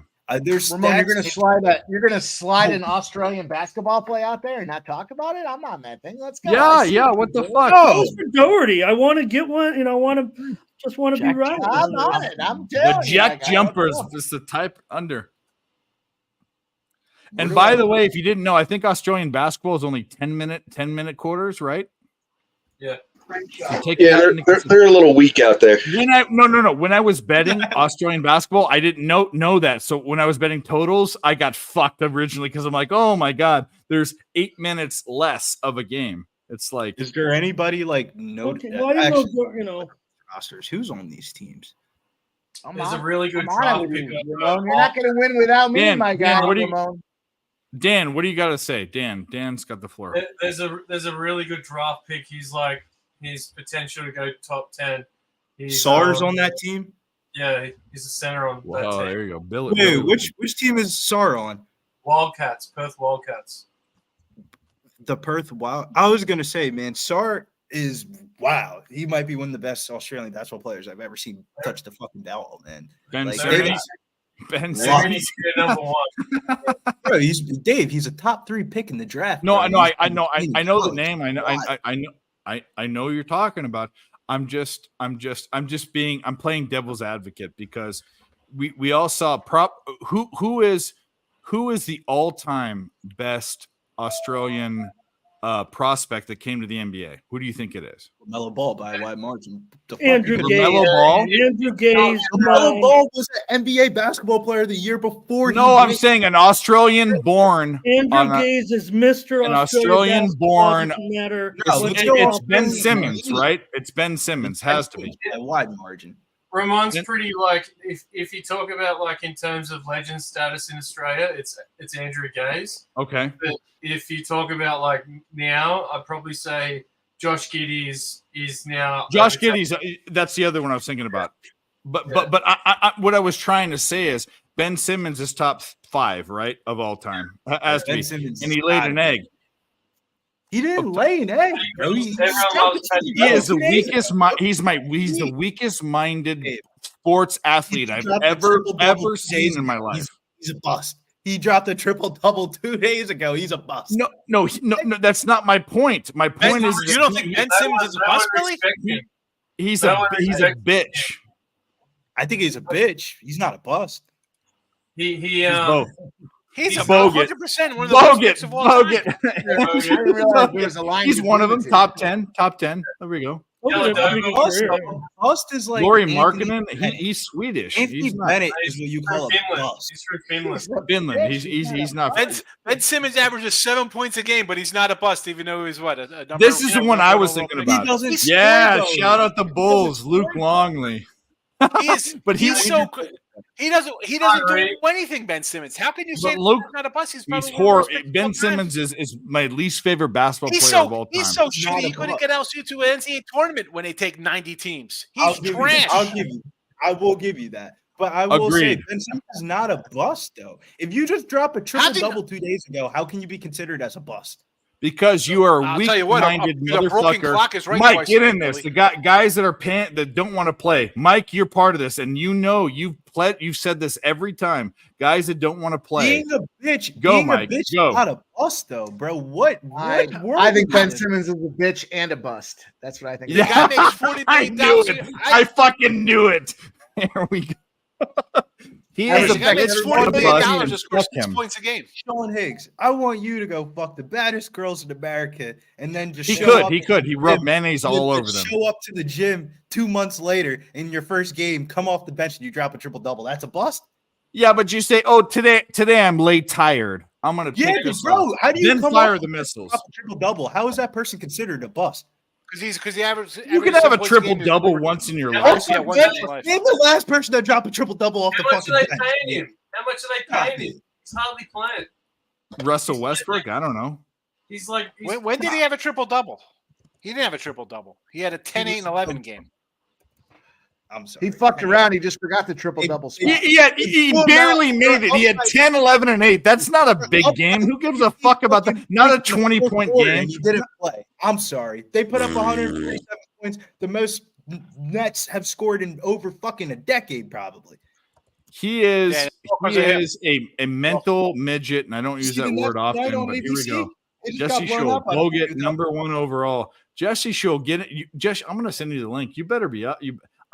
If you're not in a singlet eating a charcuterie board right now, you better fucking.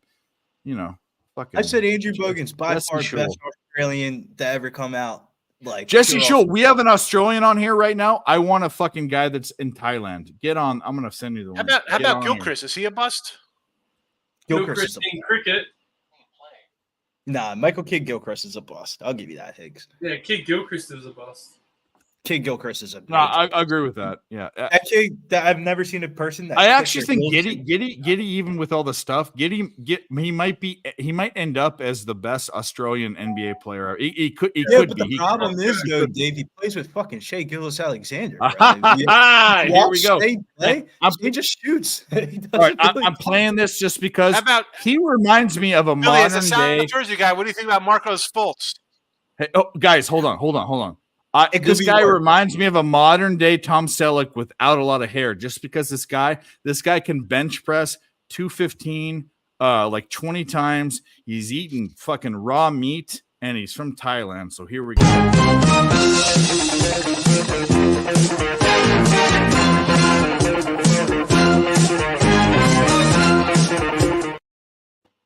You guys wanted legends. Here, now we have legends. Get the fuck out of here. I'd try and grow a mustache, but I think it would come in all gray, so I won't bother. But you're looking slim. You guys were asking who the highest touted Aussie was. Who's the Aussie on the panel?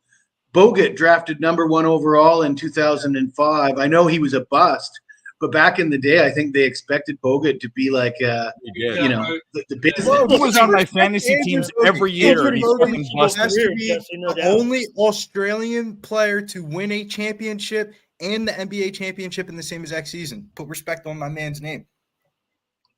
Won 2 championships in 1 year. What about Luke Longley? Like 3 to 4 months.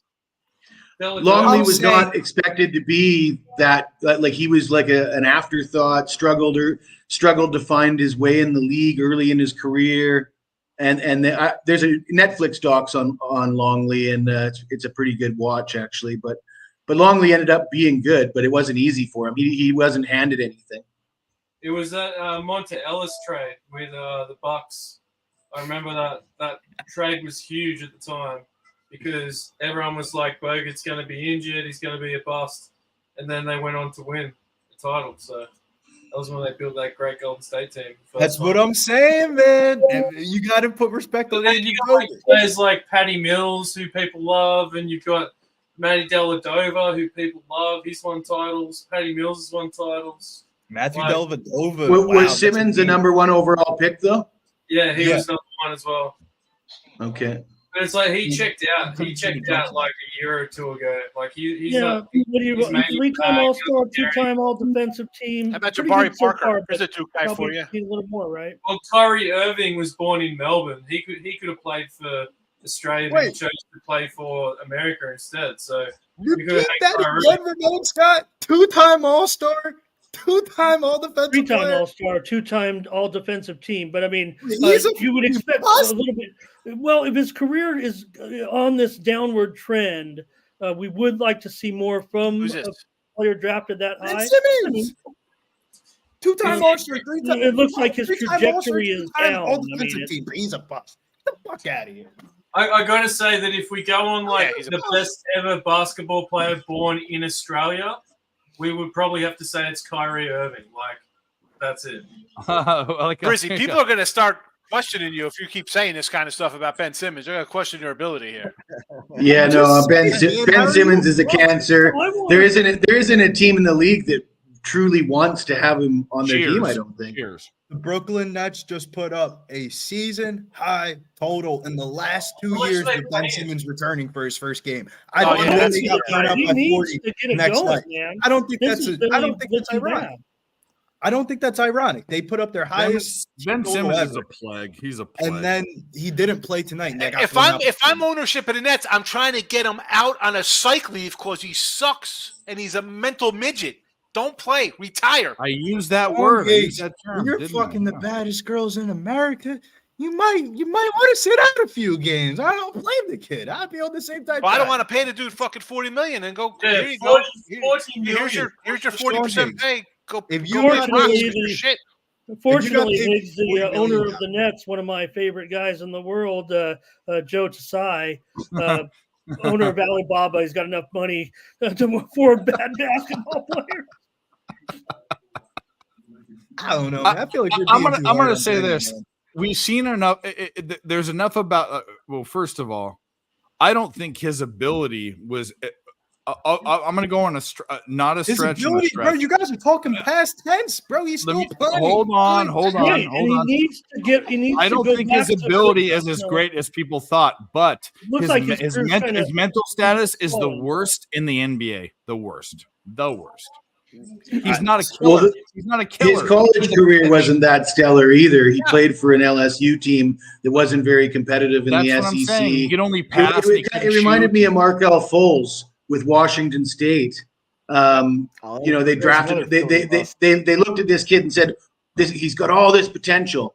But he never really proved anything in college. He wasn't part of championship teams. All he was a 6'9" point guard that had moves and could pass and couldn't shoot. Yeah. That was all he was.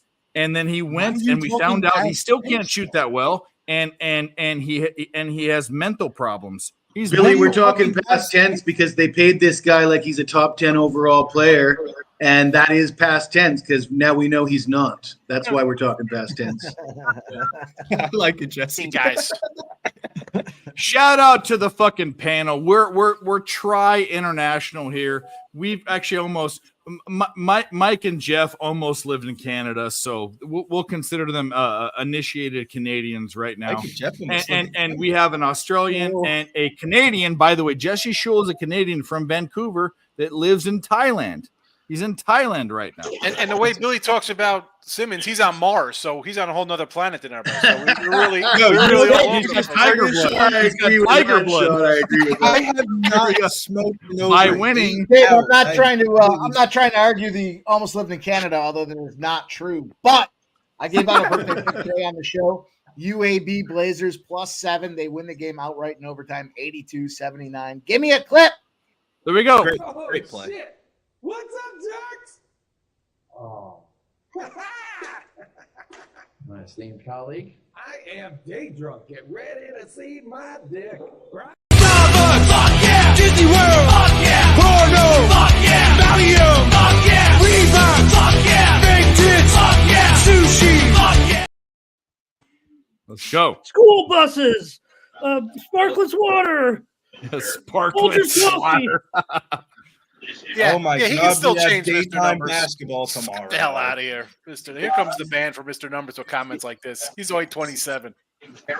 Billy must be an endangered species because I wasn't aware that Ben Simmons fans still existed in the United States. I'm an extinct species. I'm not a fan of the guy. Don't get me wrong. I think it's crazy that you're defending The way him. you I talk can't about even him, I thought believe you were in that. drag, hanging out with the girls, trying to get close with him. Are you like you're like part of his entourage? You're like you got a social media for him. You know, Ben Simmons is back. I baby. just feel like we throw around the word bust way too freely. Like I don't know. get A it. guy who Maybe averages- not bust, but If he was drafted in the second round, you could say that. But when you're drafted number one Any overall, professional you athlete can't I've say ever that. seen in my life, his mental is the worst. His I mental think we is do the get worst. carried away sometimes, right? When a guy gets like a didn't know first you were a round draft psychologist, pick, Dave. let's say a Oh, first I am. round, Trust me. first round draft pick goes on to play like 9 or 10 years, and he averages like 15 points or something. He has a like pedestrian career, but you know what? You probably got a good pick out of that, right? A first round pick, guy If you're plays a- 9 or 10 years, but not when you're Ramon, number one. and You even should be. if you're like, a top you're 5 Hall of guy, Fame, really. by I the think time if you're a it's top over. 5 guy in the NBA, and really probably a top 3, you should be perennial all-star. Anything else, it's a crapshoot because you're not going into a starting role. In the last 4 seasons, Ben Simmons All-Star. He's been That's an a all-star last 4 tragedy. seasons. I'm just saying. 3-time All-Star. Tragedy. 2-time NBA Defensive Player. Now, I'm not arguing for. I'm kind of arguing for, but I mean, no doubt, his trajectory is boop right now because of all the stuff that's gone It's on. gone. in the If you had last Ben year and a Simmons half. signed autograph 1-on-1 rookie cards, sell them for $20 because that's all you'll get. For Maybe. I'm just really. I don't know. I'm disagreeing with you. That's I the mean, best thing ever. That's cold. I'm That's, not here worried. it's true when it's cold, Sean. If you're a top 3 pick, I expect all-star every year. You come in, maybe rookie of the year, depending on what kind of team you're on. You got to be that good. Anything else after that? He was feel the like rookie if of the you year. get He was drafted the in rookie the of the lottery- year. He was If rookie of you're the year. drafted in the lottery and you can start on an NBA basketball team, How many guys do that though? Not Markel a lot. Fultz, he was a bust. Everybody was calling him a Exactly, bust. I'm saying- He's starting point guard for a top 5 team in the East right now. I'll tell you, Sean. If you've got a Ben Simmons rookie card, you sell it to Billy, it's going to be worth more than $20. Yeah. Send it to Billy for he'll probably get $25. $1,000. You make a fucking markup. Billy will try to say, "Listen, I'm not giving you $1,000 for him, but I'll give you my break. plays for a month." You can, Where's the What is pink that? hair? Who's Where's that? the pink hair? John Higgs had the nerve to send me this Ben Simmons card. It's not even in plastic. The Sugar Show, Sugar Sean O'Malley, your bantamweight champion. It's a fucking coaster, Ramon. Look at 2 years before you got that bitch, man. This is a prize commodity. We've won the conversation because Billy's bringing out bobbleheads from UFC guys, so he knows that Simmons is done. Jesse, on another note, I bought my ticket to Vietnam yesterday. I'm on my way. I just got back from Vietnam. I was in Vietnam last week. It was a little crazy, but yeah, you'll enjoy yourself for sure. Jesse goes to Vietnam said like that, every Jesse. month, bro. He's fucking there. Couple And he hangs out with times a Ninja. year, anyways. He hangs out with the ninja. No, Jesse's living the life. I mean, if you don't know, this guy is not only one of the best cappers out there, but absolutely he's basically Batman. He's a vigilante. There are people out there that do bad things, and he finds them and punishes them. He punishes them. He's like Liam Neeson. No, we won't go into that. No. He actually is. There are news clips about this guy doing bad things and Jesse punishing them, absolutely punishing them. And you know what I'm talking about, don't you, Sean? Absolutely. Yes, I know the story. No, and this guy can lift. The last time we had interaction, he goes, "This DB lifted this in the combine." He puts out a video, and Jesse's near 50 years old. I mean, he's you're late. I'll be 48 this summer. Okay, he's late 40s. This guy goes and does a combine lift, 2 plates on both sides, as much as this NFL player did, and he could have done way more. This guy is a superhuman. Superhuman. He really is. I agree with everything Dave has to say today. Yep. Whatever he's drinking, I'd like to buy him another one. No, it's true. It's absolutely true. I've seen it. It's this video fucking proof. I want to do it on I want to do it on this show on my phone. One of these days we'll do like I want it to be in the singlet with your nuts hanging out like the other singlet. Your fucking nuts are hanging out. I was lifting weights on the show a couple weeks ago. 40% bankroll on whiskey tomorrow, Perky. I mean, listen, I sort of like whiskey. I think everybody's going to jump on Nebraska, but I kind of like Nebraska. I mean, I ain't betting no Big Ten road teams. I'll tell you that. It's Nebraska. Is that what's the total? Because that feels like an over game to me. The way Nebraska is scoring lately, and the way whiskey is more offensively capable this year than they have been in past seasons. That's a good question. The total on that game is 144.5. So the book's I kind of like the over there. I think you got to score 77 to win that game. Yeah, 4 out of the last 5 games for Wisconsin have gone over the total. About 5 more points than I would say about 8 more points than their average total is what this line's posted at. And for Nebraska, besides their game at Maryland, 4 straight overs, and all their totals have been 166.5, 144.5, 143.5, and 148.5. That's actually a really good look. Well, those percentage sites that Dave and Mike like so much are so far showing pretty heavy action on whiskey. I mean, on Nebraska. Yeah, home team.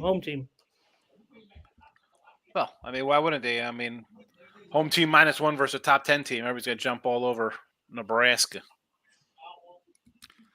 The Blazers are up. The Blazers are up. Let's go. Up. And we have them. We also have Brogdon. Blazing with the Blazers, Billy. Where's Brogdon at? Brogdon's at 9 points. He's not. I don't think he's gonna. I don't think Brogdon's gonna do it. That's fine. What do you mean? He's got the whole entire fourth quarter. He's a starting point guard. He's gonna play. He needs 9 points to do it. But he could do it. But we have him at +11. So wait, what was the line that you got? +11. No, I'm saying, what was the line that you got on Brogdon's point? 17.5. That's crazy. That shit opened up at 14.5. It went way up. That's the point. That was all the point. And he's hit 17.5 the past 6 or 7 games. Yeah, I was talking about it on Mike's show. That was the one. Well, Mike bet it down. Mike bet it down in a parlay. That's he bet it down. I don't blame Mike. I would only take 15 plus with Brogdon. Once we get to 17 plus, those stats don't look the same. I'll tell you. They do, because it's 5 of 6 his last 7 or 6 games. I mean, it's fine with me. I'm gonna run. I gotta get my my late night money show getting ready. Late night money, baby. Let's go. Late night money. I gotta go too, guys. It's still too early in the morning for me. I gotta get another coffee and get something to eat. So all right, brother. I'll be in the chat, guys. Forget it. Love meeting you, Jesse's Jesse. not going to be in the See you chat. guys. We I'm love not you. going over there, but I was going to say we should go over there and hound Higgs and talk up Ben Simmons in the chat. Ben Simmons, be like Ben Simmons, perennial all-star. Give it a year. Brooklyn's got a shot. I can argue for Billy for those first 3 seasons, and then Billy, I'm probably going the other way. It could be way worse. You guys are saying like every time you make whatever's gone on in his head, Billy, whatever this whole situation is that has changed the projection, his trajectory in his career. Hopefully, he turns it around and gets back to old Ben Simmons. I feel like you guys are like back to getting paid like $5 million, $10 million instead of $40 million, which he's getting paid right now. $40 million is honestly not even that crazy in this year's NBA. See how much Duncan Robinson's making this year. That motherfucker be subbing off the bench making $60 million a year. Like, He is off the bench making $40 million a year, hardly playing. I think he's played 70 games in the last 2 seasons, not even. All right, we gotta pull up Duncan Robinson's contract. So Duncan Robinson is insane, but Duncan Robinson's getting paid. Ben Simmons, like Duncan Robinson's played more than Ben Simmons, so you're actually getting more I'm value. just out of saying. it. I'm willing. I mean, I'm willing to go with yes. I mean, unfortunately, missed all these games with an injury. No problem. Came back one game, needed a day off. No problem. Hopefully, it works out for you, Ben. I'm really pulling for you. Duncan Robinson subs off the bench for the Miami Heat, and he makes $18 million a year. So, Signed a $5 five-year, million per $19 three. million. That's the going rate. All right. But I'm just saying, like, to be honest with you, Ben Simmons ain't that far off. Shit. Yeah, so He he should ain't be making too getting paid much the money. same. Ben Simmons hasn't played any games right now in the last, for a long. But where the Sixers are paying his contract, it's not like the Brooklyn Nets said, "Yeah, Oh, yeah, no, we'll it's pay great, you all you know, this." yeah. money. The Sixers are paying him, so if you're getting them for free, shit, I'd take it too. But I think shooting's worth more than not being able to make a layup. So That's what I felt worse about Joe Tsai, my guy, got those super talents together, and they all kind of went nutso. who would you want in your team? A guy that can hit a 3-point shot, like a corner three, or a guy that is too scared to make a layup in a Ben game Simmons. 7? If I drafted Ben Simmons, I would do Ben the Simmons' exact problem was he couldn't opposite. make a free throw. Ben Simmons couldn't No, make free but throws. you for put shit. Ben Simmons at your point guard position, and everybody else shoots around him. Poor I don't know, Ben. man. They're deploying Ben Simmons in the wrong way. If you have Ben Simmons around 4 shooters, he's gonna get him the ball. You need to put him in a situation where he's not the alpha. Like he needs to go play with LeBron. Yes, or that's a great point. Yep. Like, That's a great point. If he's just the man there with all the money, no one's gonna the team's gonna suffer. He shouldn't be the best player. He on doesn't the have the team. mindset best, to be the the alpha. best He's role a for him bitch. is He's a off the bitch. bench when the team's already blown the other team out, and then he comes in there and he can go out and get himself 10 gets his points. stats. Maybe a double-double because they're up by 50 points at halftime. Gets his Billy stats to keep those fans on side. Just gets those little triple doubles. Hey man, I think if you were a complete bust and a complete busto, like everybody said Ben Simmons was, hey, he showed out in that first game. Everybody was betting the Utah Jazz, and look how that shit went. 80% of the tickets on the Utah Jazz, they got smoked. That's because they were riding high on their previous game. I'm just saying, like, just off of that day alone, every trying to sound YouTube like thing I watched, everybody the was saying game. Utah Jazz. Everything I watched on YouTube was saying Utah Jazz, Utah Jazz. And He was playing like hot potato. Do you watch Simmons, man? Every time he hit the ball, it's just like pass it straight away. He was like, he didn't look comfortable. I don't know if you were watching him play. He did get a few easy breakaway layups and stuff, but I don't know. I mean, the alley-oop that he caught the ball and he dunked it, that shit looked nice. That shit looked He's got full some Ben reels. Simmons. He got some highlights. It's all easy. He's a highlight. He goes back onto the bench. Then that's it. Who watches the NBA for 48 minutes anyway? Nobody watches the full NBA games. I can Everybody barely watches the understand it, highlights. but I love it. Everybody watches the highlights in the NBA. Nobody watches. We're the only degenerates that watch the NBA in entirety. Everybody else catches their NBA by fucking watching that's like, ESPN. I bet the first quarter I'm out. I can't stand that. Give me the full game, baby. Let's see what they can do over the stretch. I'm with you. I don't know, man. I feel like with the world that we live in now of sports betting, we just have way more access to information than what we ever had before. So, like, you can find, like, a player goes over their point prop in the first half at this percentage, and, like, you can damn near calculate. I don't know. It's a long story, but with the information that we have nowadays, I feel like we shouldn't be so narrow-minded in how we're betting. They're opening up more markets for us to bet on. Well, it's our job to exploit those markets. A lot of these player props that people are betting points over, if you just bet them in the first quarter, that's how you get if they're not going to go over their points if they don't go over in the first quarter. Like, I don't know. I feel like we have so much information. We don't need to be like narrowing it. I don't know, man. Like Dave was talking about like first halves, like BYU, for example, or like Milwaukee's a prime example I use. Milwaukee in the Horizon League, they're bottom 10 in the country in first half scoring, but top 10 in the country in second half scoring. Why would you ever bet on them pre-flop? I agree. You just pay Milwaukee the first half. I bet you that shit is profitable. Like BYU is another team at home. BYU has yet to lose a first half. That's a Jimmy G special. He gives us all those stats. Brogdon, 14 points. Just an update. He's at 14. Fourth quarter, we need this to go 4 more 10 points. minutes to go. 10 minutes. Mike needs 2 more points. Come on, Brogdon, do it for the boys. And then we got Santa Clara, St. Mary's is at 22. They're getting blown out, but the over's looking still pretty okay. Yeah. Can I show cheeks on the screen, Dave? Is that accepted? What'd you say? What's going on? What'd you say? Well, that's fine. That's yeah, you could put everything but mumble cappers right now, but I don't care. What you do can put I everything but the mumble cappers out there, and if I'm not mistaken, we're not monetizing. I'm this a one, mumble capper. The mumble cappers should be in play. I'm just saying. It's just like God. If you want to put them on, I told you the agreement. What was the agreement? No Well, titties. one channel you control, the other channel I don't control. Exactly. That's a bad. That's a well. bad Well, bet it's also there. your show. You can do whatever you want. So that's it. That's gonna go far. That'll be the last time I do a show That's my point too. So like it's a But very sound.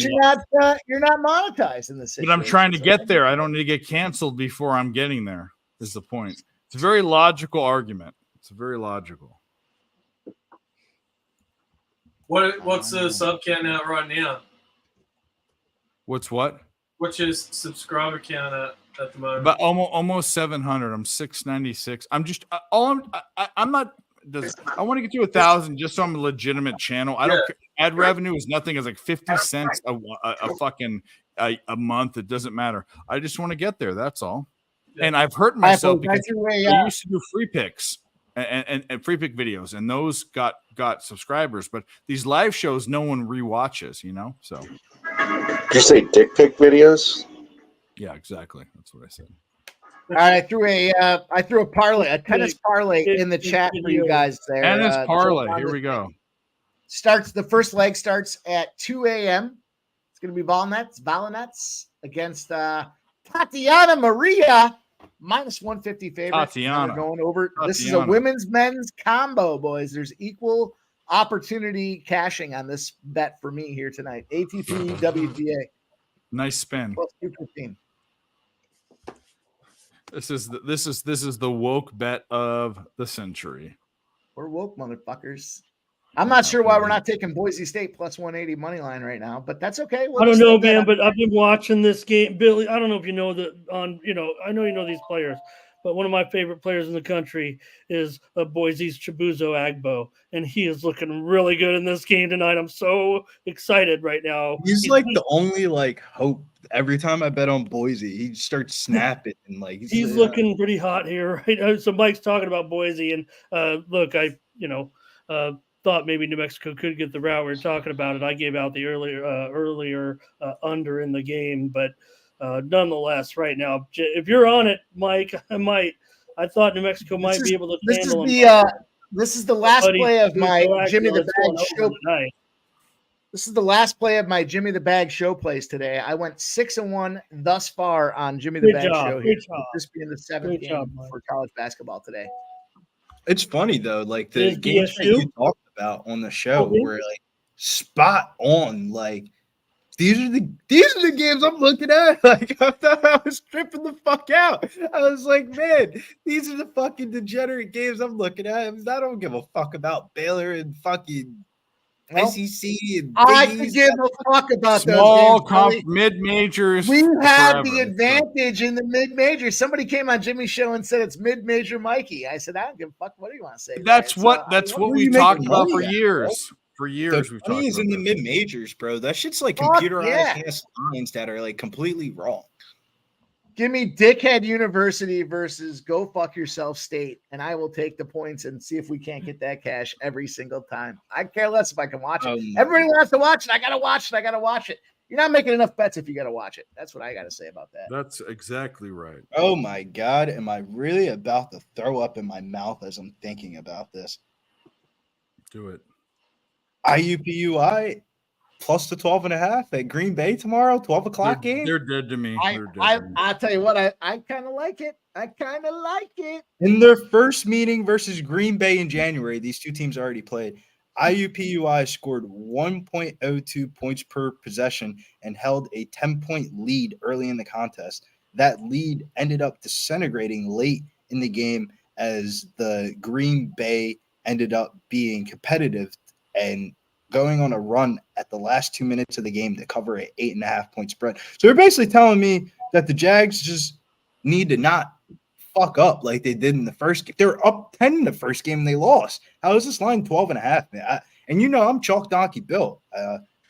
San Jose go. How is this? San Jose go. Let's go, baby. It was 14, so you might want to get on this now. This is a really popular.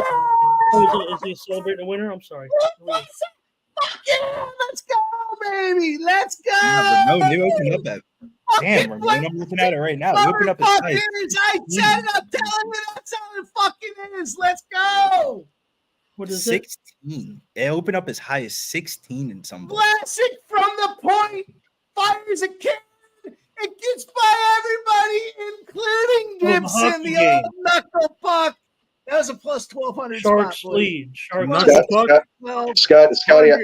I like that play, given the fact that it is obviously a low-scoring game. If there's another goal, it might be an empty netter, and obviously that's gonna fade into the Shark spot there. I like that play. Fucking blasting, fellas! God damn! Let's go!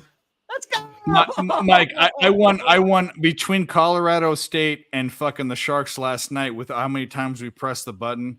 It was a down payment on a car. It was fucking silly. Last night with all the arguments, it was fucking. We just put a down payment on a Jetta. You know what they say about Vlasic? The pickles. Well, that's the best sounding pickle I've ever heard. Yeah, that is. But Clausen's better. The pickle has to have them. I'll show you my pickles in a minute.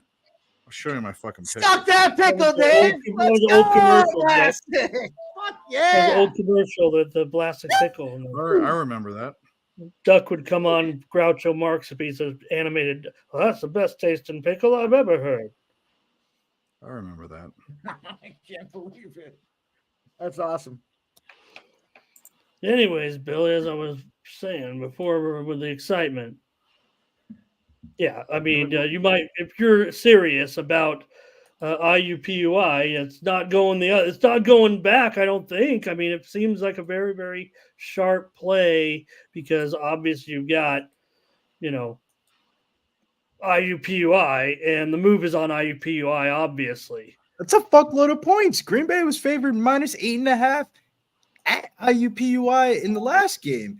And now they're, I don't know, man. That line doesn't seem correct. Like that line should be at like 9.5, 10, not 12.5 on FanDuel that I'm looking at. Like it's just like.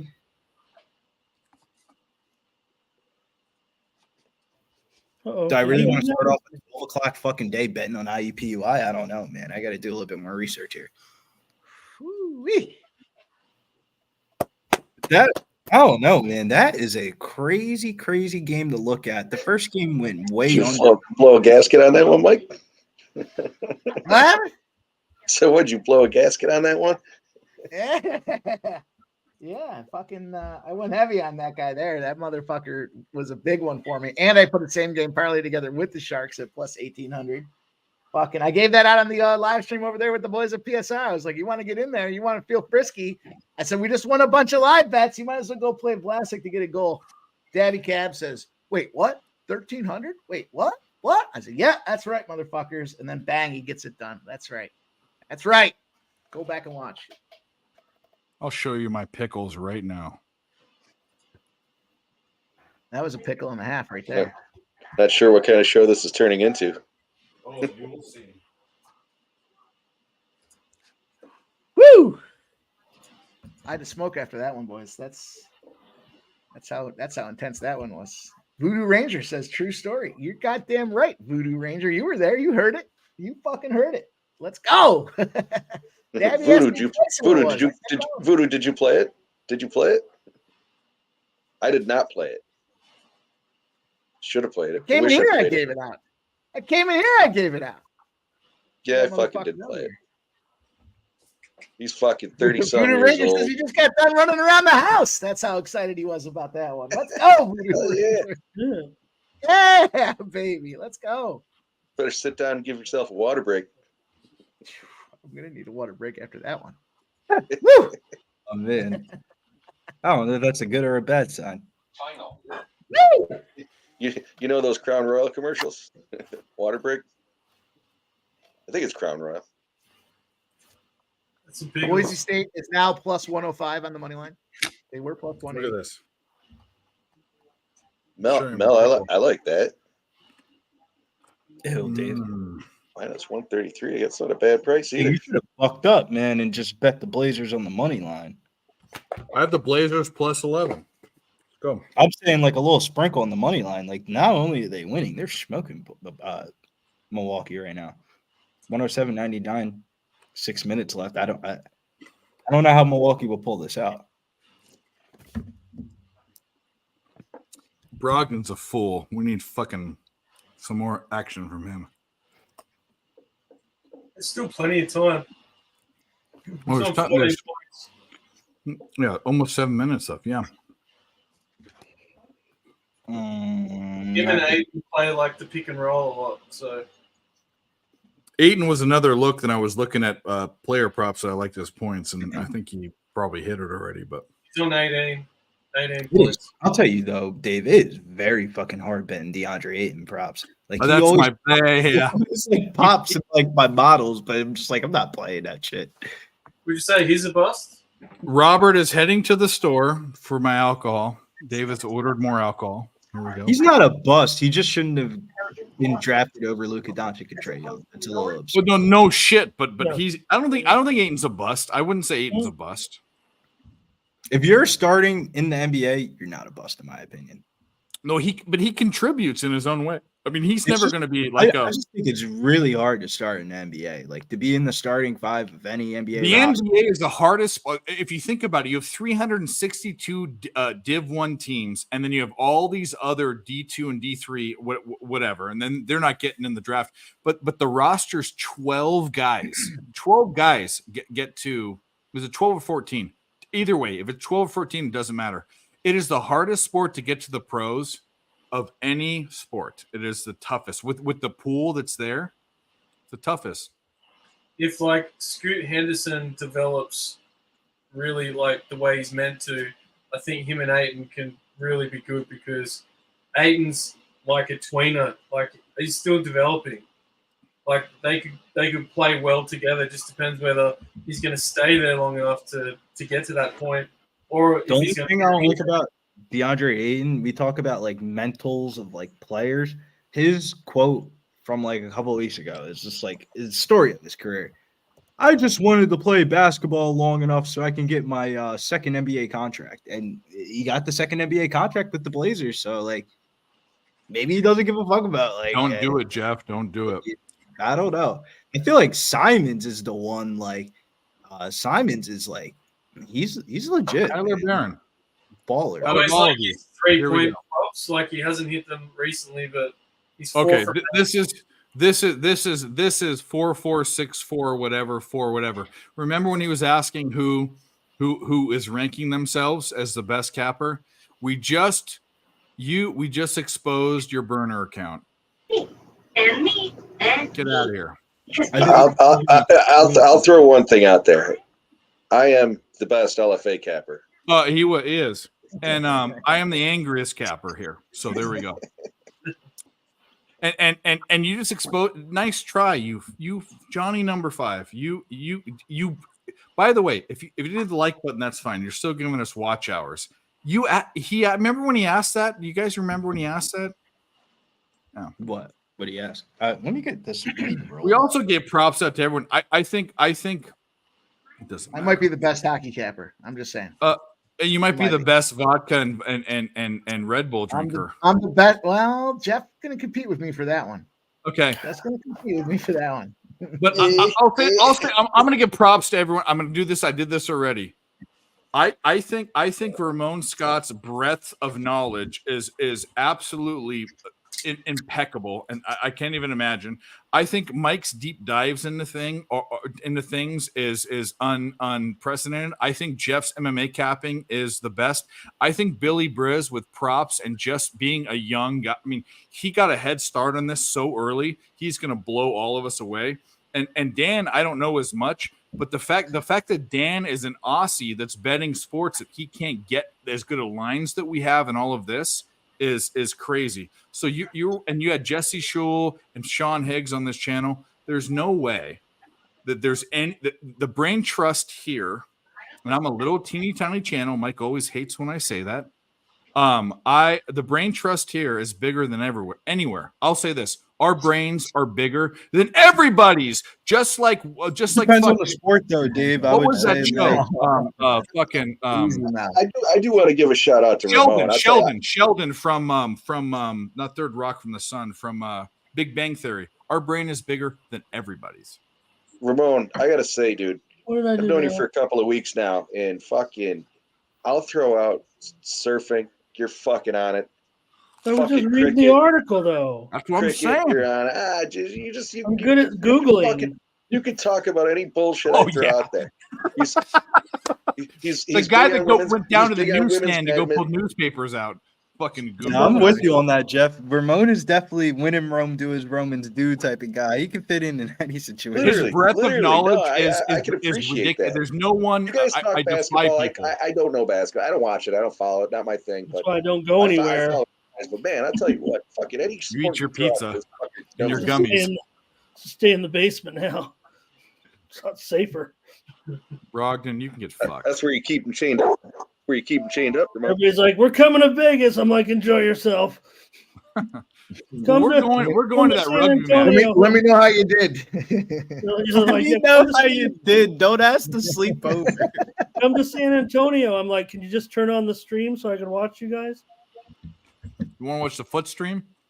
Oh, appreciate I'll be it. right back. I gotta smoke. 63013, my guy. I remember last year though. It's almost like that.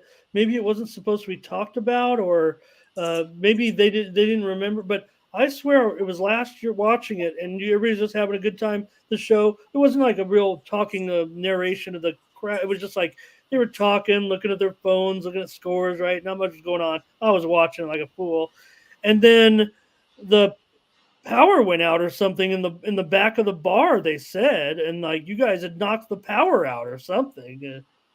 At least they said the stream died, but maybe they were just saying that why the stream. Maybe they just pulled the plug on them. I will say though, from like a shouts to Jeff of Pub Sports, I don't know how we're not doing all our videos in that studio, man. That shit is immaculate. It's fire. It's that fire. shit makes you feel like you're really on a fucking TV Oh, yeah. show. Oh, Like yeah. I had to say to Jeff, because Jeff was getting mad at me about I get cold really easily. Yeah. And I was like, dude, But they turn blast off the air fucking conditioner in that AC. shit. I I love was it. like, bro, if I'm being on this live stream, I'm not shaking my fucking leg being cold. Like, But they blast the AC, which I love because Jeff's kind of he's not, I wouldn't say he's as big as me, but he likes cold. He likes the cold, and me and Jeff showed up at 9:00 to do a show. I did 3 or 4 shows with the boys last Pubapalooza, and Jeff goes in, he walks in, he goes, it's only about 78 degrees outside. And he goes, I'm turning on the AC, and I'm like, Jeff, I get you, I bro.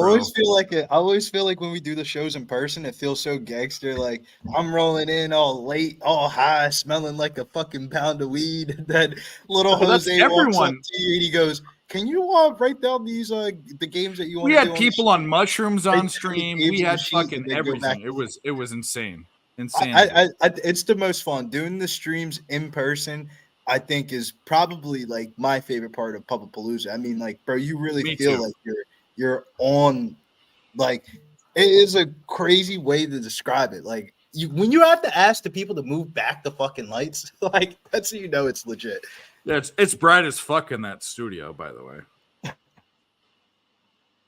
Boise State is now minus 280 on the money line. Drunk. Me and Nick almost got into a fight last time we were on stream on a UFC stream. It was so bad they had to cut the commercial break. And as we came out the commercial break, me and Boston Nick, yes, it was so bad that when we got out of the commercial break, Razor had to call Razor in to take my spot on stream, and I almost broke Jeff's bar front door. Wow. Well, what a temper you must have. Nah, he was just like, all right, I get it. We're down here for March Madness and we're all having fun and all that. But there does need to be like a slight seriousness side of when we're doing like streams and videos. Like when we're doing videos and stuff like that, like this is the one opportunity that we have to do videos in the studio. And he was just way too absurdly drunk for my liking. And it pissed me off really, really angrily. Like I don't get mad at people being drunk, but like time and place, man. You know, this is our first impression. We're going down here. You're all drunk and shit during a fucking UFC event, leaning, rolling. We got you want to know what's funny is Billy is that on the streams, and I'm not trying to. There wasn't many people because the people that got drunk on the streams composed. Jimmy does it right. Put it in a fucking coffee cup. No. I was going to say. I didn't want to say what I was going to say. Bottle in the drawer and put it in a coffee cup. Yeah, no. Jimmy composes himself. The streams last Pubapalooza, if you watch them, were very professionally done. Even the fucking foot stream that everyone, the fucking the Pete Loshak, Picks from Dave, DJ Big Boss foot stream, and Jimmy the Bag foot stream, and we were all lit. But everything was done very professionally. Jose was sitting there and T was sitting there. And actually it was Victor. It wasn't T, it was Victor. Victor was fucking doing the ones and twos. It was magic. Jose, I will say though, Jose during that week of the year, it's a bad way to get to your first impression of Jose because he's like during like the most frantic week of his life. And he is such an asshole during that week, man. Let me not to me specifically, but like, man, I think ever since that Dutch said something to him the wrong way about picking him up from the airport, he's been a bitch about the Pubapalooza. It's like he gets like very demanding, I should say. But you know, it's my guy. I love him. But man, I can't describe that enough. Like it is a hectic time of year, but it's the best time of year, and you wouldn't want to be with anybody else than that crew of cappers during March Madness. Shouts to Dabby Cab. First time I ever met him, woke me up out of my sleep. Eyes crusty as hell, gave me a dab, and I said thank you, and proceeded to roll back over and go back. And then we ended up betting Houston the next day. Houston first half, Dave. First half bets. And I was that sounds like a very Dabby Cabby bet of a top team first half. I was like, Dave, we have to go to lunch and you have to explain to me why am I betting the first half over the full game. He talked it out. We went to the game in person. Cashed the first half so much that we left mid-game at a fucking NCAA tournament of a doubleheader. He said, we're good. We made the money and went back to Southtown. Hey, I just wanted to say something about Pub Sports Radio tonight. If I can, Bill, I think you probably like this too. If you didn't see it about 6 hours ago, Mills had an interview with Miranda Maverick here on the channel, and it was really good. And he did a video, and I think it really should get looked at by everyone. And shout out Mills. People to interview when Mills did his first. I used to be on the interviews with Mills for MMA Locker Room. And I had a comment one time. Me and Mills got into it.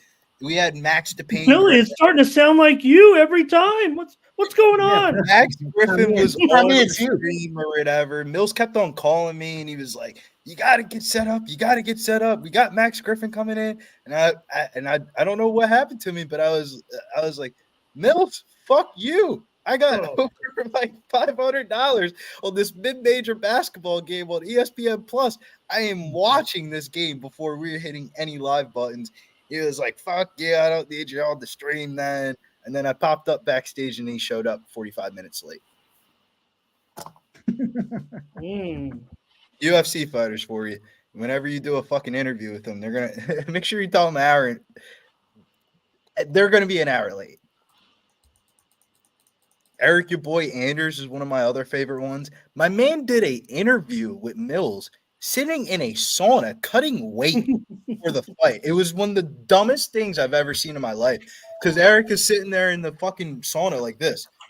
Can you guys see me? Is it too foggy in here? Yeah, fucking Eric Anders. If you try to do a fucking StreamYard stream in a fucking sauna, nobody's gonna be able to fucking see you. And then he walked out the thing with no shirt on, thinking he's hot shit, and he ended up getting his ass beat that fight too. It was ridiculous, man. Fuck that guy. Fuck that guy. Well, I'm hoping that you got a read on that before. It said, look at this guy doing the show from the sauna, not taking this interview seriously. I'm going to bet against him, and it worked out. Cedric Dumas is the #1 person ever. Mills got this guy, Cedric Dumas, from the Dana White Contender Series in the locker room. I've never seen a fighter. Nate Diaz is one of my favorites. Sean O'Malley is one of my favorites. I've never seen a guy smoke 3 backwoods about this fucking big the same exact week of having your UFC debut. It was one of the I was like, Mills, is this the guy that we're betting on? Like, he just went from -145 to 200, and he's smoking more blunts than I think fights that he has in his career right now on stream. What are we doing here? He ends up getting his ass beat by Josh Friend. First round knockout for Josh Friend. And learned a lot from interviews, I will say. Like, they're smoking fucking blunt after blunt on screen, and they feel that comfortable. Fade him.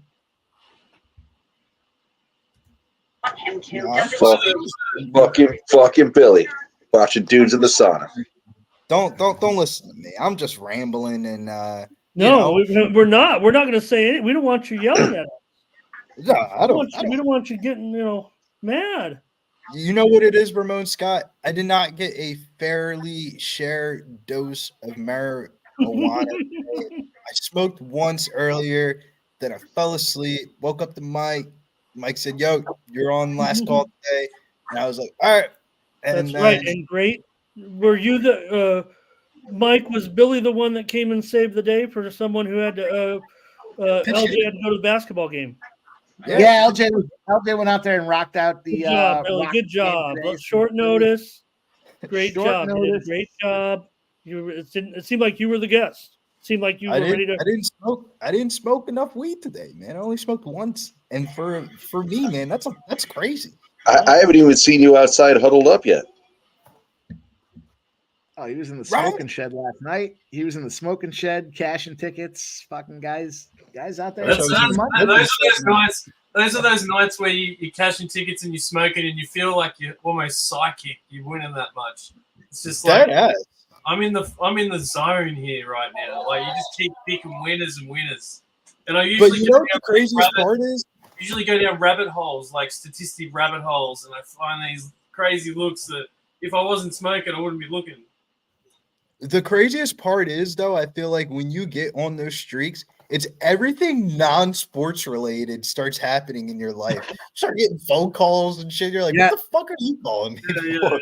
Like, it's like it's like they know you've been streaking. Like, it's the weirdest shit ever, man. Like, oh man, fucking girlfriend calls me. Hey, how's it going? You haven't texted me back in 3 hours.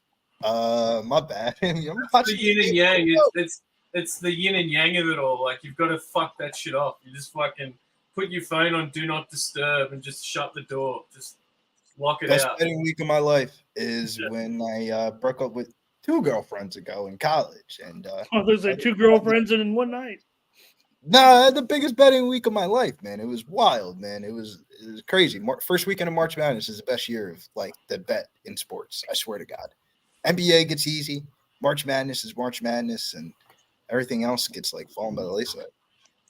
Jesse Schultz said Liberty versus New Mexico State tomorrow. It looks like the wrong team's favorite to me. Liberty's a hell of a basketball team, I'll tell you that. I've personally have faded them a lot this year, but do I want to go back? To be honest with you, the only game I have circled for tomorrow, best spot on the card, is where's that game at? Stephen F. Austin at home versus Utah Valley. That's the spot. Stephen fucking Austin. You know which game had the wrong team favored was fucking New Mexico, Boise State, boys. Let's go. 80-71, a minute, 9 seconds left in the second half. Let's go. Yeah, great job, Boise. Wow. Woo! You know, I was saying this earlier too. New Mexico's margin of victory has been 20.5 points on a game out there. They're smoking them. They've been winning everything by double digits. I wish I would have fucking tailed you, Mike. Man, that fucking Saturday game was like, all right, I might not bet Boise for a very long time. Like how that was one of my biggest losses on Saturday was them losing at home against Utah State. Granted, Utah State's way better than fucking New Mexico, but the number was so weird because they're what 1.5 or 2.5 point favorites against a Utah State team that was 18-2 at the time out there, and yeah, they lost outright to them boys. But the fact that they're one of the front runners in the conference and they're and now here's Boise as a favorite in that spot. All of a sudden, you're laying 11 at fucking New Mexico. That was just or you're getting 11 against New Mexico. Weird line. It's like they didn't know what to do with Boise State. They didn't know where to put that number, so they just tossed an 11 on it because of what New Mexico's been doing lately. They put the number there where they didn't want to take New Mexico money in there. Yeah, that worked for them. They were like, "Yeah, fuck it, you know what?" And you know, everybody looked at it and thought, "Wow, New Mexico. I mean, they're killing everybody. That's an easy cover at home." I know New Mexico. It's a tough place to play at the Pit, but you know, we saw Kansas is a tough place to play as well. And Cincinnati had no problems out there. And here we go with Boise State up 9 points now with a minute 2 seconds to go in the second half. Yeah, no leapfrog. Question though, that line's coming down a lot. People are not a lot, I should say. That line's coming down from the opener. I see people are betting New Mexico. 60% of the early. Yeah, New Mexico State. My bad. I was thinking to myself, what? Someone's live betting New Mexico right now? I kind of like This SMU. is the first time Liberty's been in this conference, though, so I don't know how you could, like, without the historical ATS trends. I think that's where a lot of these new conferences people are getting burned at, or, like, there's no, like, historical ATS trend between teams, and, like, you can't really, like, dig into the history. Like, a lot of the Big 12 games today, I felt like were, like, kind of, or I should say the Big 12 conference, like, is a prime example. It's very hard to cap those teams with them going to new conferences. Because Liberty had a weird beginning of the year. And then Bucks take the lead. The Bucks are taking the lead? They just stole the ball and dunked it. 116-115. 30 seconds to go. Let's go to overtime and cover my -5 and give me the same game parlay. Let's go. Timeout Milwaukee. 117. Simons off 1 foot, throws it in from 14, and the Blazers are back in front by 1. Timeout. Wow. 17 to What go. a game. What a fucking game. Who knew? Plus 11. Do we though. bet That's the another one. Blazers at -128, up by 1 with 17 seconds left? Milwaukee has the ball, or do we bet Milwaukee? Simons originally got it stripped away, and then Lillard threw it up for Giannis for a dunk, but then Simons came back with a little Euro step in the lane and kind of crossed it over and threw it in.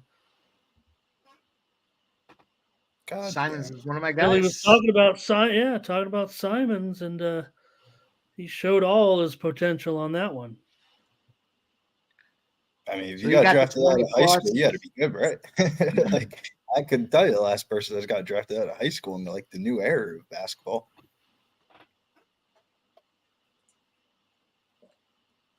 Yeah, Scoots had a good game too. 15 Hey, points. that's the reason why the Brogdon props haven't been hitting. Is Scoots out there. Like, Yeah. I didn't think I thought he just come back from injury too, didn't he? Yeah, Scoot's a hard one. Like, I think he's going to be a good basketball player, but he hasn't shown me anything that he's a good basketball player. So I don't know, like, how to really judge it. Like, he's going to be good, but I don't know. It's different when you're playing like the Jamie Jaquez role in Miami. They're not really asking a lot from you. And then when you're drafted to the Blazers, they're putting the ball in your hand, starting point guard day one. Like that's got to be like a rude awakening. Sharp's out as well. So it's Yeah, like Sharp's out. as soon as Sharp's back, like his playtime's going to go down a heap, I reckon. They might just play him though. Like you'll see it with the Utah Jazz a lot. They'll play Keontae George because he was their lottery They're pick. so deep in their guard spot. Like then they've got they got Matisse as well. Like, Well, they got Malcolm Brogdon for free, basically. Yeah, Hey guys, with Lopez missed a 3, and the Blazers got the rebound here, and it looks like a foul here on the Bucks. Blazers go to the line. Lopez has got 4 threes. Didn't you say you had Lopez in a 3-point? Yeah, he would his over 2.5 threes. I believe was the number I had on that one. I had Simons over 20. Was it 20 plus points? I'm 1 point short of Brogdon, but I still need the Bucks to get this -5 for the same game parlay. So we're gonna need 1 and 1. Make one, miss one here. Let's get a 2-pointer for the Bucks, and let's go to overtime. And we can cash this thing here. Still in play. Still in play. No, there's got to be you got to have a hope. You got to have a hope. Brooks Lopez, though, what a fucking gift for his 3-pointer. He's a beast too. He's blocks. He's like 3rd in blocks this year. I'm pretty sure he's third in blocks. Like Wemby and Kessler are the only other 2 ahead of him in blocks, I think. Jesse says, I just realized I've been watching the show on a 10-minute delay. Yeah, fast forward. It's blow your mind. That happens to me all the time. I like watch shows on my phone. Crazy. Need these Sharks to come through, boys. We need the Sharks for a monster fucking night here. It looks like we're going to go 7-1 on the college basketball plays earlier today. And then I think 3-2 on the last call college basketball. So solid day in college hoops today. The NBA fired, kicked the shit out of the NBA. Fucking smacking hockey. I would be right there fucking dancing with you at the window ticket, but I just took the deposit on PayPal instead. There you go. This Santa Clara St. Mary's game's starting to get a little bit of momentum as well. Is Santa Clara scoring finally? Like, holy shit, man. They're fucking killing me, man. Just score a little bit, and this game goes way over. St. Mary's, this is most St. Mary's has scored this early in the game. I couldn't tell you. Well, all jokes aside.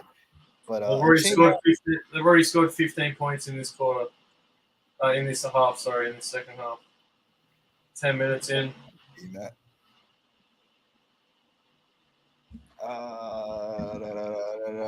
But what we need to have happen here is Santa Clara cut this to like a 15-point game.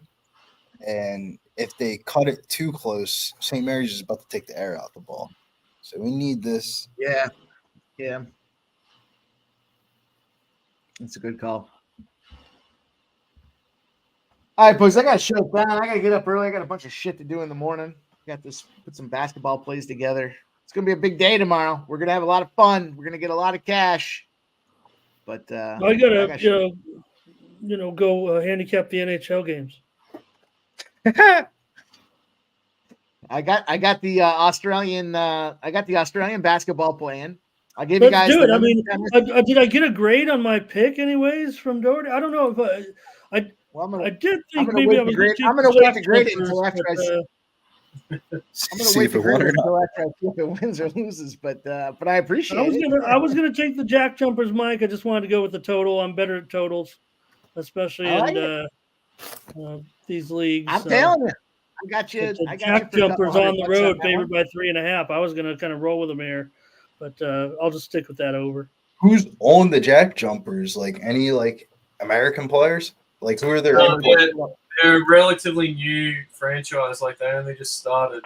But they've been awesome so far. Come on, they did really well. They made it to the finals in their first couple seasons. So, what's their import players though? Like who do they have imported? I don't know. Marcus Lee. Because don't those leagues have like a rule where you can only have like 3 American players on the team or something like that? There's a limit to there's a cap. Yeah, there definitely would be a cap. That's the one problem with the NBL here. It's like really poorly run. Like no one in Australia watches it because all of the games are behind paywalls. Like you got to pay to watch. The people just aren't going to pay to watch it. Well, the Australia's defense, man, you don't want all of your. They kind of keep some of their home league prospects for like a year or two before they go to the NBA. Oh yeah, you can only have like 3 imports, or 3 imports, right? I think it is. They got Marcus Lee, they got Jordan Crawford, I know, but Jordan Crawford's nice. Yeah. Like when LaMelo Ball's played at the stadium in my hometown, like he came played a game here. That's why that team was so bad. You know who else you got? They got a Boise guy too. You might remember Drimmich. Drimmich From Boise. Then was it RJ Hunter? He played for the Breakers. Is it RJ Hunter? I don't know, Billy. You might know that. RJ something like that. I don't think it's Hunter, but I know exactly who you're plays talking for the about. Heat now. Yeah, RJ Hampton. Hampton, that's it. Yeah. There's this one kid. The only reason why I bring up the import thing is because that one kid from Duke a couple years ago, he was like one of the better like Australian prospects in a very long time, and he had ended up foregoing the NBL to go play in for college basketball. And I feel like a lot of those kids are doing that right now. They're kind of skipping out on the NBL so they can go to America basically for free. Well, now they can get the contracts. Like, if they're any good, they can get an NIL deal or whatever you fucking call it, you know? Like, I wish I'd known you about a week ago, Doherty, because we had a fucking kid play at Campbell for the first time on primetime television, and he was from Australia. And I was saying, he's about to go off for Australia Day. And Oh, I yeah. don't think and he fucking went off, man. I think that's like a cap. Like a lot of these Australian players do play like a little bit harder than like the Americans. Like they kind of like It's just the gritty. Like, we're a gritty culture. Like, you just play hard. Don't give Ramon. up. Yes, sir. What is your pick for the Jack Jumpers? Is it over 180? Just to clarify, no, Director 97. It's the under. It's one. We have Yeah, 197. under 179. I think it's actually gone to. I think it's moved a little bit, hasn't it? 179 and a half. It's still 179 and a half. Okay. It actually went against me at first, and I was like, because I really want to be right with the market on these a little bit. I mean, on these I agree type with of you, Ramon. games that I play, and it didn't at first, but then it's kind of come back to the right spot, and I feel like, okay, I feel better about it. I will give you that, Jesse Schultz. Americans are very soft. I don't think I could provide them any other. If you're talking basketball, you look at Matty Dellavedova. Like, he would just do anything to get the ball.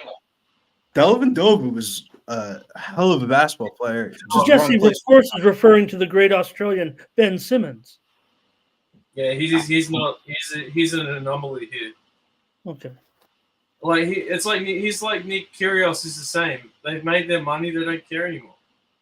Nick Nick Kyrgios could come back and play still, man. He just doesn't want to do it because he doesn't want to do it. He's made his money. No, in fact, if I were Nick, I would not come back and play. I would just stay in the booth. I hope he doesn't say anything that gets him kicked off the air. He's definitely gonna say something to get himself kicked off the air. I know that sucks because he's pretty good so far. I mean, They're a lot more wrong, freer but- with it now, though, Ramon. With like the Billy? booth talk conversations, like watching like some of these college games. Like I remember a couple weeks ago, I was watching Matt Barnes call a game. I think it was like a UCLA game or something like that. Yeah, And, like, he does he Sacramento slipped- Kings too. He slipped a couple curse words in there, man, and they didn't even bat an eye. Well, Granted, I don't think he was on That's ESPN Matt or Barnes. anything. That's Matt Barnes, but Yeah, he'll tell you like you're right. He'll tell you podcast like he's it is. got's pretty good with what's his name? Hey now, What's the Jared Fisher. CJ Miles? Is it CJ Oh. Miles? You with CJ Miles? CJ Miles, yeah. I haven't They have heard that that name. podcast. Yeah, him and TJ do have that podcast. I've heard that. Oh, I thought you were talking about. Yeah, Jesse's saying in the chat here about check out a game of rugby league. There's a game in Vegas. I've been telling these boys to go and watch it. So I would say Jesse Schultz, rugby in the collegiate level is very popular at the D2 level. So that's rugby you'll see union. a lot of It's a different sport. Rugby league and rugby union are different. I was gonna say because like in college, like a lot of the D2 universities that don't have a collegiate football, they have rugby teams. Like the college I went to, Holy Family, before they kicked me out. There were one of the most popular rugby teams in like the Pennsylvania. Like we're out here playing fucking Drexel in rugby. Like it was ridiculous. Yeah, that's like a smarter version of rugby league. Like rugby union is very momentum based, like a lot of trick plays, whereas rugby league is just like brutality. Like it's like modern just like Jesse's saying, just big hits. It's a brutal sport. Yeah, Would you ever play? Jesse's smart. I played rugby union as well. Rugby league is just like you may as well run into a brick wall. That's what they're doing. It's like. Would you ever play? Have I ever played rugby league? Like those type of like rules. I never was inclined to play, dude. It was just the hits were too heavy, bro. Like it's a brutal sport. It's sick to watch. I don't blame you. That's why I never played football. Yeah, right. Like imagine like you see those big hits in the NFL where they target people with their helmets. Like in rugby league, it's like they'll target someone with their shoulder, and it's just like bone on bone. They just like knock dudes out on the field, and they're just like it's like UFC. I think the craziest part is they don't get paid a lot of money at all. No, the best players get paid $1 million. Yeah, I remember this one UFC guy, Alexander. So it's like it's not even $1 million US. Like it's probably like 700,000 US. Like it's not even much money. It's crazy, man. Players in the NBA make more money than stars in this league. I mean, the NBA is a little absurd, man. That even the vet minimum is expensive nowadays. What's the minimum on an NFL player on a squad, not on a training squad, like on the team playing? What's the minimum? Dave or Ramon, do you guys know that one? I don't know. We can look it up. A squad used to be like 80,000. It went up to like 160, I think, for practice squad. But a player minimum for on the team NFL is 700,000 US.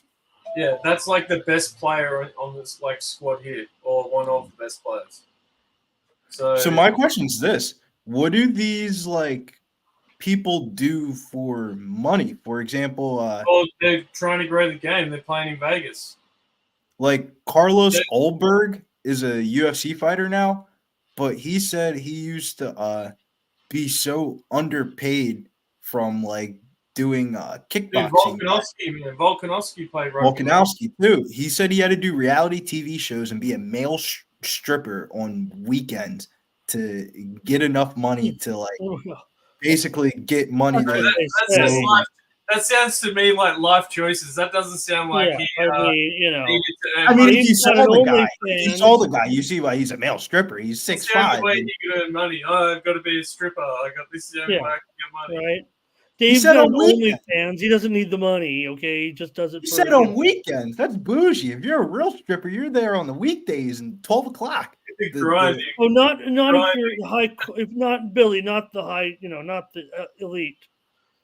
If you see a stripper on the pole at 12 o'clock, that's the one you got the shot with. Dave, thoughts? Are you early? I don't like male strippers, so I'm saying strippers just in general. Do you like early in the day strippers, or are you a late night guy? I was always weekend guy. I remember one time my friend goes, check these strippers out. And I'm like, have you been here before? He goes, nah, not really. And we get in there, and they're all like, "Hey, mate, how are you?" They all knew him. I'm like, dude, you're not fooling anyone. Like, fucking fooling anyone. You know you love the strips. yeah. So funny. But I gotta really look back though. I want to see who's on these basketball teams because Jordan Crawford is a I can't without even looking. I mean, he's got to average the most on that team, right? I mean, that kid was scoring NBA buckets. Yeah, but he's pretty old now. And then what's the other? I want to look at the import players. It's usually how I cap overseas basketball. I want to do a.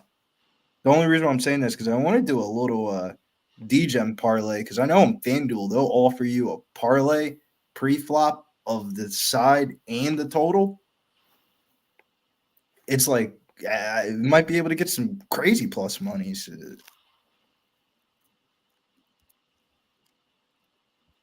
Because it's basically a pick 'em type of game. Like the books don't know who's going to win. Or do they? Are they ahead of us? Because it is what, middle of the day in Australia right now, like 3 o'clock? Yeah, it's nearly 5. It's 10 to 5. You said 10:05? 10 to 5. 10 to 5. 4:50. PM. That's crazy, man. Santa Clara's making a little run here. I don't know if they're going to Dave, cover. this is the run that we need here because we need the over more than we need the cover, but I'll take the cover too. But the only way we get the total Cover, is we talked about this, is if the close. Yes. We got to get close. They don't have to cover. They just have to get close. They can't get blown out by 30. Close. They're getting to the line. They're inside the number right now. They're inside. My only concern is St. Mary's might just take the air out the ball now. Yeah. You know how St. Mary's gets. Talk about a team that wants to go conservative. They'll fucking go real conservative. Yeah, you know what you got to do when they take the air out of the ball? You got to put the air back in the ball. That's what Santa Clara is doing, man. For a team that was down by like 30 points, they're getting each other's faces. They're arguing. Maybe they swap the ball out for a women's NCAA ball. That's why it was the more points. Smaller ball, bigger hoop. Sleep, Dave. Women's college basketball tournament is a great cash cow. Big Kate, if you faded Clayton Clark last year, you got paid. Well, they are cows. I mean, I can't believe how fat college basketball, women's college basketball players have gotten. They're just absolutely the size of shot putters now. What, that girl from Utah? No, that I know you're talking about. She's one of them, but she's like she's a sumo wrestler almost. She looks like basically like a sumo wrestler with like long hair. It's pretty crazy. I mean, I would still smash it. I'm smashing the hottest girl on Utah's basketball, or I should say the leading scorer on Utah's basketball. Oh, I still would. I just say it's embarrassing for sports. I mean, I don't care about this. There are a lot of lesbians in women's basketball. Is that like a common? Yeah, well, obviously, all women's sports. There's a bunch. Softball. Not only is there a lot of lesbians, I heard that there's a lot of bisexual relationships on women's college basketball. And one of the very common things that happen with teams is inter-love triangles on the roster. Oh, Jesus Christ. Well, I think that's what I'll tell you what, that right there is an inside take. Yeah, really. No, my girlfriend. Billy has access to the reports, apparently. My girlfriend used to be she was a he has backdoor access into the filing cabinets. We got boots on the ground. My favorite quote, bro, in sports betting, man. We got boots on the ground tonight. Showing Pajemski here at the game tonight, checking out the action. Pajemski, Santa Clara, the Bronco. Who's the best Santa Clara basketball player between? I can't say that anymore. Jalen Williams is on the Thunder. Print that one back. Oh man. Dun, dun, dun. I was gonna say I left this outside.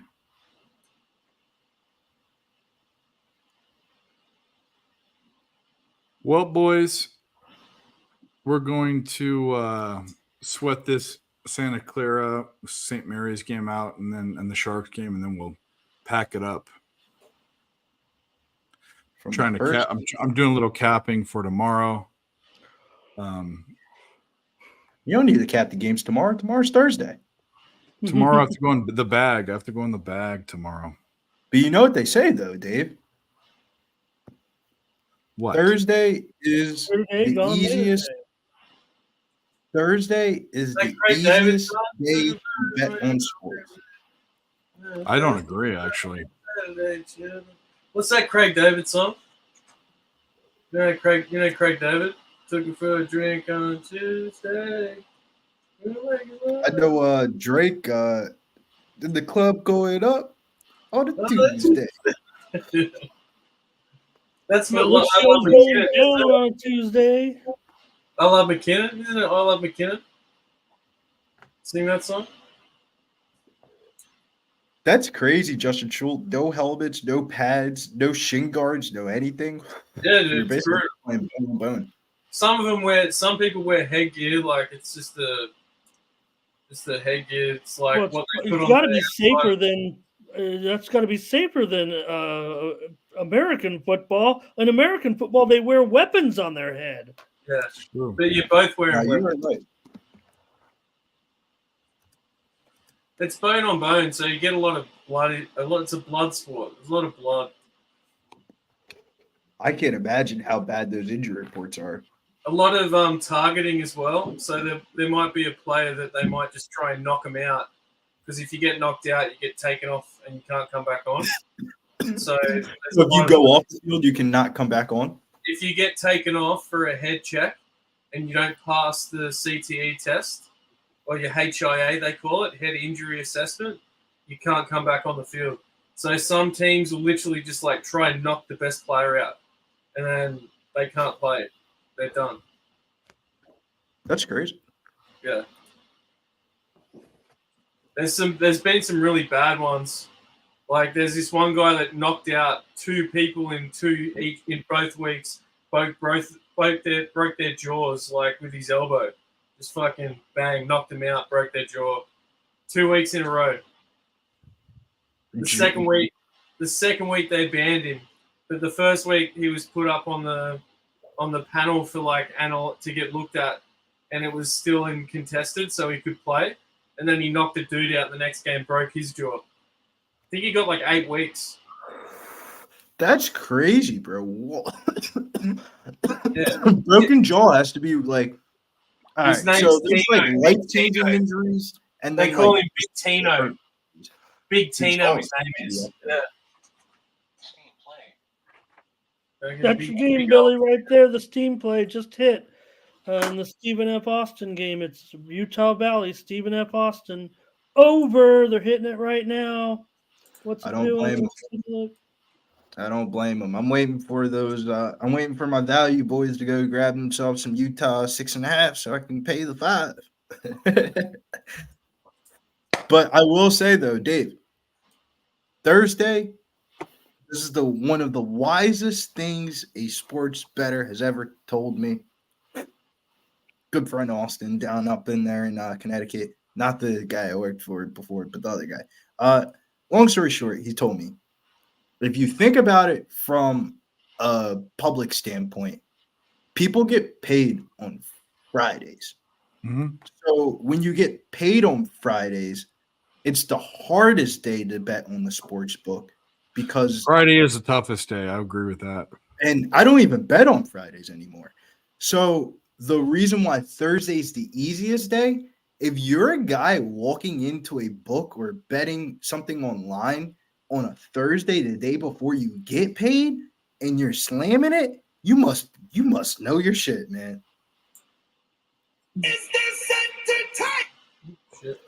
I think that Friday's a square day. Friday's a square day. No, square day's really Tuesday, Dave.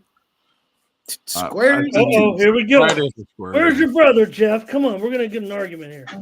Oh Dude, boy. if Friday was Saturday, I would cash a couple fucking parlays. I don't even place more than 3 bets on Fridays because of the ROI I've just seen on Friday alone. Friday is not a day you want to bet on.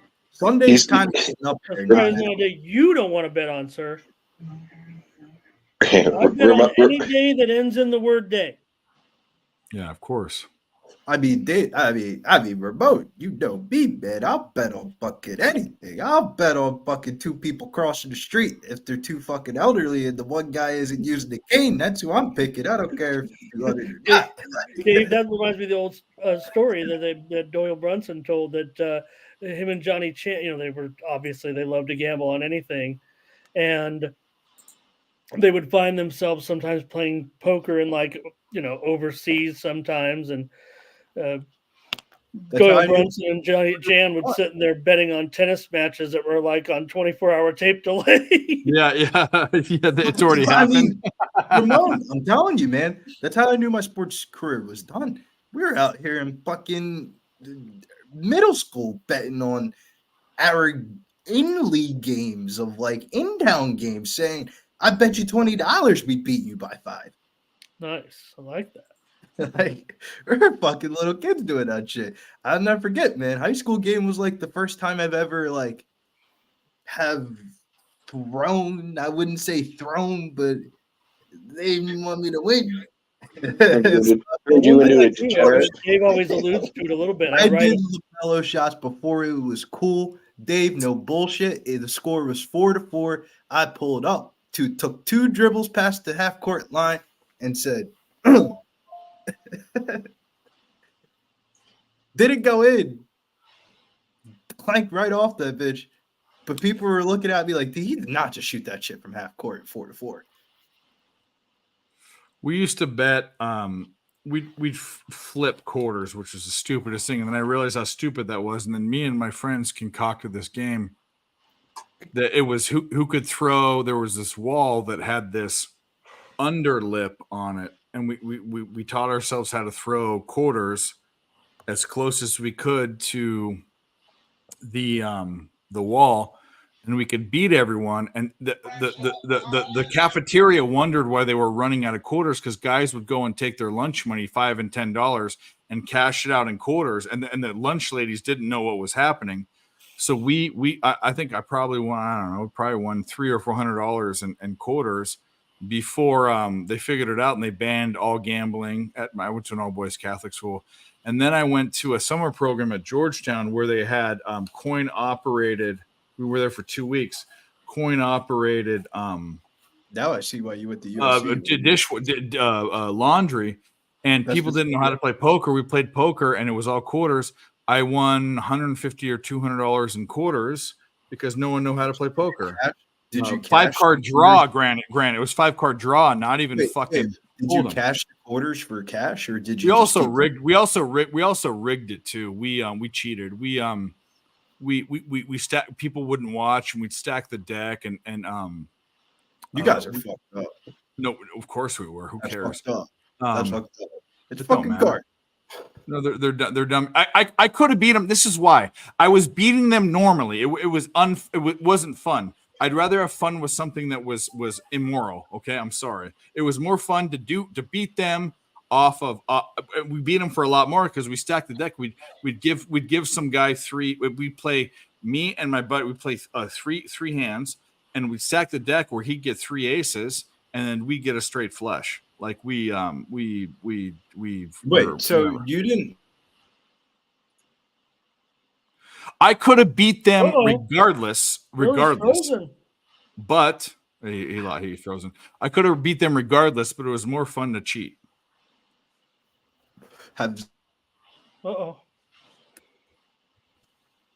All those guys are lawyers and doctors now, and all this. I mean, I was Worm. I was fucking. Who's the guy in Rounders? The guy that was in jail. That was that was Worm. That was Worm. But what was his? What's his? Edward Norton. Edward Norton in Rounders. That's what I was, and I was 17, and no one knew the better. and I stole their quarters that their moms gave them. Those rich fucking motherfuckers. So what do they care, and what do I care after this? I mean, for the time being, I know that shit was lit, man. There's nothing like coming up. You can't imagine. We were kings. We were kings. 17-year-olds. We were kings. Like that shit's we were kings, and those guys. Flee. They did, unfortunately.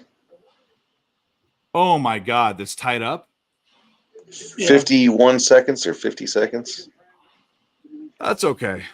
That's all right. The Sharks are going here. Fuck it up. Still time. I think I'll get that under, though. I gave out the under in the chat there. Come on. 8-1. Santa Clara's coming back, baby. 8-point game. We need points. I had this pegged around like 65, 70, you know. That's what I said earlier. Yeah. When Higgs told me he was on Santa Clara and Dave said he liked Santa Clara and Ramon was talking about that trend, I was like, oh man, this is what I like to hear. I should have put some more on it. I only put a little quarter unit on it, but I was trying to make back some Memphis money because they can't win a basketball game. Fuck Memphis University. Penny Hardaway, I'm coming to your front door and fucking shitting on it and lighting it on fire and running away. We need a lot more. We're not going to get this over, I don't think, in the Santa Clara game though. What do you mean? We're going to need some foul fuckery. There's going to be a foul. We need 10 points in 2 minutes and 20 seconds. Dave, they just cut it to an 8-point game, dude. I've seen 16 points in 40 seconds before in a. No, but I'm just saying from the aspect of like. But these teams are slow. St. Mary's is gonna. They should be playing to win. Like it's not like the starters are in. They get this stop. Well, they just sunk a 3, so that's okay.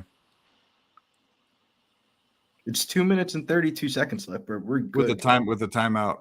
We're rooting for Santa Clara. I'm telling you. We are. We need 6 more points, and we need Santa Clara to cover 14. Yeah. Basically, because they got to.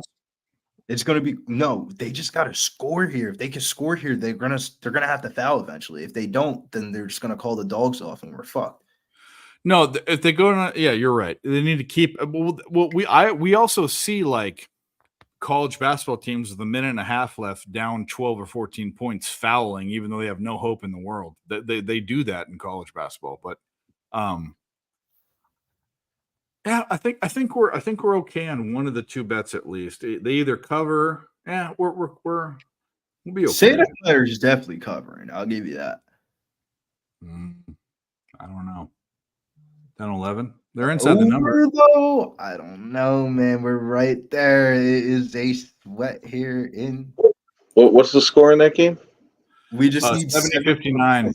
I actually think the over is more applicable because if Santa Clara can't score, they are going to start fouling, and St. Mary's is going to slow it down. They're going to Santa Clara is going to foul. He's going to start fouling. We need 7 points. Santa Clara scores. That's 5 more points. They start fouling. St. Mary's hits back-to-back free throws, and then we would be 1 point away, and then we would basically be rolling the dice of if maybe Santa Clara scores or maybe St. Mary's catches the rebound and they get fouled again, and that would give us the over. Those are the scenarios that we're hoping for. All right. Well, I'm going to grab a cocktail and sweat that one and the Sharks game. Do it. 7 points is reachable. We just need a good fucking Santa Clara drive here, man. If they get a 3, we would be lit. If they get a 3, then it's big. we would be lit. But in my opinion, just go for a layup. But you never know with these teams, man. College coaches are fucking weird. They went for a 3 and they missed, and there was a foul of some sort somewhere. I don't know who fouled who. Santa Clara is in the bonus plus, and I think both are in bonus plus. But I can't. The fucking St. Mary's colors on the screen are light gray and white. It's so stupid. I can't really tell. St. Mary's in the bonus plus too. I can't be any fucking. It's white and light gray. I can't see that far. It's like there's words there, but I can't see it. I'm looking at it on my phone, man. Bonus I can't even see it. St. Mary's has possession, though. I'll tell you that. Joshua Jefferson fouled out. Let's go. St. Mary's. Hopefully, St. I Mary's. don't know Santa why Clara- St. Mary's Santa would have Clara's the ball shooting if the the ball. foul's on Jefferson. I mean, Santa Clara was going up for the rebound. They were hit and knocked down. Yep. If it's a foul on Jefferson, it's got to be Santa Clara ball. Well, yeah, no, it is, and he's all his head's Both down. teams are in the bonus, right?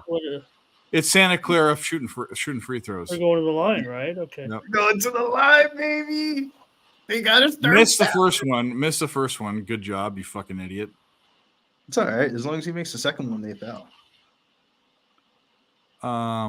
They're gonna let him go down. Maybe they foul. They're gonna definitely have to 2 foul. minutes. I don't know. 2 minutes. I don't know. Maybe They're going to play a possession. They're gonna play. That's what I'm saying. I think they're gonna play a possession. To be honest, yeah, they're gonna play a possession. They're gonna press. They're gonna press. They're gonna press.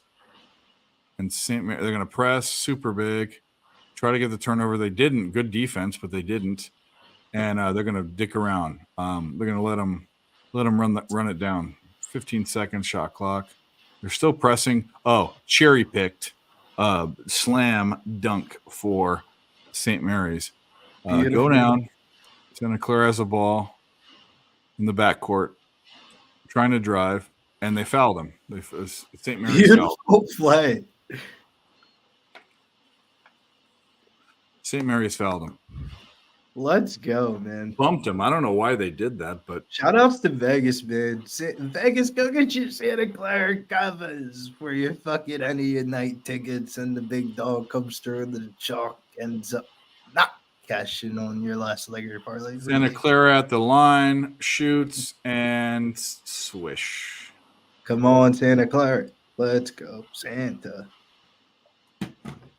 One of my best friends from high school went to Santa Clara. A bunch of people from high school went to Santa Clara, but Santa Clara looks like a lit ass university to go to. it's a cool little university town kind of deal. Yeah, you get the vibe of like. Yep.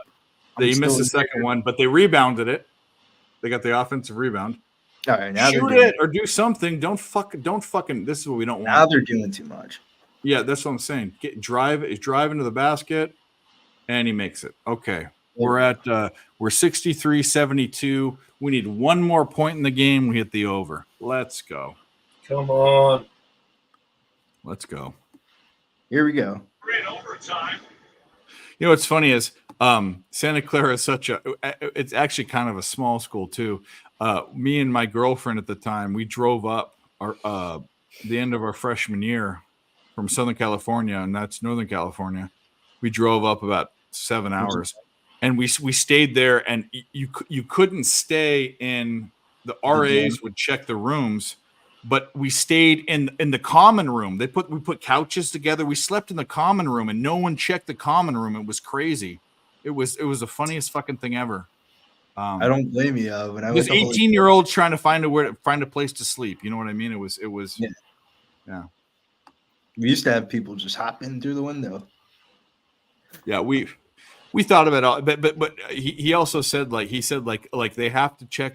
They check the rooms, but the common room they never look at. And we just woke up early, like at 7 before no one in college wakes up before 7. We just woke up and and that was it. Spent one night in the common room.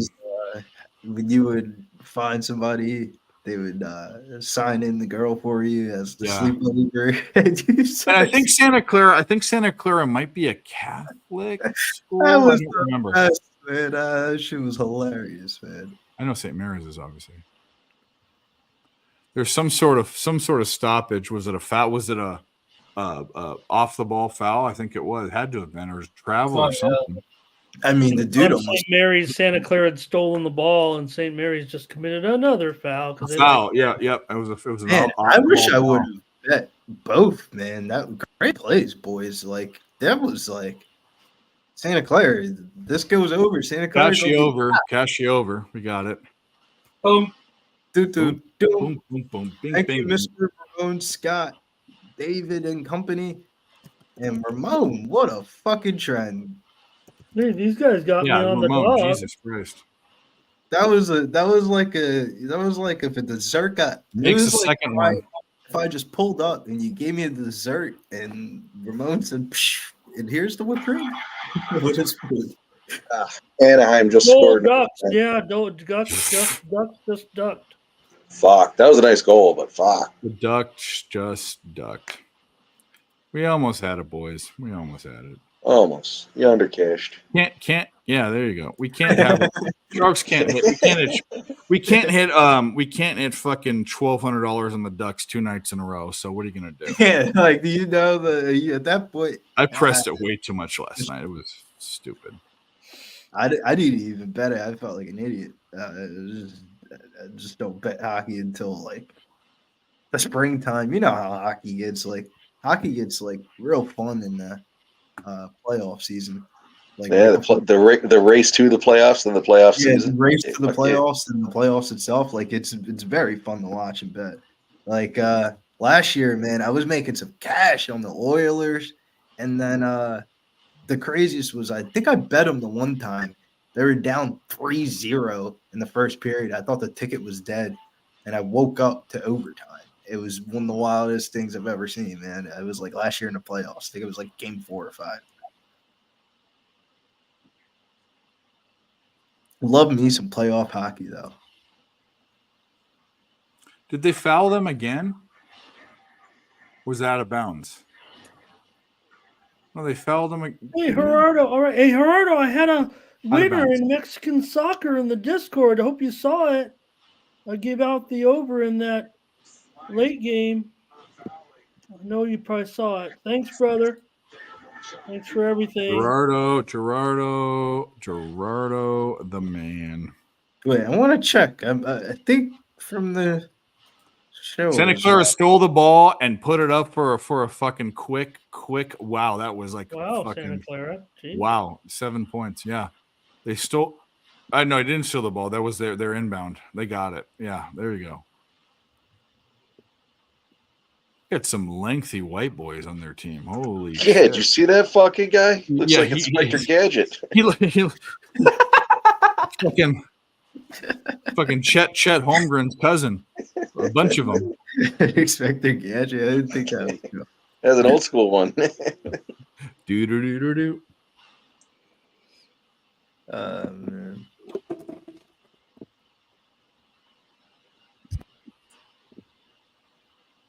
That's a crazy parlay.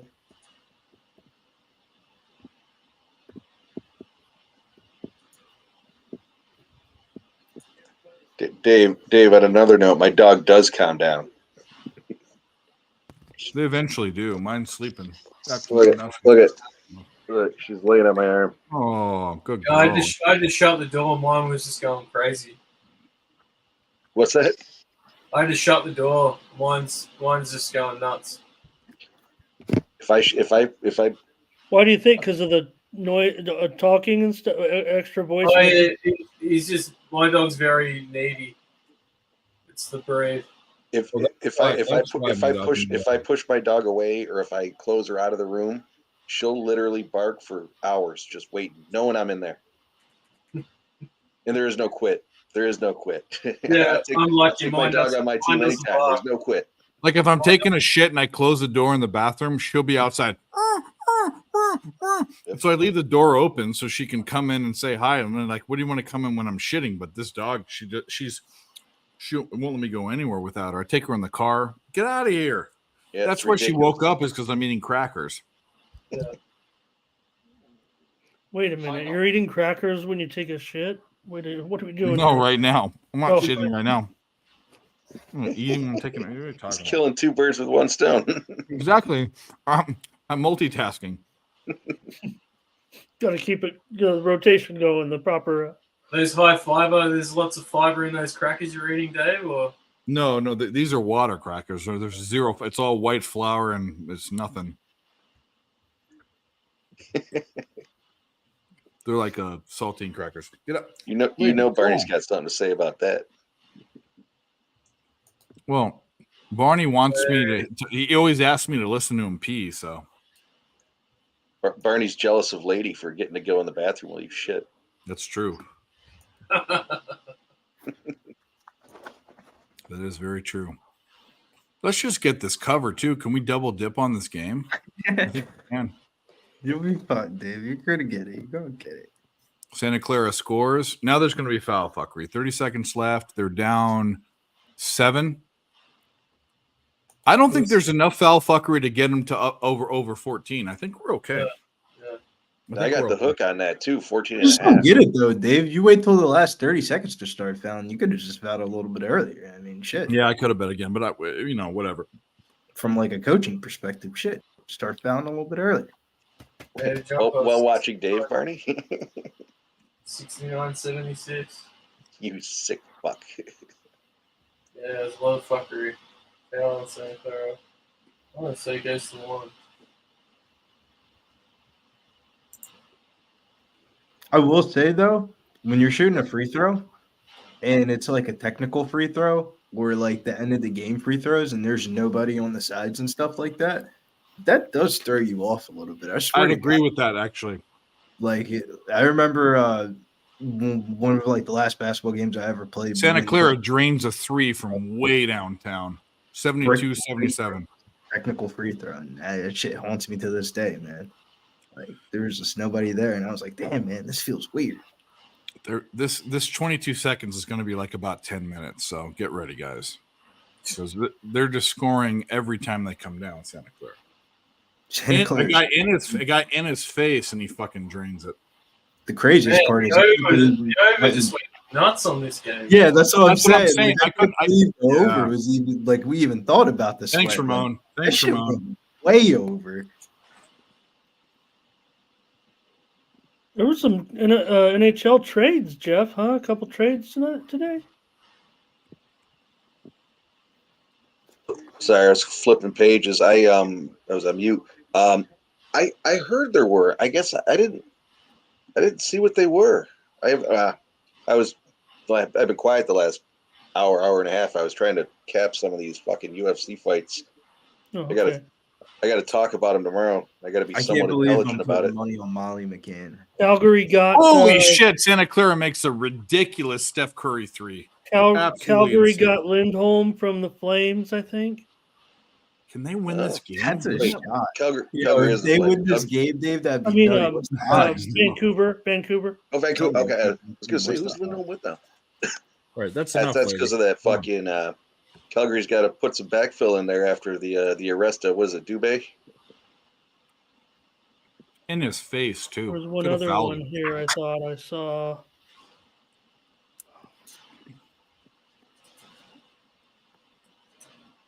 Oh my God! This NBA slate tomorrow looks like dog shit. Yeah, it's mostly about the colleges, Billy. Do you have the? Was there another one, Ramon? Yeah, there was. I can look it up. I didn't. I thought you were looking. No, I saw it come across the little ticker at the bottom, and I didn't catch the names, but it was it looked like whenever they kind of showed on the ticker, I think that. Is Anthony Davis like out for a while, or is he playing? He's another Ben Simmons fucking guy. The Lakers are plus wheeled off the fucking floor. Let's not over exaggerate a little bit. I get it. I think it's pretty close, actually. Out, bro, but wow. Let's argue, Dave. At least Anthony Davis. Okay, so Ben Simmons says I'm not is playing. headed to the Hall of Fame. So okay. So but this is the difference between the thought process. Hall of Famer. Ben Simmons at least says I'm not playing. Anthony Davis feigns injury. He limps to the locker room like last night and he comes back out. From his perspective, though, I would like to see you be 7'1" and control your body. I think he's on a trajectory for a career high in minutes this season, though. What, like 15 a game? Yeah. I will say though, it feels like every time you have a Lakers bet, he ends up going to the locker room. That's every time you bet his prop, he gets hurt, or his pussy gets hurt, or something. Anthony to the locker room again. He is the most. He had one great season with the Lakers, and it was in the maybe bubble. Though. That was it. It could be the Paul Pierce situation where he has to go to the bathroom. Paul Pierce would never. Paul Pierce was a saying warrior. Maybe he has to go to the bathroom during the games or something like that. Because that's a legit situation. If you're sitting on the sidelines, I don't know about you, man, but I definitely pissed a lot when I played sports. Yeah, but it's uncomfortable. You don't want to be. At least when you do that, you just walk normal. You don't be limping. What does he have? Irritable bowel syndrome? Like sometimes, man. I used to do some shit. Like if it was like the fourth quarter, all right, we gotta take him out real quick. Billy Billy always disappeared at the end of the game when we needed him most. I mean, where's Bill? We need put Billy in. He's in the bathroom, Coach. All right, put in Joey. We don't need any of those half court fucking Hail Marys. William Simmons. We just played. Where was I played Billy for a when we bad needed team. him? Yeah. Where was Billy? We needed a basket. He was in the John. It was lit though. I was a sophomore, and I had the keys. I had the keys to the team, and everybody else was seniors. And I was the leading scorer. So it was like we used to get invited to the. We would be down so much. It would be like, Brizzy, we're having a party tonight. You coming? I'd be like, yeah, I guess so. Thought you had the keys to the gym. Not a victory party, but it's a party. It was more of a. We would have the most packed stands for our games, but we definitely had two people in the league that led the league in technical fouls. Billy's the best player to ever come out of his school. Fuck no, not even close. Oh, who is Billy?